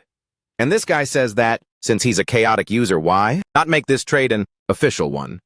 And our king says, yeah, that's true.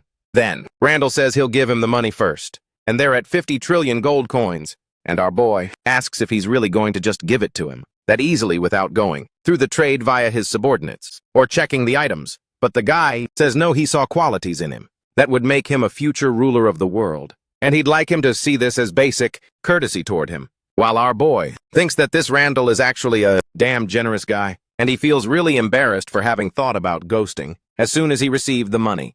But he says that's his role, as absolute evil, so living wickedly is his motto. And if he took it and vanished from there, then he'd truly turn the whole world into an enemy. And he's quite curious, and asks that guy how he plans to use the Blackstone, while the guy says very seriously that he's going to use it for his eyes. While our boy wonders, what do you mean for his eyes? And if he could at least know what goes on in these guys' heads. Rich people are really problematic, but Randall says it's a joke, and he has one thing he'd like to do.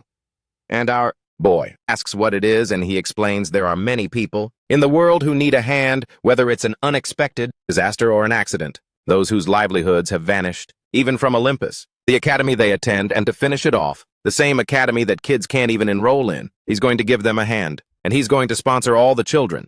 who can enroll in the academy. But it's too much for just money to fix. However, if he has a black stone, then he thinks he can make it happen, using its infinite energy. And since he's royalty, he was born with more than others. So it's only fair that he takes on more responsibilities. And our boy thinks that this is how he imagines the world should be, at least the normal world. And now the scene cuts back to the Alliance, in that old man's office, and he's getting pissed off. Really pissed, saying that that little piece of shit has 3 black stones. The assistant says yes, he confirmed it. And the old man asks what happened to the people they sent in, and he wants to know if they were handled, in a way that leaves absolutely no trace back to them. And the assistant says yes, that's right. And even if there are suspicions, they don't want to actually connect it to them. And the old man says, damn, as he starts wondering where the hell he got 3 black stones from. If he showed 3, then there's also the possibility that there are more of them. And they ask if he should withdraw the hit on him and end up joining his cause, but he thinks not. Where would Nova's pride be? And the nobles. And that guy is pure evil, a player who plays for the dark side. But even so, the prize is a black stone, and if they get just one of them, they'll be able to produce monster portals without any trouble. But even he doesn't know what to do this time, since this is a very complicated issue. And back to our boy, he tells the auction staff that everything is ready while thinking he still can't believe he made 50 trillion, all that in cold hard cash, and he thinks that with this amount of money, the things he's been thinking about he'll definitely be able to achieve. But the financial elder right at the lotto says that his lord was quite brilliant, but he tells his master that there's something he needs to say. Just that at this moment, our boy interrupts, saying he's going to take a look at that first. And soon he realizes he has received a quest, an SSS rank quest, and he quickly notices that it's an update to the quest he had received about the return of the absolute ruler where the elders must recognize him. And now it's at 4 elders out of 5. And he notices that out of the last 3, 2 of them recognized him out of the blue. Even he doesn't know what's going on there. But to everyone's surprise, magic is cast at his feet, and his hair, he asks who the hell he is. At that moment, someone else appears, telling the successor of the ghost arts, the destroyer of the Excels, that he must listen. While the other elders accepted him silently, he will be different, for he is Lexer, the leader of the Black Floral Group and the 3rd elder, and he challenges him to a duel, pointing his sword at our boy, demanding that he prove his strength. And at that moment, the quest is updated, called The Last Elder Lexer. The 3rd elder challenges him to a duel where the condition for recognition is his own strength, and the following penalties will be applied until he is recognized by the last elder, where he will receive a stat reduction and also skill restrictions. And Nino stands there in shock, wondering what the hell is happening now. And Lexer says his face tells him that he doesn't know the reason for this. But today, along with the 2 remaining elders, they watched his black stone auction from afar, and those 2 just recognized him. The elders watched closely and judged that he can be recognized as the absolute ruler, for he has charisma, wisdom, ambition, and decision-making skills. So he is in charge of strength, and it seems he's only shown his good sides to the other elders so far, but he still hasn't shown any strength that could satisfy him. Just then, the elders step forward, telling Lex to stop being so insolent. And if he really thinks this kind of attitude is acceptable in front of the absolute ruler, given his master's actions, then he should already know. But Lexer speaks directly to Johann and asks why he's being so quiet, and when he convinced him to give him more time, he wanted to think of a way to persuade him, but now that's not going to work. However, to everyone's surprise, our boy tells them to stop and asks what they think they're doing, because the successor of the heavenly destroyer ghost art, the absolute ruler of the heavenly demons, is him and him alone, and he won't tolerate any fighting between elders in his presence. He is a hurdle that he must overcome, so he orders them not to interfere, regardless of the outcome, as he stares directly at Lexer. He says he already had his suspicions, but he made a much flashier entrance than expected. And this business about only recognizing him after he proves his strength, that's what he was saying. And Lexer says that's exactly right. He's tired of waiting. He says he doesn't plan on submitting to anyone weaker than himself, asking if he understands. And our boy says if that's the case, then fine. Just as he asked, he will win his recognition through force. And the elder in the back asks Johann if in his eyes his master can win. But Johann thinks that until a moment ago, the master's energy was always overflowing because of how strong he was, but suddenly he weakened right after the appearance of the Lexter. And they wonder if that means he can handle Lexter without showing his true power. And right now he has no choice but to trust him. Up ahead, our boy keeps thinking that the opponent is a top-tier expert among assassins. and he was still weakened by the system. So how could he handle him? But even so, looking back at Erda and even Yora, he grew in his own way and naturally combined what he learned from every problem he solved.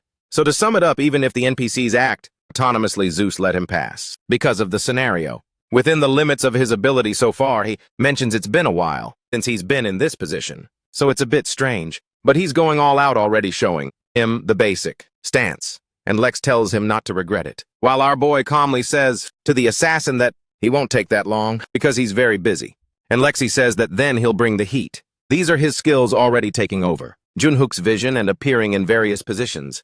He manages to quickly strike our villain's cheek while our boy thinks that truly he is a high-level assassin, and his speed is almost impossible to keep up with. For Leonor, besides that, this high-speed movement is almost silent, and it could get dangerous if he ends up in a tight spot. And it's as if he really wants to kill him, but still, if that's all there is, he might be ready. Lex has already appeared, right in front of him, ready to crush our boy. And as the attack hits him, the elders in the back scream for him, Master. But Yoha tells them to pull themselves together and pay attention to the battle, because it's not over yet. While Yoha was fighting him, I was in shock, realizing that he blocked that blow with just his bare hands, while Jake says that he really was very confident. But he asks if he didn't lower his guard too much against him, and if he really thought he could take him down with just that. And he must have seemed way too weak to him. But he's not going to go easy on him from now on. Lexter shows his strength and wonders what the hell that is, while our boy says that it's over now, throwing Lexter against Joao, making him spit blood. Then he goes up to Lexter and says that he's not going to die, but it's going to hurt a little bit, and he's already here for the steel gauntlet. It's a target attack booster, and Johan appears in the back, saying that his master is absolutely incredible. And who would have thought he'd stop Lexter so easily like that without even using the sky-shattering ghost art? But our boy was thinking about what he felt when he got scratched. And even while weakened, he can still react somehow. And the damage wasn't all that much, which means that no matter how much your attributes decrease, as long as your base attributes were taken starting from level 99, he can withstand at least one attack from an assassin specialized in speed. So he asks the elders who they think he is exactly. The successor of the sky-shattering ghost art, and also the absolute governor of the heavenly demons. He should at least be able to do this easily. And Lexter, over on the side, gets up with great difficulty, while our boy asks very seriously if he's awake now and if this duel is his victory. And he asks if he has something against that, but Lexer says it wasn't a counterattack. It was perfectly calculated. Furthermore, he didn't kill him, and he doesn't even need to say it. This is your total defeat. He failed to recognize the rightful successor and absolute ruler of the heavenly demons. He ended up committing an act of insolence, so he begs that please, he punishes this unfaithful servant, but Enra says that even though Lester made a serious mistake, he only sought the resurrection of his lord.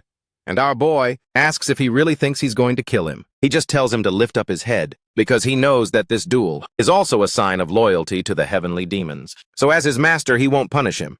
And he understands that he might have gotten a bit impatient, since he hadn't demonstrated his strength very well. So from now on, he expects him to be by his side as his retainer and as a heavenly demon elder, greatly surprising Lexi, crying for the absolute ruler. And he already grabs his legs, asking that please, he accepts his body and his loyalty, and he who didn't understand the great mind, spirit, and vigor of the master, he who used to be full of stubbornness and self-righteousness, to forgive him like that, he is very merciful. And he starts crying out for our boy, while the others don't understand what the hell is going on there. But soon the system says Lexi has recognized him, so it congratulates him for completing the quest.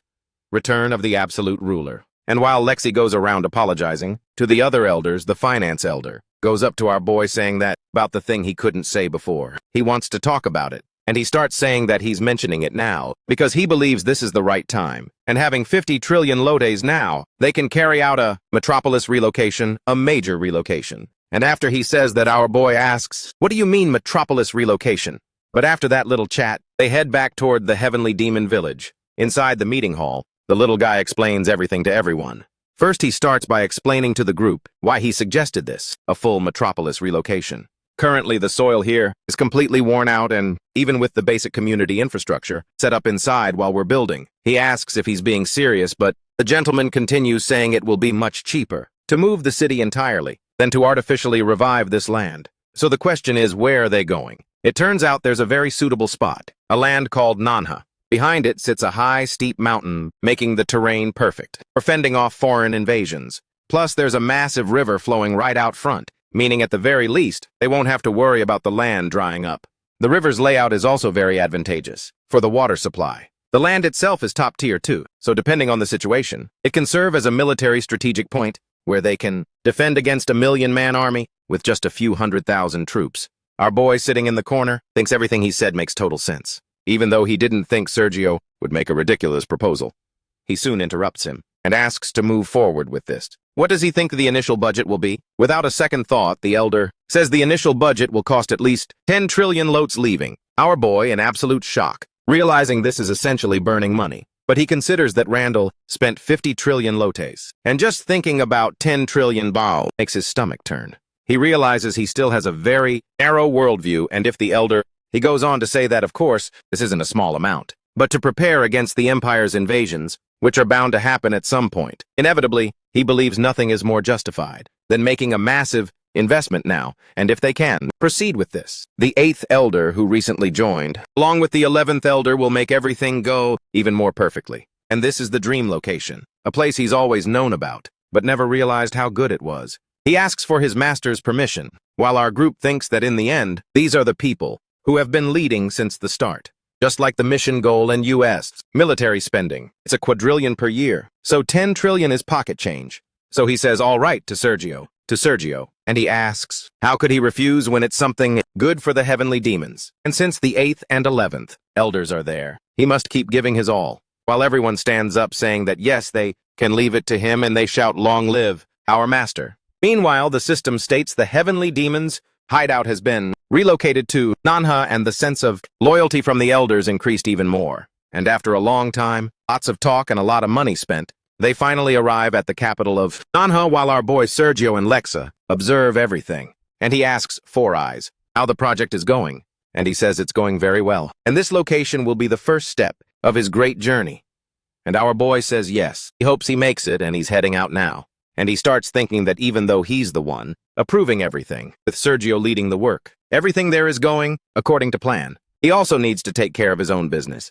And the first thing he needs to do now is get the reward from the Absolute Ruler mission. Now he finally has the chance to take a look at it. And because of how much he had to stand up to Lexa in the end, he hopes it's a really good reward, fitting for an SSS rank mission. As soon as he opens the reward, the system states that the first reward is the authority to access the upper altar. He wonders if that's even a reward at all. That should have been something they could do from the very beginning. But either way, he can say that this reward came at a perfect time with the Metropolis relocation event. Then the second reward is, and as soon as he opens it, the system says, the second reward can only be obtained with an additional condition, and that condition is a black stone, and it will disappear as soon as it's used. Our boy gets a little worried about this, wondering what kind of reward requires a black stone, while thinking this is complete madness.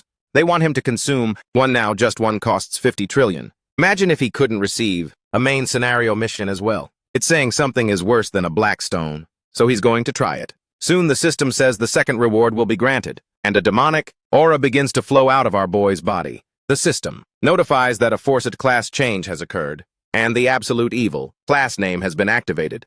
While he asks, wait, what?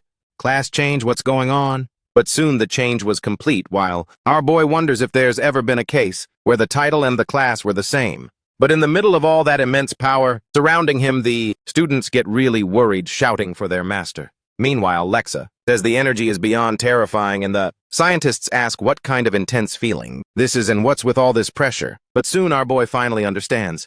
This is basically an unbelievable stat boost. It was definitely worth using a black stone, as it increased by 50% the chance of gaining absolute evil points, and he received a strong advantage against creatures using dark, magic, or evil energy. He also notices he gained 2 new skills. He'll have to check them out sometime. Then the elders in the back run up to him worried, asking what happened. But our boy says he's fine and that Lexa showed up at a good time since he can help with something, because there's something he needs to check. Now cut to the next day at his house. He starts listening to the news. The reporter says this is Olympus news, and today the 7 constellations have finally been confirmed.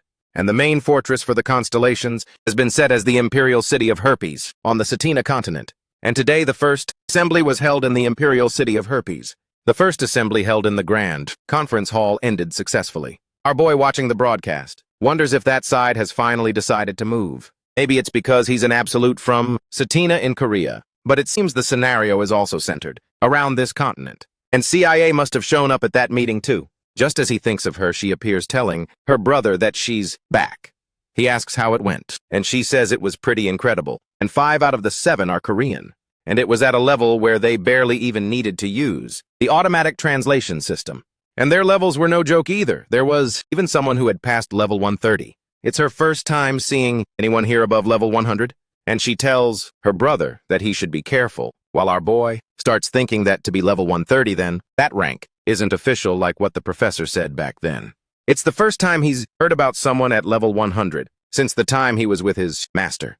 But soon he tells her to talk about Kang Mosioki and asks if she remembers the guy he fought last time. And our boy asks if she's talking about the first constellation. And she starts explaining that he seemed really pissed, and she got the impression that someone really wanted to crush him. And she asks if he did something. But he says no, he must just be salty about what happened last time. But he sent him straight to the grave. Then he asks her if she has any other news, but she says that finally she received the exclusive quest from the constellation separately.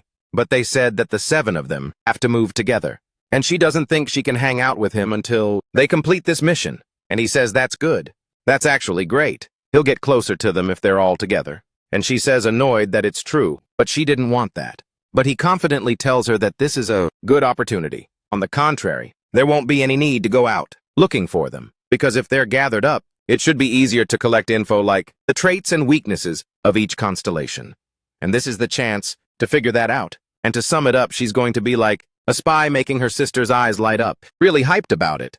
And when she says that, hearing him say it makes it sound way more fun. He says, yeah, only she could pull off something like that. But then she remembers something and asks her brother about the thing he said he was getting ready. And Uncle Yuki, all excited, says it turns out he was just about to tell her. He tells Sia to come with him tomorrow because he'll be signing an apartment lease in her name, totally catching her off guard. She asks, wait, what? In my name? So the next day, they head over to the real estate agency. As they walk through the door, the clerk welcomes them and asks if they're there to check out some new places. And our boy says, yeah, exactly. And one of the agents asks if they're looking for anything specific in a home that she could find on the market. If they share the price range and location, she can handle it for them. Our boy says that right there, the new hill is just up ahead.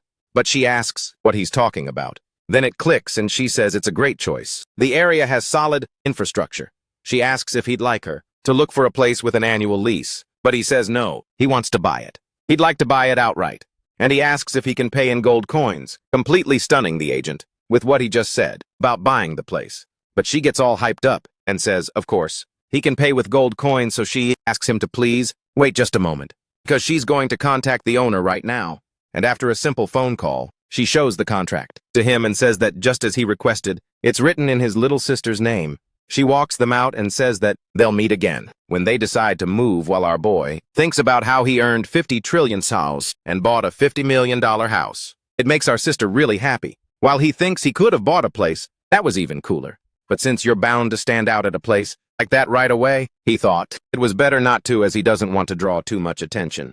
Still, he bought a totally badass house. And because of that, he put it in Sia's name so she could say something like, I got rich after becoming a constellation. However, he still has to be as careful as possible. Since she started contacting other constellations, there's a chance Sia's identity might be revealed. He tells his sister that if she gets cocky and leaks it, she's dead. But she says it's just a joke. She can't say a word. Then finally, he logs back into Olympia. Returning to the game, his little pup asks what kind of place this is and if it's actually a good spot for leveling up. And our boy says yes. This is the Giracanto cave with a recommended level of 50. But Rando says that if he goes in, it'll be crawling with cave centipedes, snakes, and ants. Hundreds of thousands of them will be swarming the player, and just the thought gives him the chills. Meanwhile, our boy says he knows, but asks what the big deal is. The kid tells his master that normally, you need a fire-type mage to even enter, but the girl, being super hyped, says they'll be totally fine if they just stick to the old man like glue. While our guy is surprised by her attitude, he asks Marianne if she's saying that because she's not confident. But our boy knows that session is already past level 50, and if you focus solely on growth rate, she's way better than Sia, who is a constellation.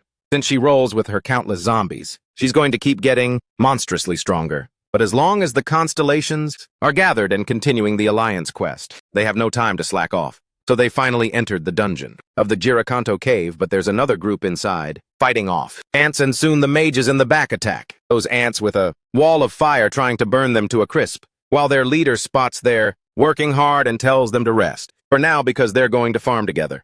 They need to get back before the ants respawn. And these guys are part of a mid-sized alliance, the Aerial Alliance. And this blondie is Marka. After a while of slaying ants, he's really happy because a red stone finally dropped. That's when he starts remembering that after working as a department head at Nova, if you didn't quit, you'd be able to keep up with the internal politics. Honestly, back then, he thought his life was over, but luckily he managed to make it this far, thanks to his 2 subordinates who left with him. Even though half of his profit is taken by the Nova Alliance monthly as a hunting ground fee, just being able to live like this is a huge blessing. But to the leader's surprise, his subordinates call him over because a high-tier, chaotic player appeared, really shocking him. It's Glenote, a pet that's a colossal eagle, a companion who looks like a necromancer and also Rufidel. The other top-tier chaotic known as the Seba of everything, and obviously the main one. Absolute Evil himself, the Alliance leader, is in shock wondering what they're doing there, but even he doesn't know what they should do. He doesn't think they can handle him right now. But then Jinwoo steps forward and says that if he doesn't strike, first he won't do anything, which totally shocks the Alliance leader and the others. Our boy asks them to please let them pass, since he had no intention of attacking them. And Uncle Hulk says yes, they can go on with what they were doing. But the leader is a bit surprised by this and says that, come to think of it, he thinks it's almost time for the ants to respawn. If they don't have anyone who can use fire magic, then they can help out. But what he didn't know was that these ants would be the perfect snack for our hero's bird. He starts calling them little snacks. And as he catches the scent of bugs, he starts charging toward the ants, like a total maniac, to devour them. Watching all that from afar, the 3 of them are completely stunned, saying they think that thing really is going to hunt the ants with ease. While the leader says the ant respawn rate is going to be totally screwed up and they won't respawn in a way that's manageable anymore. Heartbroken, he tells them to pack their things because today's hunt is ruined. After that, the scene cuts back to Korea in reality, at the office of an alliance, with the girl telling the other guy that from the video she saw, he got destroyed this time. She asks what they're going to do and the guy says he'll crush them one day. And she asks if he's for real. He hopes that day comes soon because it's so cringy. And he was supposed to be the star in Nova's session, but he was totally pathetic this time. And this girl is a beastmaster named Yojin, and she keeps saying that even so, he still got lucky enough to take the place of the first constellation. And the guy says it's true. While she asks him, with your skill, would you still be recognized by your guild as the son of the heavens? That's why he must give it his best shot, to defeat everyone and trample over them all. He's super nervous, telling her out loud he'll do it, while thinking this girl is a total bitch and an idiot who wouldn't even graduate from the academy if it weren't for the influence of her guild, and he's definitely gonna make her pay one day. But at that moment, the girl notices something, and she remembers something she wanted to talk to him about because she heard some waste of space with no history or unknown identity was chosen as a constellation. And he asks if she's talking about the 7th constellation. The girl, totally pissed off, says that annoying brat dared to become a constellation when she hasn't even become one yet. How did an insect like that become a constellation? And how can she let this slide? But the kid tells her that he's thinking of leaving her alone, while the scenario progresses, and to uncover her identity once they find more clues. Since both are constellations, they can't clash with each other until they target an absolute evil. The woman says she'll wait and see because she won't tolerate some nobody trash daring to stand above her. Stand above her. And no one will even know if garbage, like her from an unknown origin, suddenly dies in an accident. After all, she dared to touch something that wasn't even hers. And soon the scene cuts directly back to the dungeon with that giant bird, taking down tons of ants, crushing them and then devouring them. He gets more and more hyped up for the meal. More and more ants, while our boy, Rumpel and Marianne, just keep staring at the bird, and the guys in the back are in shock seeing that scene. The leader says they're in big trouble, and no matter how well a pet performs, if it hunts recklessly like that, it won't be able to handle the crazy respawn rate. Before it's too late, they should head back, but then, to his surprise, he wonders what's happening now. But soon he is startled by the deafening scream of Jimmy's pet, which is called the Emperor's Cry. And watching a little bird, Seshon asks what the heck is going on, after stopping, so suddenly it started screaming. But this time everyone is running away because of what just happened. The blonde guy says this is fascinating and they ask if this is a spatial ability. But why does it sound like they're complaining? Meanwhile, our boy Session starts yelling at the bird, asking why it got so pissed off out of nowhere. They're all like golden egg-laying chickens. Session says that was a chance to create some undead insects. It's all its fault, while the bird just cries in sorrow. But right then, the bird starts pointing in a certain direction while our boy asks if it's saying there's something in there, and the bird basically says yes. To the surprise of the three of them, that leader approaches and asks for permission to say something. Our boy tells him to speak up, and the guy begins explaining that based on his observations, he believes the place the pet is pointing to is the dead-end terrain, located on the east side over there. Our boy asks, "What do you mean a dead end?"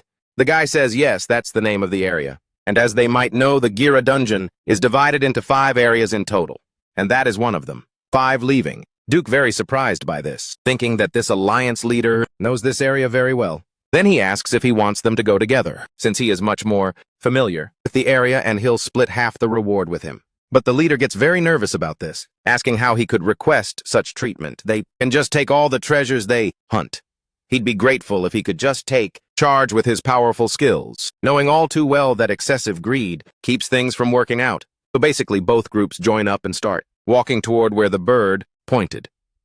And from the back that alliance leader says the place is just right ahead. And if he enters now, he'll have to stop the monster respawns for a week, so it would be better to prepare before the monsters respawn. But before he could even ask them to get ready, our boy and the others just stepped forward, without thinking twice, while a voice starts talking to them, stating that the sin of invading the holy land of Hirakunda will be paid with their deaths. And just like that, the system says he entered the dead end at the west portal. Then that voice returns again, saying he could only escape this place after his death. The alliance leader and the others get worried, realizing that it wasn't that they fled before, but rather they gathered there, and he can't even count how many are in that place. But excited by the sight of that crowd of food, the bird starts charging at them, wanting to eat all those ants. As it speaks in its own tongue, they're all just prey. Talking about recognizing the Emperor while Junior says there he goes again. Everyone is left stunned watching that scene, while the bird activates its skill, a skill it created itself, the domain of the sting. Soon the system signals that it has hunted the ant centipede while it goes on eating and killing many other ants without a second thought. And as it manifests the poo glutton skill, eating even more ants, it's quite surprised by the appearance of several red stones, and its eyes start to sparkle at the sight, as it says that this is truly worthy of an emperor. But before it could eat those stones, Rumfellow rushes in, quickly to snatch them up. He then returns to our boy. When the bird looks again, stones are gone, it looks back and sees Rumfellow offering the red stones to him, which makes it super pissed. Meanwhile, our leader says he did a good job, and Rumfellow excitedly says he's going to grab every single red stone that appears right in front of him. Seeing that scene, the bird gets really mad, staring at Rumfellow with devilish fury, basically, asking in its language what the hell he just did. And Rumfellow, with that smug face of his, asks if it's mad because he took the red stones that came from the monsters it hunted. The bird says yes in its own tongue, but Rumfellow is so shameless, asking what they can do about it now, since in his eyes, as his Hyung's pet, it's only right that it gives them to him. But the bird, totally furious, says it's a much cooler pet, and it's basically number 1. While Rumfellow tells it to speak up, but he can't understand a word it says. But to everyone's surprise at that moment, they start hearing a very strange sound coming from inside the cave. The blonde guy says that they've been hunting all day in the hopes of finding at least one red stone, which might appear only once a month, but they quickly manage to get 4 of them. However, his friend right behind him says the monsters are gathering again. This could be dangerous. Soon the system says that a certain condition has been met and the hidden piece has been revealed, congratulating everyone, because they discovered a new passage where the cave sinks even deeper, and the system asks if he would like to move to the new passage, and he will be moved out of the dungeon the moment he refuses, and the reward will not be given. And the assistant asks his master, as he thinks an exit has actually been formed, while Lulu thinks it's better for him to leave quickly than to face this, because the monsters are coming in full force this time, surprising even that little bird. He himself doesn't know whether to be happy or sad about those ants gathering around him. But the alliance leader goes to our boy and says he thinks leaving now would be best for everyone. Besides, they don't know the way either, and John says he can do whatever he wants. He thanks him for his work, and the excited blonde guy says, "See you next time," and shortly after they are transported out of the dungeon. The leader tells them they worked very hard and they're free to head out for today. And regarding what happened today, they must keep quiet. However, to his surprise, someone appears behind his back, asking if he still hasn't accepted it. He was quite satisfied, and it seems like he even had fun, while he wonders what he's doing there. And why is this guy standing right in front of him now? But soon the scene shifts back to our boy with Session, grabbing his arm, and he asks a bit dejectedly, "What's going on? And why is Coco acting like this?" But our boy says his duck is fine. He's just playing with the ants. But Juke says they are coming toward them too, as if they were running away from something. And he tells Session, who apparently is scared of bugs despite being very strong, that since they are coming to attack them, he thinks she should be a bit careful, grabbing her and pulling her into his arms. This surprises Rumfellow and also Coco, and he asks Rumfellow if there's anything wrong with the defense magic. Rumfellow says yes, he has a buff he gave him, so there is nothing to worry about, and these ants are insignificant. But then he asks Marianne what's going on, and if she can't pull herself together a bit too. Nervously, she says yes, she'll pull herself together. Meanwhile, he tells her to get ready to use soul slavery. She's still blushing hard. And when our guy, our boy, was actually on the offensive this time, and to everyone's surprise, he activates his new skill. The skill that he received as a reward, and he's going to test it now. The skill called Evil Space. And right after he says that, Anderson says this energy is incredible. But then he asks, what is this, and where did this outfit come from?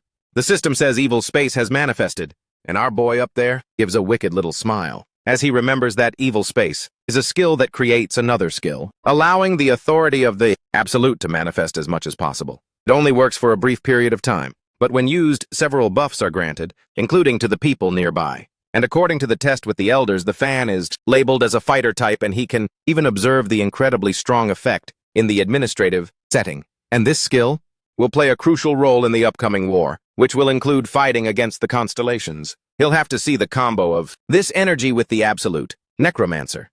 Then the system says that Marianne's attributes belong to the evil attribute space, and the power granted by the evil space has been shared, making her much more powerful. And it turned out totally badass.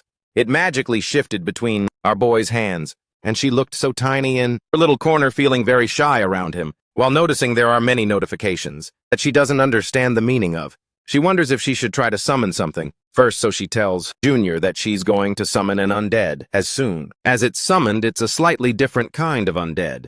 And our boy asks Marianne if this thing is usually a bit different like this. She says yes, and she even managed to adjust the size after turning it into an undead, but she thinks its appearance also changed after its rank went up. And this is an undead Chimera rank 3, and this undead starts saying that it will eliminate them under its master's orders. It asks for permission to use its skills, which surprises both of them. And Marianne, all hyped up, says its skill would be really good. She clicks on the skill and says it's going to use volcanic acid.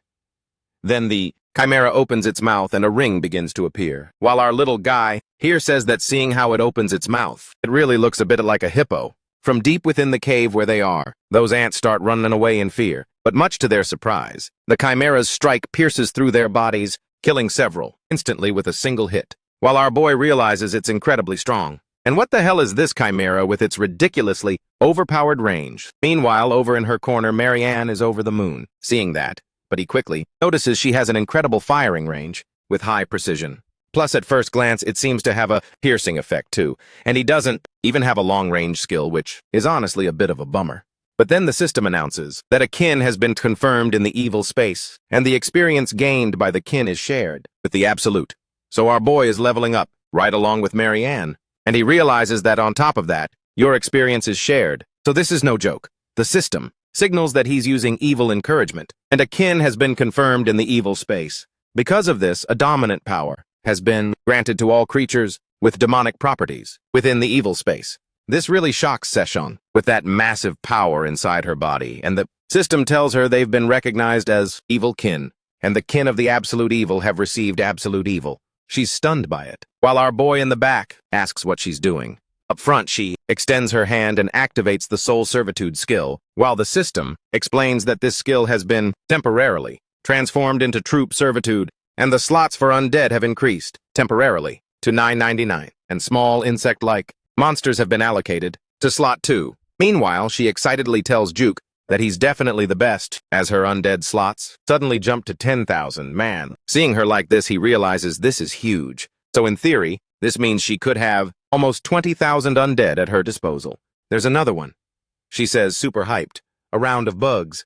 They should go in there and start the fight. Her death soldiers. But then she realizes, no, she can't do that. She's a necromancer, so finally she calls forth her death soldiers and orders them to go wipe everyone out, thinking she needs to create an atmosphere that's heavy and imposing. But while she's trying to pull that off, she's still a total goofball on the inside. And Randolph, our boy back there, watches this scene, realizing that she definitely doesn't look like an evil necromancer. Upfront Session is really happy with the system saying the evil space is dissipating and the evil encouragement effect will also wear off. He gets really sad because it's over and he goes over to our boy, asking if he can do it one more time, but he says it was just a test for the skill he just acquired. Meanwhile, back there he has basically a hippo that was supposed to be his chimera. And watching those two monsters, Randolph wonders, what the hell is going on there? And what's this feeling of being cast aside, like you're nothing? He barely snagged the title of pet, number 2, but now he feels like he also has to be responsible for the cuteness to secure his spot on the team. So trying to be cute, he tells him that the secret tunnel is hidden behind that corner and they can leave. Now, meanwhile, he thinks to himself that he can't just leave things as they are. He needs to firmly keep his place on the team as a cool guy. And after a while, they enter that secret passage. While the system states that he is entering a new hidden part of the tunnel, but as he walks, he remembers that the new tunnel opened up thanks to another scream of the Coconut Emperor. The frightened insects were fleeing through this new path, but then the insects crawled back toward that place shortly after, as if to say there was something even stronger in that corner. And Session, looking a bit worried, asks Diogo if she can hold his hand, but he says no, he can't. She starts making this about-to-cry face, asking if he really won't let her. The wind is very damp, as if something is staring her down, so he quickly calls Rufus. Rufus says yes, and Diogo tells him to hold her hand for a bit. Rufus is like, excuse me, while the girl just glares at him totally pissed. He's too scared to do anything, and Session says, whatever, just forget it. She tells him to just walk with her, but Junior tells Session that even so, it's way too dark, and he gathers water in his hand. Meanwhile, Rufus asks what the hell that is and if he can use light magic. Our boy says yes, and it's just basic magic, but Hufflepuff asks if he's for real. Because if someone with stats that high uses it there, it could blind everyone. And once he did it, almost everyone was blinded. Hufflepuff says it's as expected, even if it's basic magic, it's an unimaginable amount of light. But to his surprise, our boy pushes the sun away. He asks what's going on, but Juke tells him to stay, but while he pulls Session close, completely surprising the girl. And the sun asks what's happening to them, but soon he's stunned by the system saying he was caught in Lunder's purification. The one who was staring is the altar ego of Giracanto, petrifying Rufendell. And the system says he discovered the alter ego of Giracanto, a hidden monster. But while the monster, surprisingly, our boy didn't get petrified, as he thinks that from what he knows, ever since the dungeon was discovered 80 years ago, the boss appeared there, but it seems they found one today. And anyway, it's an alter ego, and this monster is very interesting, which means its real body is somewhere else, and Coconut's magic isn't having any effect. But he realizes that from the start, this monster wasn't interested in Coconut at all. And Coconut totally pissed off rants in his own language about why the thing is ignoring him and who it thinks it is to do that. He flies straight for its eyes, wanting to pierce them, but the monster, pissed, opens its mouth, showing its teeth, while Coconut gets absolutely terrified. But to the serpent's surprise, our boy appears right on its back, asking how it dares to mess with his pet. As soon as the monster notices him, it turns its head and swallows our boy, while Rufo is there in the corner, still alive but unable to speak. He saw that happen, horrified. Now able to move, he starts screaming for his friend as that serpent lunges toward him, ready to swallow him up. But suddenly our boy appears, inside its mouth, raising his hand and forcing its jaws open. While he activates the Mortal Strike skill, Rufo wonders what the hell is going on there.